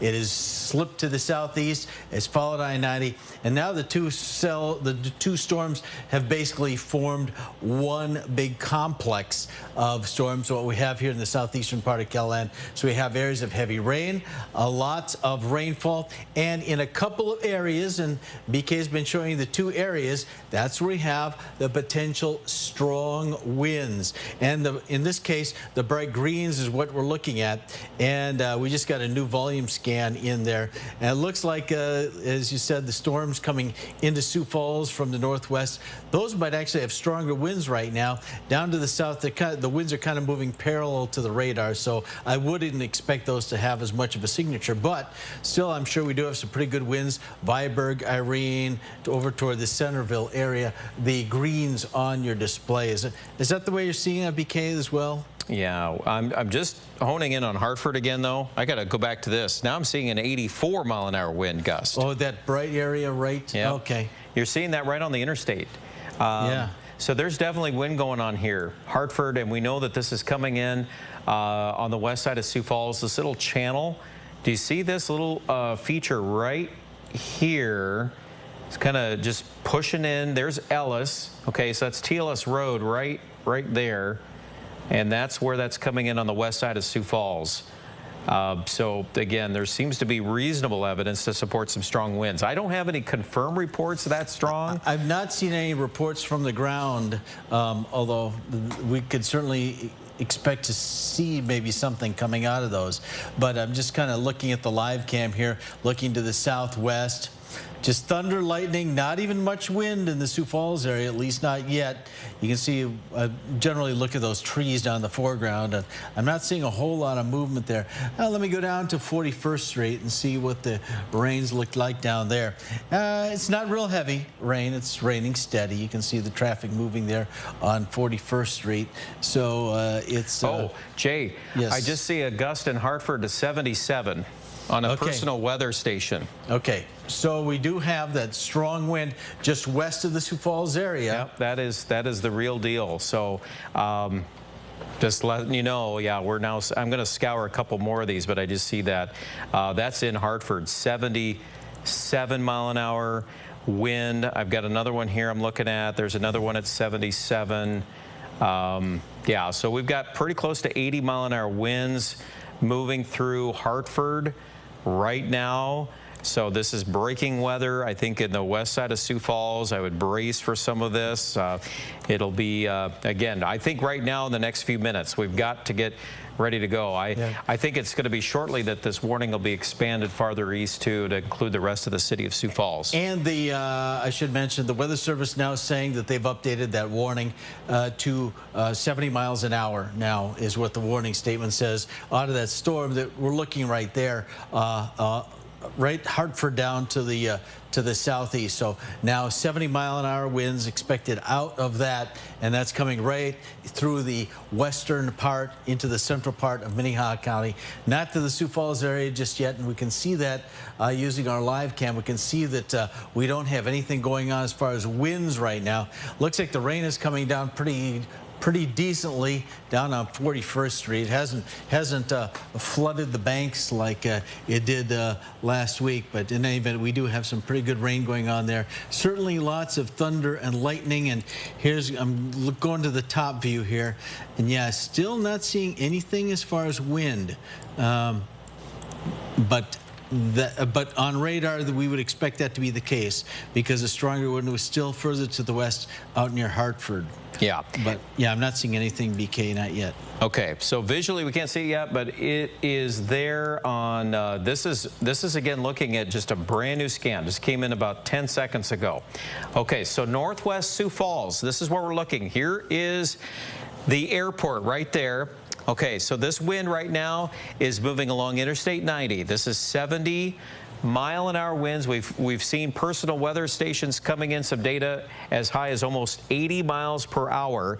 Let's measure this again, and with this quick movement here, it's moving into the northwest side of the city. So we need to be in a place of shelter because that kind of wind is going to pick things up, blow it around. That's a destructive wind within that cell. Let me bring up this view. I want to go actually to, well, a couple of things here. Let's bring in the Beersford radar scan. So again, this tells you where that fine line of strong winds is located right at this moment. See, it's coming into the west side of Sioux Falls on Sertoma Avenue, right there. This is, again, wind that extends to the north of 41st Street, and again, the farther north we go up toward the interstate is where that is very significant coming out of the Hartford area. So that whole northwestern section of Sioux Falls, very dangerous storm right now moving through, and as we watch this live, again, this is going to continue to push off to the east. I would expect that much of the city of Sioux Falls is going to continue to experience that. We're monitoring closely on our live cams as when that wind hits. I would say right now the western, all these western neighborhoods of Sioux Falls, west of Interstate 29, it is moving in right now as we speak. And every Doppler scan we get, again, we're closely monitoring all of this wind that's managed to kind of burst out of that storm. It's kind of a small pocket, but it's pretty intense here. And even some winds up through Crooks and Lyons are pretty strong, but that's definitely the biggest of the bunch. Things down toward Viborg have kind of broken up maybe a little bit, so that's why our attention is kind of really honed in on the western side of Sioux Falls, Jay. And just if you're just tuning on the TV right now, wondering what's going on, again, we've had some reports near 80 miles per hour on winds near the Hartford area, and you're watching that live camera here, Jay. Yeah, have a look. I've got the live cam from downtown pointed out to the west, seeing lots of thunder, lots of lightning, and seeing lots of rain, hearing rain in downtown Sioux Falls here. I'm still watching off in the distance because, as you said, out toward the T. Ellis Road on radar is telling us that we could have some very strong winds coming in there from that storm system out in Hartford. So that's where we're going to be watching to see if those very strong winds come into the Sioux Falls area. Winds 70 miles an hour. Possible, because as BK was saying, at the cloud level on the velocity radar, the radar velocity product, which just means looking at the winds within the clouds, we're seeing 70-mile-an-hour winds. So it is very possible we could see seeing some of those here in Sioux Falls coming in the western edge of the city. Rain getting heavier over downtown Sioux Falls. We expect to see, we're going to get some heavy rain out of this as well. Hopefully no hail. We're not seeing very much in the way of hail indications at the present time. Hail is pretty minimal there, Jay. Right. And we wouldn't expect it really the way the profile is, the atmosphere. But I think we're going to be seeing some strong winds out to the west. That's kind of what I'm watching right now. And here goes the new warning. Did you see that? No, go ahead and talk about that. Yeah, so the rest of Minnehaha and Lincoln counties under a severe thunderstorm warning now. This is in effect until 9:30. 70-mile-an-hour winds up to penny-size hail, so that is included, but that's a lesser concern. But destructive winds 70 miles per hour. Damage is likely to mobile homes, roofs, and outbuildings. This storm is moving east at 40 miles per hour. So I'm going to do a storm tracker again as we're watching this through Midtown Sioux Falls right now. As it continues, I'm going to bring out the whole line here. So again, moving to the east and maybe a little to the southeast near 40. That would put the storm again through Brandon through 855. Moving east, Worthing through about 8:59. There's Harrisburg also at 8:59. So just in the next few minutes, again, the rain has already started. The winds are coming. Let's check out the newest view here on radar. And again, the winds are basically coming in the west side of Sioux Falls. This is kind of that channel, that narrow corridor where these winds, we've been kind of concerned about this the last few minutes, and I'm still seeing evidence of that coming right there. There's Ellis Corner. It's just on the northwest side of the city and moving in. So again, these are already, these are issues that are moving all the way to Interstate 29, because there's just a slight, when it's moving that fast, you could assume that it's bumped up maybe just a little bit to the east. Let's go to our live Doppler radar scan. I want to show that too. I think that's doing a very good job of picking up on that full line moving right now into Midtown Sioux Falls, and then the whole thing connects down toward Chancellor and Hurley, and that's really filled in, Jay, too. Yeah, can you let's take a look at our live cam down on 41st Street, and we mentioned we got winds coming in. There they are. We can see some pretty strong winds, the trees blowing there. You can see the way the sheets of rain are getting blown around. You can see the rain has picked up as well. So here it comes. The winds are coming into the city right now, along with the very heavy rainfall. That's what it looks like on the ground. Again, this is 41st Street in the southern part of Sioux Falls. The stronger winds coming in from the west, and so we're already starting to see that right now. Hasn't quite hit downtown yet, but certainly the southern part of the city, we have those two things going on. And this is the area of red on KELOLAND Live Doppler. That's what's coming in from the west. That's your heavy rainfall. And Brian has been looking at what's going on for the winds inside the cloud cover, and that's what we're seeing on the screen right there. And where you're getting some maxes. Now, we're not going to be seeing as much real close to downtown Sioux Falls. We're looking at right now the Weather Service radar out at the airport, and it can't see straight up, so that explains a little bit of hole you have there on the screen. Yeah, and if we can go to this other source here, I want to bring this up now. Look at what's going on over Sioux Falls. This is the wind that's pushing this part of the storm this way. But if you look over the city of Sioux Falls, you can see how this is actually just kind of swirling and developing around, because some of these cells out of Schindler and on the east side are moving from south to north. So it kind of appears to me like this is kind of getting its act together right over the city. So be alert to changing weather quickly. Embedded 70-mile-an-hour wind gusts are coming through.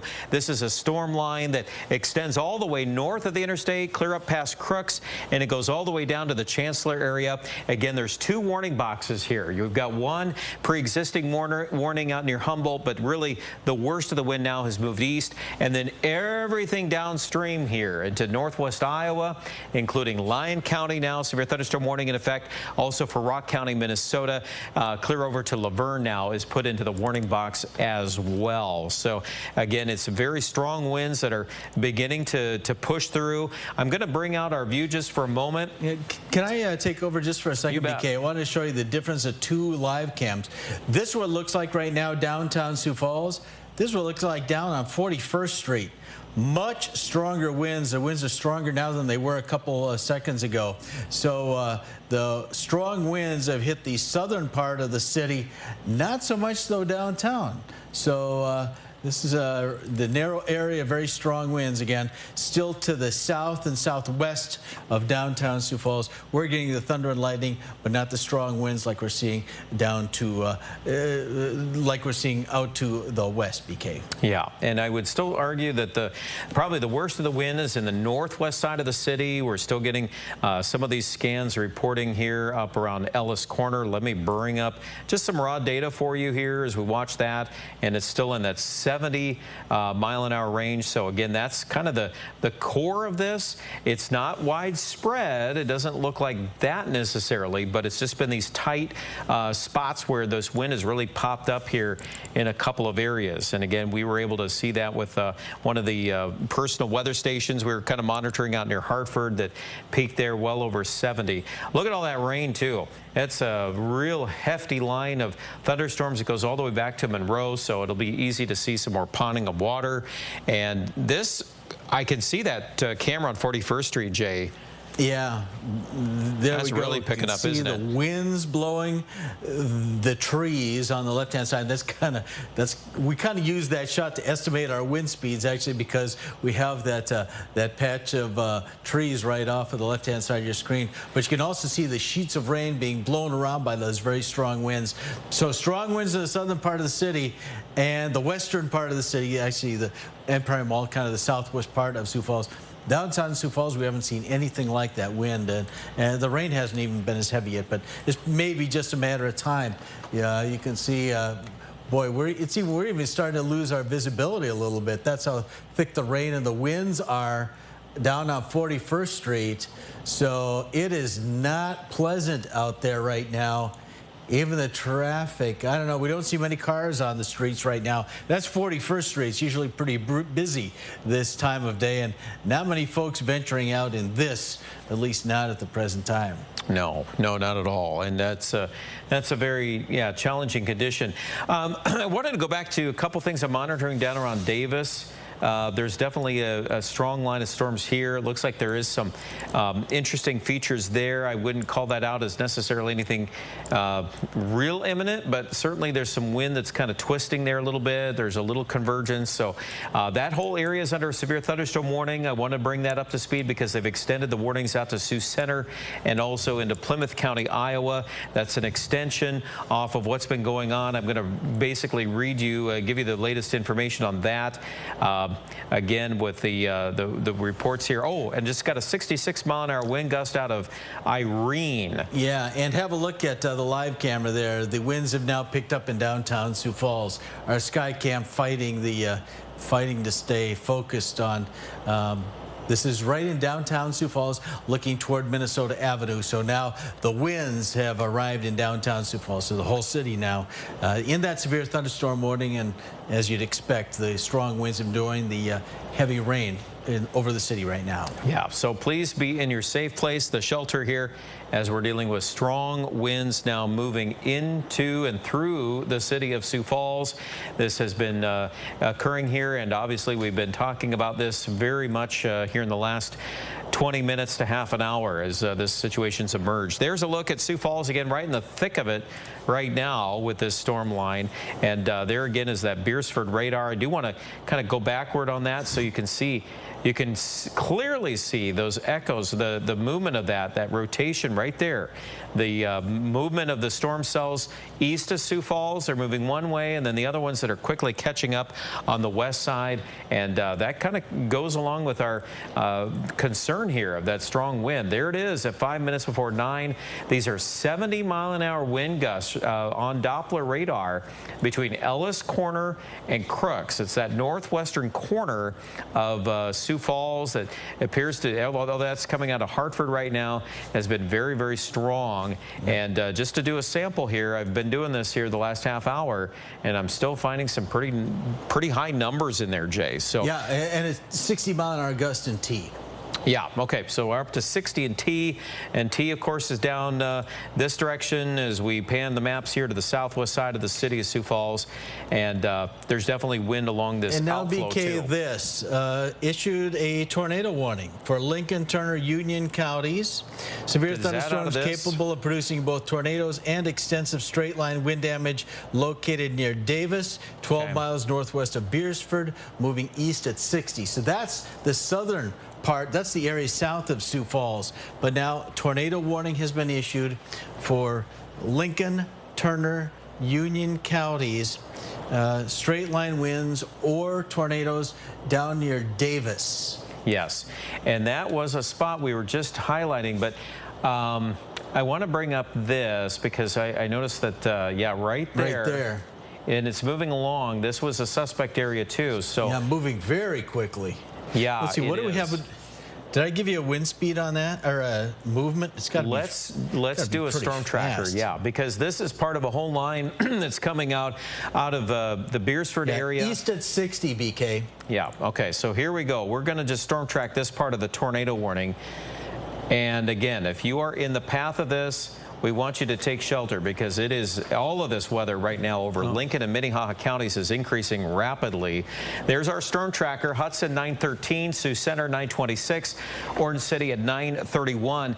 And again, this is part of this segment of the storm. Again, embedded destructive winds and a possible embedded tornado east of Davis, but moving in this direction along Highway 18. All of this north of Sioux Falls, too. We've got 60 to 70-mile-an-hour winds coming through the city. We've been kind of going back and forth. I see that downtown camera. I don't know if we're going to be able to survive our live cam here up on our 200-foot tower, but it is really shaking wildly. And so now I do have the strong winds coming all the way through the Sioux Falls area. I think that's a pretty safe thing to say. But yeah, I'm sure we got 60-mile-an-hour winds. I don't know how much more, but certainly over Sioux Falls, we have those very strong winds. That's what's going on downtown. I'll let you know if the live cam is able to survive. But I want to go down to 41st Street and see what it looks like down there. Wow, difficult to even see through there. Looks like the rain very heavy, wind-driven rain. You can hear it on the roof too now. It's really... Yeah, here we can. I'm going to point that out. I'm just going through. This is coming right off the interstate on 41st Street in Sioux Falls. And you can see just the sheets of rain being blown around by those very strong winds. I have a feeling if folks are... Wow, it's almost like waves there on the street. I have a feeling if folks are out on the interstate, they're trying to get off or trying to do something because it's not a good place to be. So that's 41st Street in Sioux Falls. Here's a look back to the east on 41st Street. There's that tree we were showing before. You can see the waves being blown around by, I'm sure we have 60-mile-an-hour winds, just based on history of that tree and what it looks like there on 41st Street. Yeah. That's the southern part, southwestern part of the city of Sioux Falls. Let's go back downtown. This is looking down from our tower, and you can see the way that the winds are blowing it around. Very heavy rainfall as well.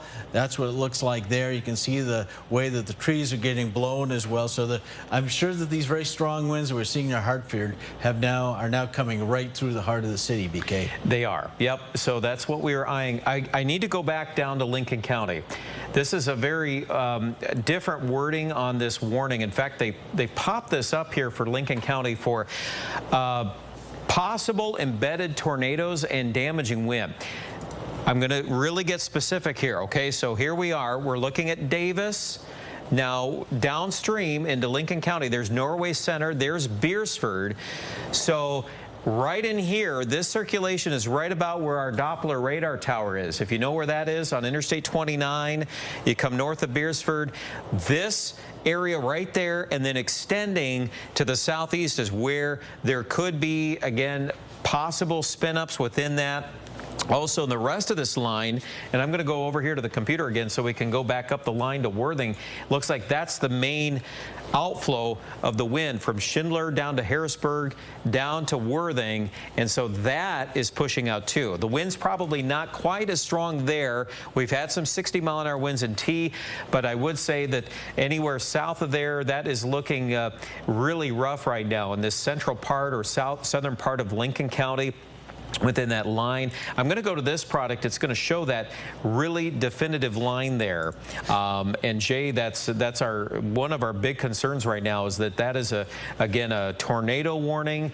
This is the storm tracker that's attached to that tornado warning coming out of Lincoln County. So folks in Sioux Center, Iowa, you're downstream from this, Hudson as well.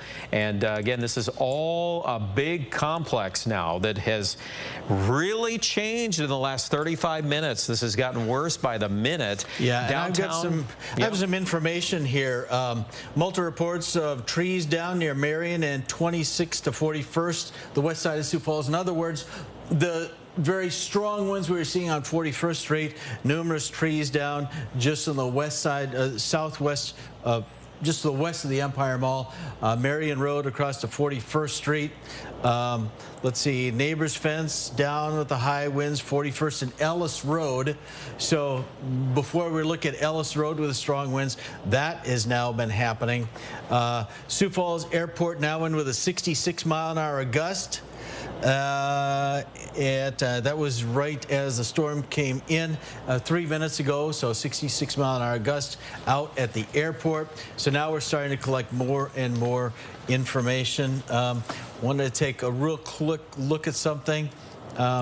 So far, there are a few people without power, only about 18 customers in the Sioux Falls area, so there may be getting some power outages. I don't know if they're connected or not, but that's something we're going to be watching as well, because certainly when you have 60-mile-an-hour winds, You can very easily have trees knock over lines and stuff like that. So that's something we're going to be keeping an eye on too, is the power threat. But have a look at KELOLAND.live. I've got a straight, steady shot here. It's not a time lapse. It's not anything.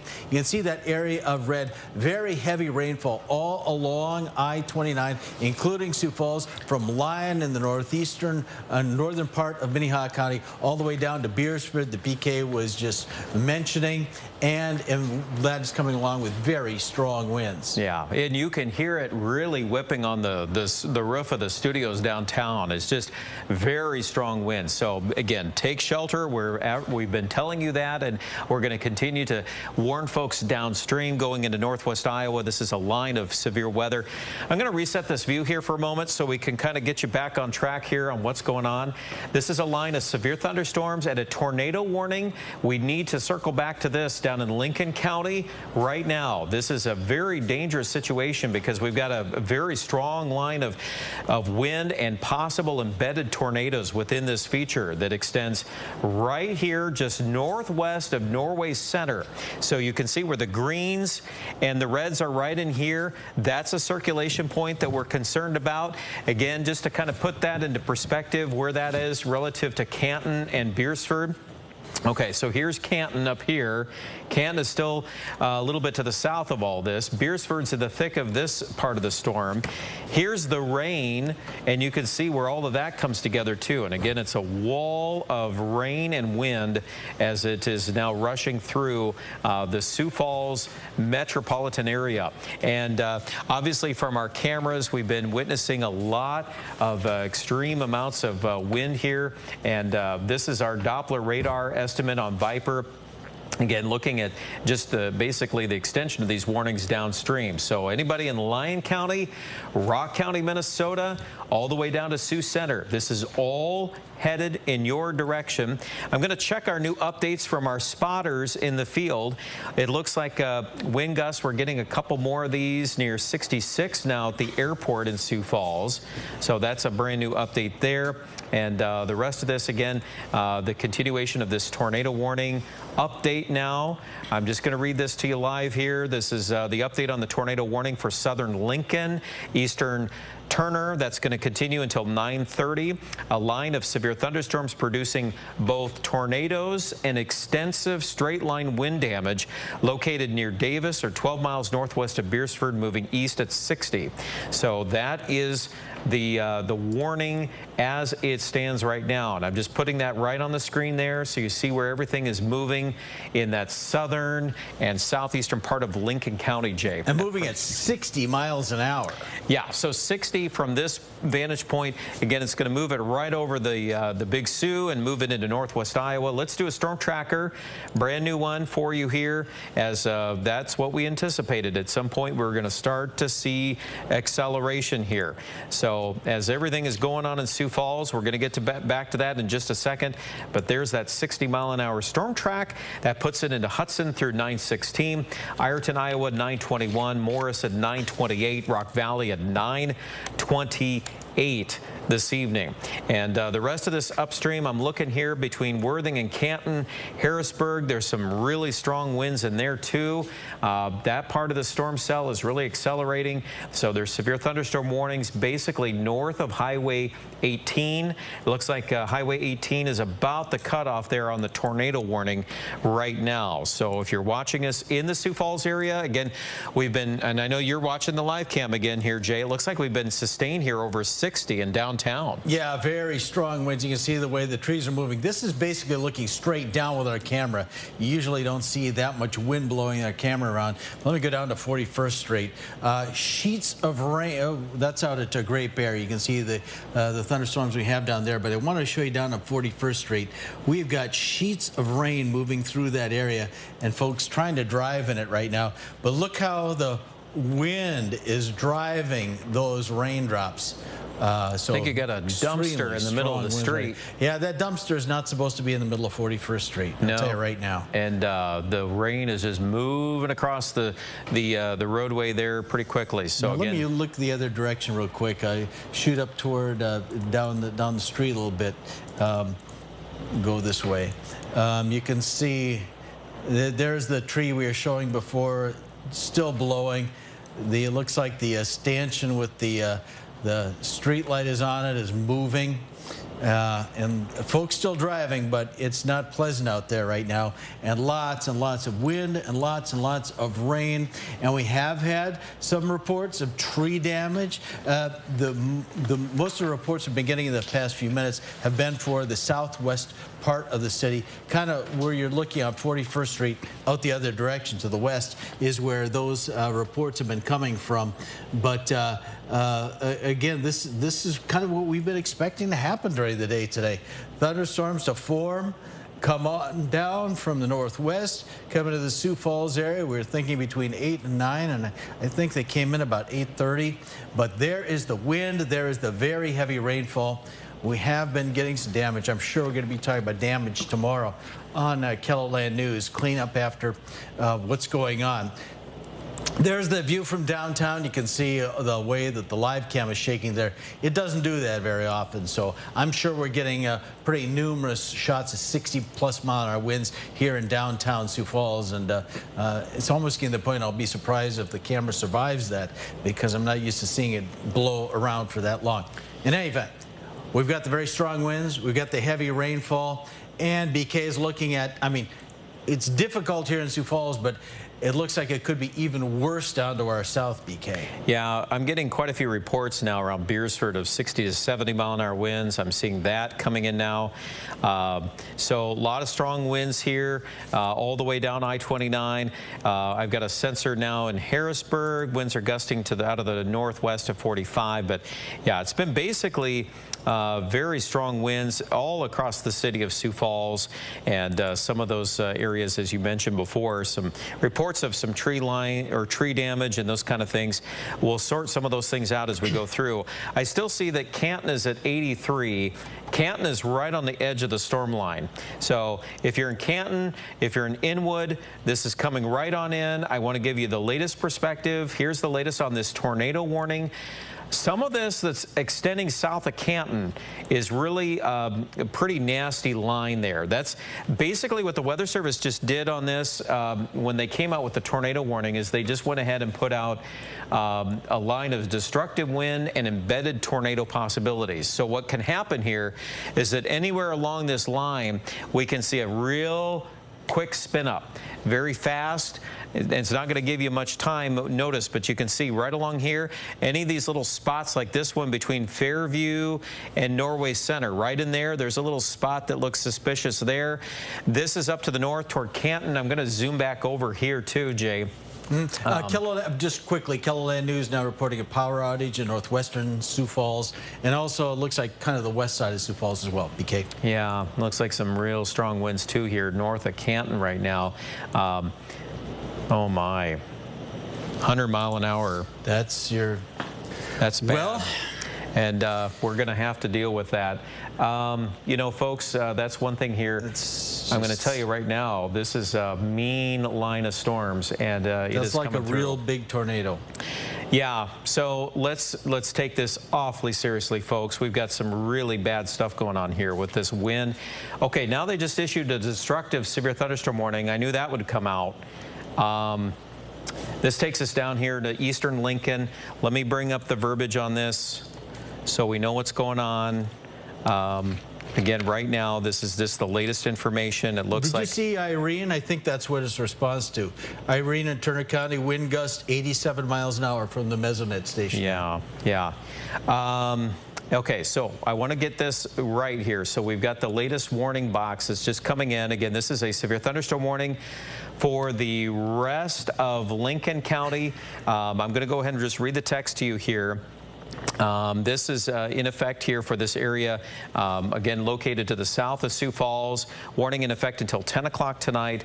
And we're looking at, again, a very destructive line of storms. They've kind of highlighted this. Let me take the, I'm going to clean up the colors here for just a minute, because we need to do that. By the way, Parker Mesonet station, 85 mile an hour gust measured. Okay. And Parker, too, we were showing earlier. Now, we haven't had Parker on here just lately. I'm trying to get down there to see if I can. Yeah, a lot of wind coming in here, folks. There's Parker. So Okay. I'm seeing wind, I'm seeing rain. I'm not seeing quite the gusty winds that we had a few minutes ago, clearly. Yeah. I don't see an 85-mile-an-hour gust right now. So again, just to kind of monitor all of this right now, folks that are, one thing that's really standing out to me right now is all of this wind that's just north of Canton. That's really got me concerned there. I'm seeing some of these gusts here. You know, I'm looking north of town, you know, it's near 100, it's 97. So there's some big wind going on there. We need you to be safe. That's tornado like wind, that straight line wind that's coming for Inwood right now. Alvord, Dune. Now, of course, you can work your way down the line here. Look at that. I'm getting 95-mile-an-hour wind gusts now. So this is really starting to take over. Look at all of those 90-mile-an-hour wind gusts now that I'm getting in these scans. So if you are basically Harrisburg east to the Big Sioux and you go all the way down, again, we're going to get new scans on this, but basically 70 to 90-mile-an-hour wind gusts look to be favorable. And within that, there can be a tornado. It's dark. You can't see. So we need you in your tornado shelter right now in these areas. I'm sure those are in Iowa by now. Yeah, and they're moving that fast. They're in Iowa right now. Yep, and again, let me see if, again, kind of hold it. Yeah, and I knew this would happen too, Jay. We've got, we're going to go to an alternate power source on the Beersford radar because power's out. That just happened here too. So, again, there's Canton, there's Klondike, there's Granite, Larchwood. Just a really nasty line of storms here moving into northwest Iowa. So this has come through Sioux Falls. It's barreling southeast. We are very concerned about, look at this too, Jay, right in here. Okay, I'm gonna get this right. This is Fairview. If you know Fairview, south of Canton right now, there's something going on right in this spot. There's some twisting going on, and I got a wind gate there at 94. It's a lot of wind. That's moving right across the river into Hudson and Rock Valley downstream too from this stuff. So please take these warnings seriously. This is really accelerating. This started around Sioux Falls. It ramped up at 8:30. It's getting stronger as it pushes into northwestern Iowa and a line of destructive winds. We've been probing all of that line there. Again, on the traditional view on the radar, it looks like this right now. It looks like we've got just basically just heavy rain in here. But again, it's just torrential sheets of rain driven by all of this wind. And it is definitely making its mark here tonight as it moves through. There's been several areas here. I still don't like this area near north of Canton, how bad that is right now, Jay. That's really bad. That's coming right into Canton. They're getting some really bad wind right now. Don Jorgensen's coming into the studio. He's going to join us here in just a moment. I'm sure we've got some more damage reports to relay to our viewers, but please be in your tornado shelters with this line of destructive weather moving through. Again, that's a destructive severe thunderstorm warning for southern Lincoln, western portions of Sioux County, and extending into northern, in fact, a big chunk of Union County as well. Don, if you want to come on in here, and we'll... I don't have a lot to report, but we just took a call from a viewer who said that there's a tree down on a house in the area of 26th and Western. Yeah, okay. That's about all we've heard so far. So just north, it's that kind of that same neighborhood we were showing with the live cam of 41st Street. I've been getting a lot of reports and pictures from folks I know of trees down, kind of 41st Street, just north of Empire Mall, and certainly out to the west toward T. Ellis Road, that western part of Sioux Falls. We have been seeing a lot of trees down there, plus also reports of power outages, the northwestern part of Sioux Falls. Doesn't look like it's real widespread. We still see on our live cam right now, you can still see there's plenty of lights off to the west. And the other thing I would mention is the winds not as strong now as they were. The rain not as heavy as it was before. So right now, BK, the strongest part of that storm is what's going into Iowa right now. Yeah, it certainly is. And we want to make sure that we're covering all of our bases here. So recap of where we're at right now. Severe thunderstorm warning is in effect here for northern and western portions of Lyon County. Also, we're looking at southern portions of Rock County, Minnesota.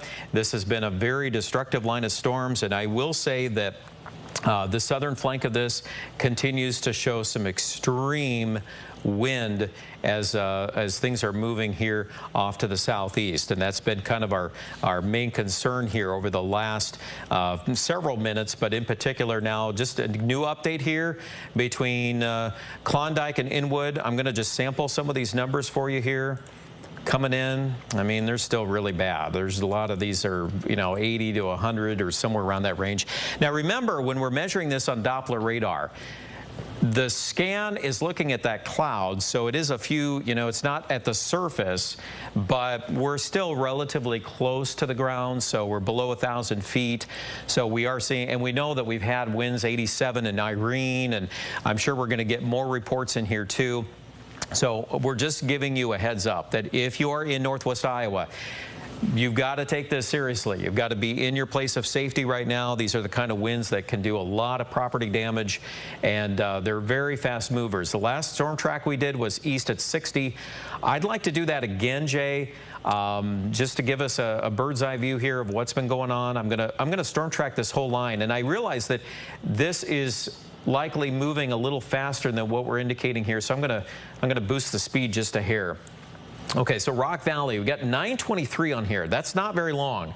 Things are moving fast. Sioux Center, Iowa, 923. Dune, Iowa, 928. Orange City at 928. So those are some respective communities there along that line. And I would say this is not showing any signs of weakening.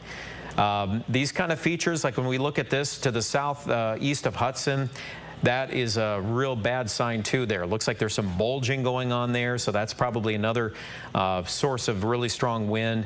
Obviously, all of this wind that's been raking through this whole area south of Canton in particular is really very, very intense. So that's a lot of information. I know folks are, just watching all of this live. We're keeping you posted. I've got a new report out of Harrisburg, 68-mile-an-hour wind with at least a report there. Again, that's from Harrisburg. I've got a new update on this destructive severe thunderstorm. Again, for the Sioux Falls, or for the area just south of Sioux Falls, that's the box that's flashing. And again, that's a storm that's moving east at about 60 miles per hour. So nothing real urgent in that new update there, but I see that we've got a 77-mile-an-hour wind gust out of that area southwest of Beersford and Parker. 85-mile-an-hour wind gust. Yeah, that was the one a bit earlier. Yeah, a little bit earlier. So again, these are all part of a list, kind of a long list of things there too. And yeah, 5 west of Sioux Falls, we got thunderstorm wind gusts with damage and large tree limbs broken down. So it's been very, very active here in the last hour. This has really picked up. This was kind of our fear that we would have, more of these kind of winds brushing through and really picking up as this storm line now enters in northwest Iowa. So please continue to monitor the weather. I want to, as we're looking at the radar, and I apologize, I'm just looking at some data here behind the scenes while I'm doing all this, but you can see that this whole area that's consolidated right there from Laverne all the way down to Hawarden, Iowa. That's basically the worst of this. And as the new scans come in, let's take a look at the brand new data. So here's Inwood. Here's what's going on right now. We've got wind gusts in here. There's still 80 to 90. Some of this down near Hudson is still closer to 100.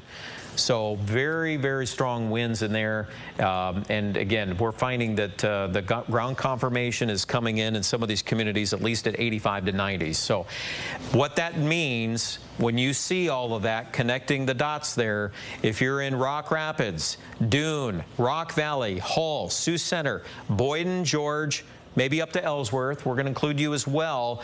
The northern flank isn't as strong, but definitely we need to be watching all of that area because that destructive wind, we don't see anything weakening there. So we're going to assume that right now we can anticipate winds like that, or at least 70 to 80 to 90, 100 miles an hour, all within that embedded line. And one structure, Jay, that really stands out is this little punch that's coming out kind of towards Sioux Center. You know, you look at this little bulge right in there on Doppler, that's probably wind that's channeling out.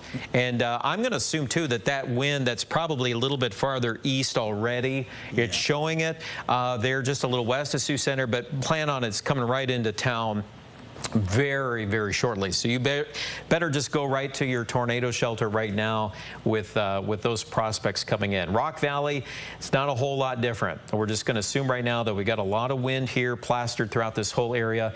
Inwood to Canton is just raining really, really heavy, and those sheets of rain and wind are coming through as we speak. I don't have any new reports out of some of these areas south of Sioux Falls. We're just going to keep all the information flowing. So as soon as we hear something more, we'll be passing it along.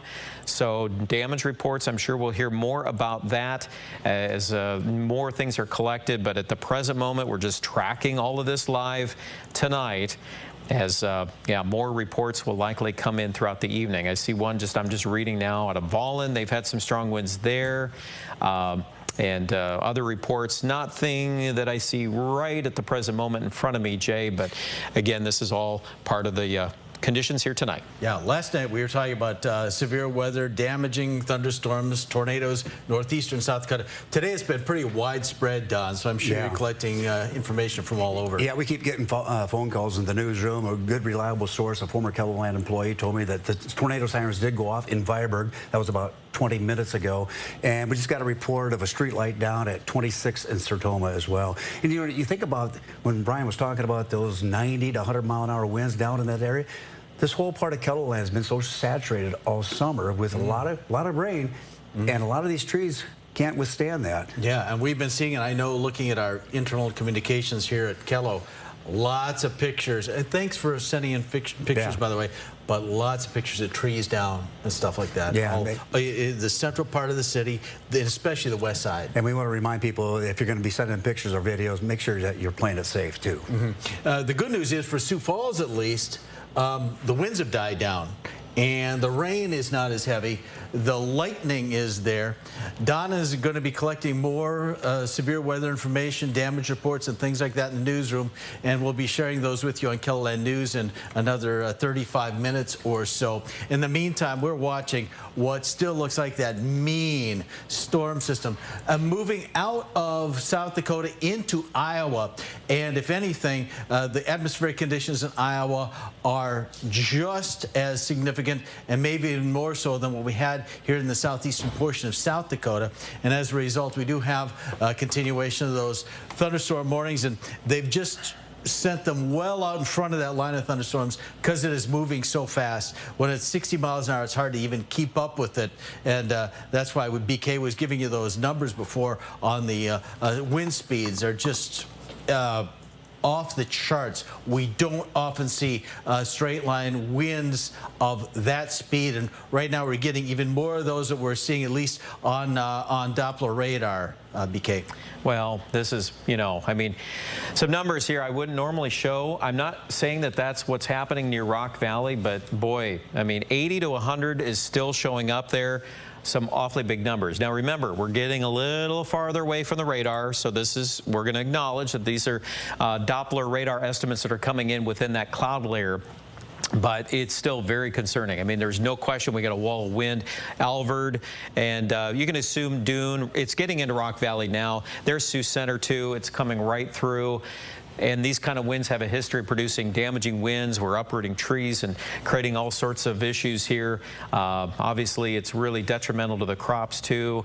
It's really sad to see if we're, you know, seeing corn crops flatten and that kind of thing. Obviously, we can't know that right now. But, you know, there's certainly pockets here that seem to be kind of going that way with this kind of wind. So please be, if you're ahead of this line, I mean, I can still probe numbers that are extremely high, all the way down to Ireton, Iowa, and past there. Again, these are destructive. In fact, they just reissued this destructive severe thunderstorm warning, Jay. Big chunk of Lyon County, Osceola County, O'Brien County, Cherokee County, and northern Plymouth counties, in addition to Sioux County. So pretty much all of KELOLAND that exists in northwest Iowa. Correct. Yep. All of our northwest Iowa viewers right now just put under this destructive severe thunderstorm warning. And I just want to re-emphasize that, again, that's a pretty rare thing to see that type of a warning that big, but they went ahead and put that out. And again, with the information at hand, yeah, winds of at least 80 miles per hour embedded within this line. So flying debris will be dangerous, and obviously heavy damage, considerable damage can be expected in these areas. And I have some additional information coming in. City of Lenox reporting trees and power lines down, blocking many roadways, but they're asking people to remain indoors and delay any cleanup until tomorrow because it is not safe to do so out there in the hey Jay, in the dark. Yes? I gotta show you this thing near Alvord. We've got something going on there. Oh boy. Yeah, we've got a tornado. I'm going to just say that right now. That is likely. Alvord, Iowa, yes. That is likely a tornado. We don't have a specific call out on that, but we're going to call it here at Kelo. That right there, very tight circulation. It's moving north of Alvord. It's moving out into this area, out into Lyon County. Let me go back to this. So we're going to track this. If you are in, now I want to get this right. So we're going to go, I'm going to do a 15-minute loop on this. Okay, right there. See how fast that's developing? Wow, that just spun up very quickly. It is. Yep, and we know we've got some really damaging weather going on there. So from Rock Rapids, let's measure this right now. From downtown Rock Rapids, Iowa, that is about 8 miles to the southwest of town. So again, very quick spin up, but we believe that there's probably a developing tornado in there, very likely in a scenario like this. So again, just going to mention that quickly on the air. I was kind of looking down the line here, Jay, too. And this area right west of Sioux Center, there's a lot of powerful winds. This is bulging into Sioux Center. I really feel suspect that area too, there's some really big things going on down here. And obviously we're here on the air to relay obviously the destructive severe thunderstorm warning. But again, the upper level or the winds within those clouds have been gusting at least at 100. But down at the surface, we've been getting confirmed reports of 80 to 90. It's not a lot different. That's going to produce a lot of damage. So as we're live on television, we just want to emphasize you need to be in your tornado shelter. You need to treat this as if anywhere along that line that goes all, and boy, that still is really pronounced around Alvord. I'm just, you know, if you are in Alvord, you've got to be in your, this is really an imminent threat. Yep. Tornado. We are getting more and more damage reports coming in, BK, almost as fast as we can talk about them. They're collecting them in the newsroom at KELOLAND TV. Xcel Energy reporting 3,900 customers in Sioux Falls without power.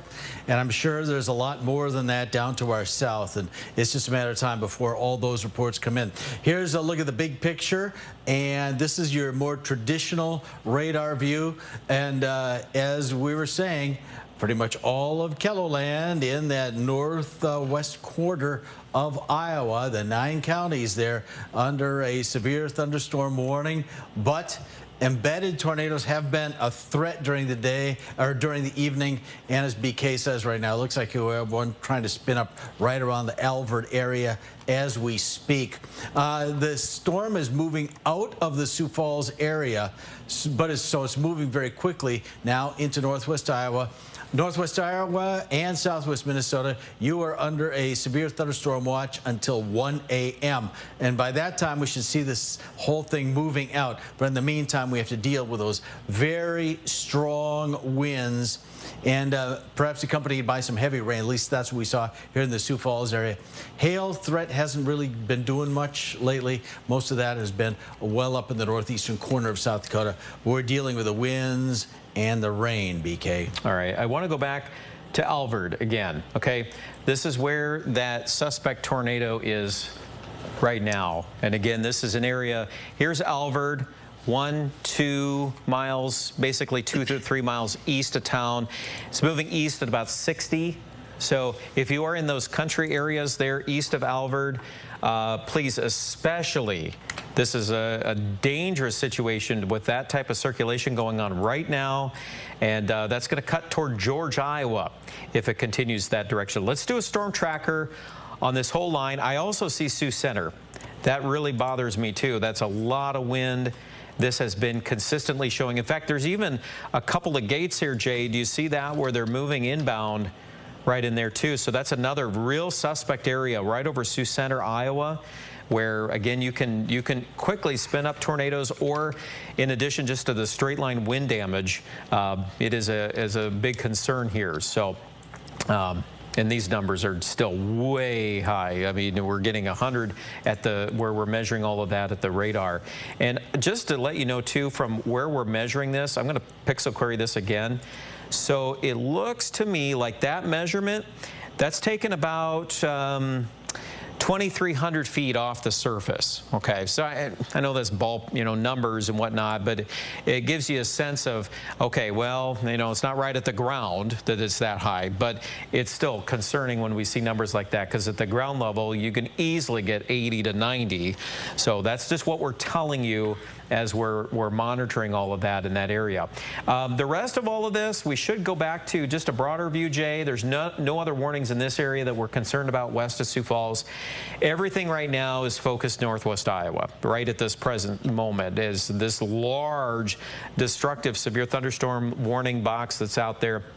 And it includes pretty much everybody that watches us in northwest Iowa, all the way down to Cherokee right now. So very strong winds headed your way, and probably some rain as well. Wind-driven rain is what it's going to be. If you're just joining us, we're on the air for since before 4 o'clock as these tornadoes, the tornadic situation started to develop. We started with a few discrete supercell producing thunderstorms in the central part of South Dakota. And during the evening hours, they've just continued to march to the east, moving into the warm, humid, unstable air that fueled those. We've had hail, in fact, big hail up in the northeastern part of South Dakota. We had some some baseball-size hail, tennis ball-size hail reported up there. That part of the storm has now moved off into Minnesota, now causing problems over in western Minnesota.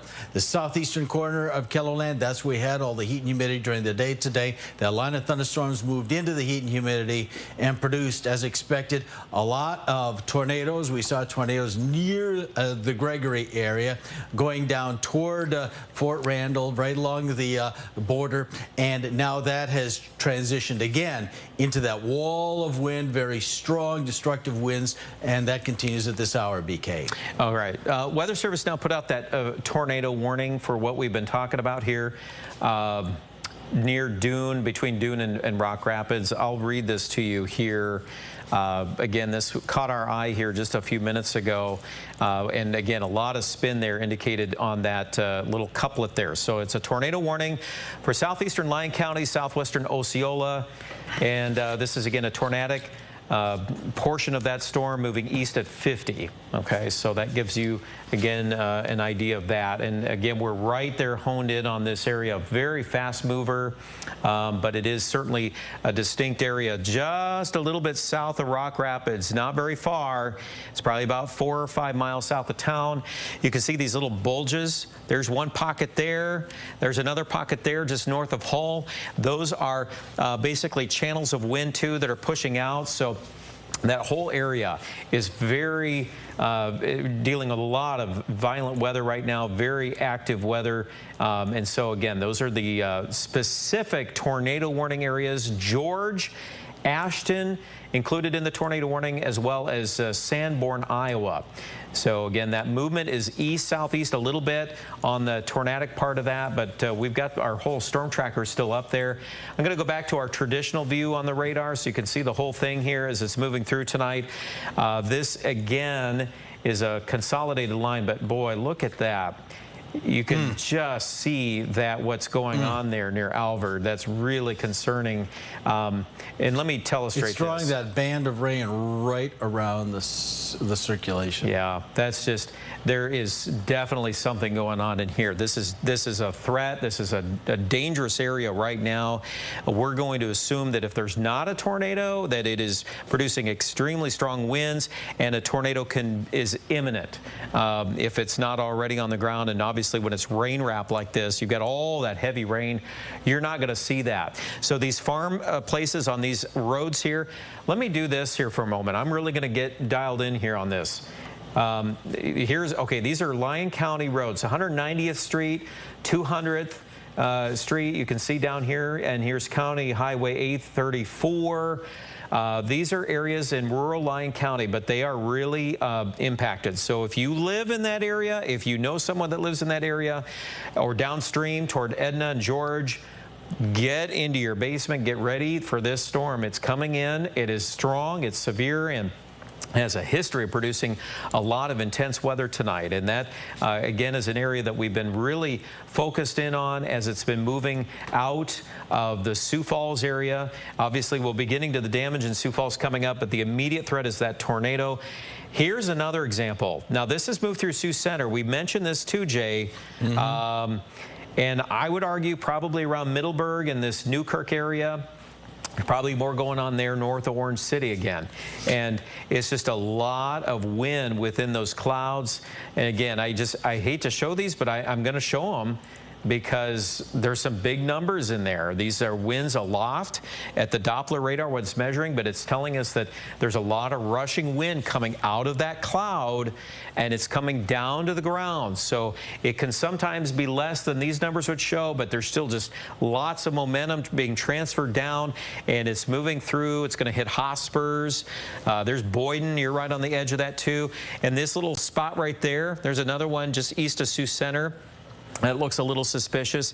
These little things like that. It's like finding a needle in a haystack, and you can find these little spots that'll start to spin up, and they can happen very quickly, like the one we've been observing there south of Rock Rapids. I would say it's still there. There's a broader circulation, Jay, near the Edna area, that little area that's southeast of Rock Rapids. So the folks that live in that area know these spots well, and we need to make sure that you are very well aware of what's going on here, because it's moving downstream, and this entire region is under a destructive severe thunderstorm warning.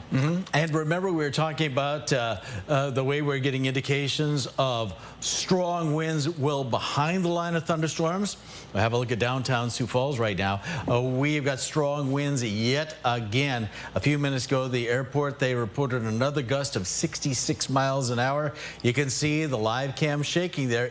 It is still windy, even though we have had the rain pretty much be done here in the Sioux Falls area. So lots and lots of wind there. Let's go down to 41st Street and see the wind is still blowing there, even though the rain has stopped. You can see we have a lot of wind in that exact area. And I'm looking out toward the interstate now, and this is the way it looks there. Not too much in the way of traffic. Everybody's staying away from, I guess that's the exit off of the interstate in southwestern Sioux Falls. But yeah, we're still getting a lot of reports now in of damage starting to come on in, and they're collecting those downstairs. In just a few minutes, in about 20 minutes, we're going to start, we'll bring you more about that information. And I'm sure there's going to be a lot more later tonight and tomorrow, because this has been a very big, widespread severe weather event. We've had virtually all forms of severe weather, and doing damage in many spaces, many places, widespread across the KELOLAND region. Right now, though, we do want to focus on northwest Iowa, because the situation there might even be more significant than we saw in the southeastern part of South Dakota, because the severe weather parameters, the atmospheric conditions, have been pretty strong in northwest Iowa, and now the strong thunderstorms moving out of South Dakota are in northwest Iowa. And that's why BK has been looking. We don't have as much information, real-time data on the ground. I was just looking at our live cams in Orange City and Sioux Center, and I'm not able to connect to them right now, so I don't know why that is. But in any event, the line of thunderstorms with embedded tornadoes is what you're looking at right now, BK. Yeah, it is definitely a very intense line. Again, if you are just joining us, we're watching live coverage of destructive severe thunderstorms in northwest Iowa. I do want to make a couple of observations here.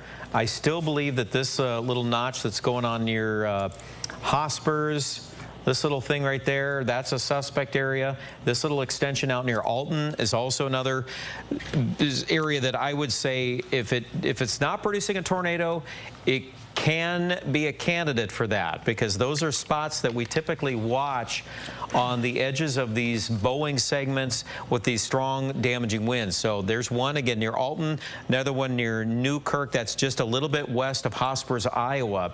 And then you head up to the north, again the rest of this tornado warning as we are looking at this. Again, this is kind of sourced up here toward George. Let's bring up our latest data. I would say right now, Jay, that circulation, certainly when it was over here toward Alvord, it was really tight. It's kind of broadened out a little bit. Now, that's not to be unexpected, you know, a situation like this. But you still have a lot of wind that's flowing through those clouds. I mean, these numbers are still way too high in here. Yeah. At some point, the result doesn't really matter, because you're talking about straight line winds that are going about the same speed as a big tornado anyway. So yeah, it's kind of academic. We know that there's bad wind in that area. Yeah, and this all started again near Sioux Falls and kind of took off near Hartford, and then we started seeing some, you know, at least measurements there over 90 miles per hour south of Canton. Again, to recap where we're at, a lot of storm reports are coming in. Obviously, we're going to be gathering more of this as we approach the top of the hour. KELOLAND News will be airing in some form or fashion. We'll be probably doing a hybrid with our live severe weather coverage. We're going to stay live until all of this pushes through. But nevertheless, right now, the way we stand, and I want to bring this up here on the just the regular view of the radar, so everything that's kind of funneled into northwest Iowa. If you're downstream, I know we got a lot of viewers in Sibley and Little Rock. This is definitely affecting you as well.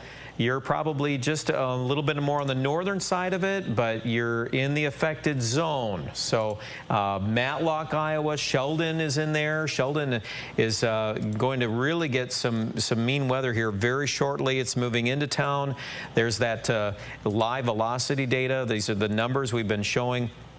You can see they go from this to that. I mean, and I'm not, again, saying that these are actual numbers that are coming down to the ground, but even, Jay, if the number's half that, it's still a lot of wind, and this is, you know, numbers well over 100 within that cloud. So we're remembering that we're measuring the wind at about 2,000 to 3,000 feet off the surface, but there's the brand new data coming in. So, you know, anywhere along this line, we are assuming that there's destructive pockets of wind occurring as this whole thing advances. And it's a long line. It goes all the way. Our storm tracker, we're going to put this up live. Rock Rapids, George. I'm going to scoot right ahead of the main squall down to Remsen. And then we're going to push this east-southeast. We're going to go at least at 60 on that. So those are some communities that come up. Paulina by 952, Ashton 953, Sanborn, Iowa 956. That gives you some perspective there. If you're in Everly and Spencer and Sioux Rapids, Iowa, all of this is coming down your direction as well, Jay. And I did want to mention, I tried to look at our cameras down in northwest Iowa. I wasn't having much luck connecting with them.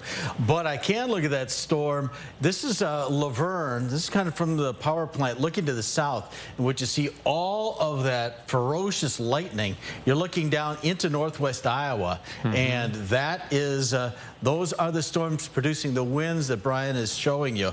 So even from southwest Minnesota, we can see that those thunderstorms, because pretty much all of them are in northwest Iowa, not so much in southwest Minnesota. So you're looking across the border with all the thunder and lightning there. Again, we still have some strong winds here in the Sioux Falls area, and this was not unexpected, because we have seen some indications even in other places, strong winds behind the original line of thunderstorms. So it's not unusual that that would happen. There are a couple different mechanisms that can cause that, but in any event, we still have some pretty decent winds here in Sioux Falls, not nearly as strong as they were before, and of course now they're not accompanied by very, very heavy rainfall that has come through. So that's what it looks like right now in Sioux Falls using our LimeCAD network.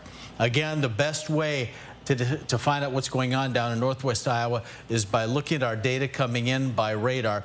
And I know that's up in the sky. That's where the radar beam is, up in the clouds. But we get a pretty good indication of exactly where the very strong winds are by just looking at the winds within those thunderstorms, looking at the Doppler radar on our the radar data in our Doppler radar, Brian.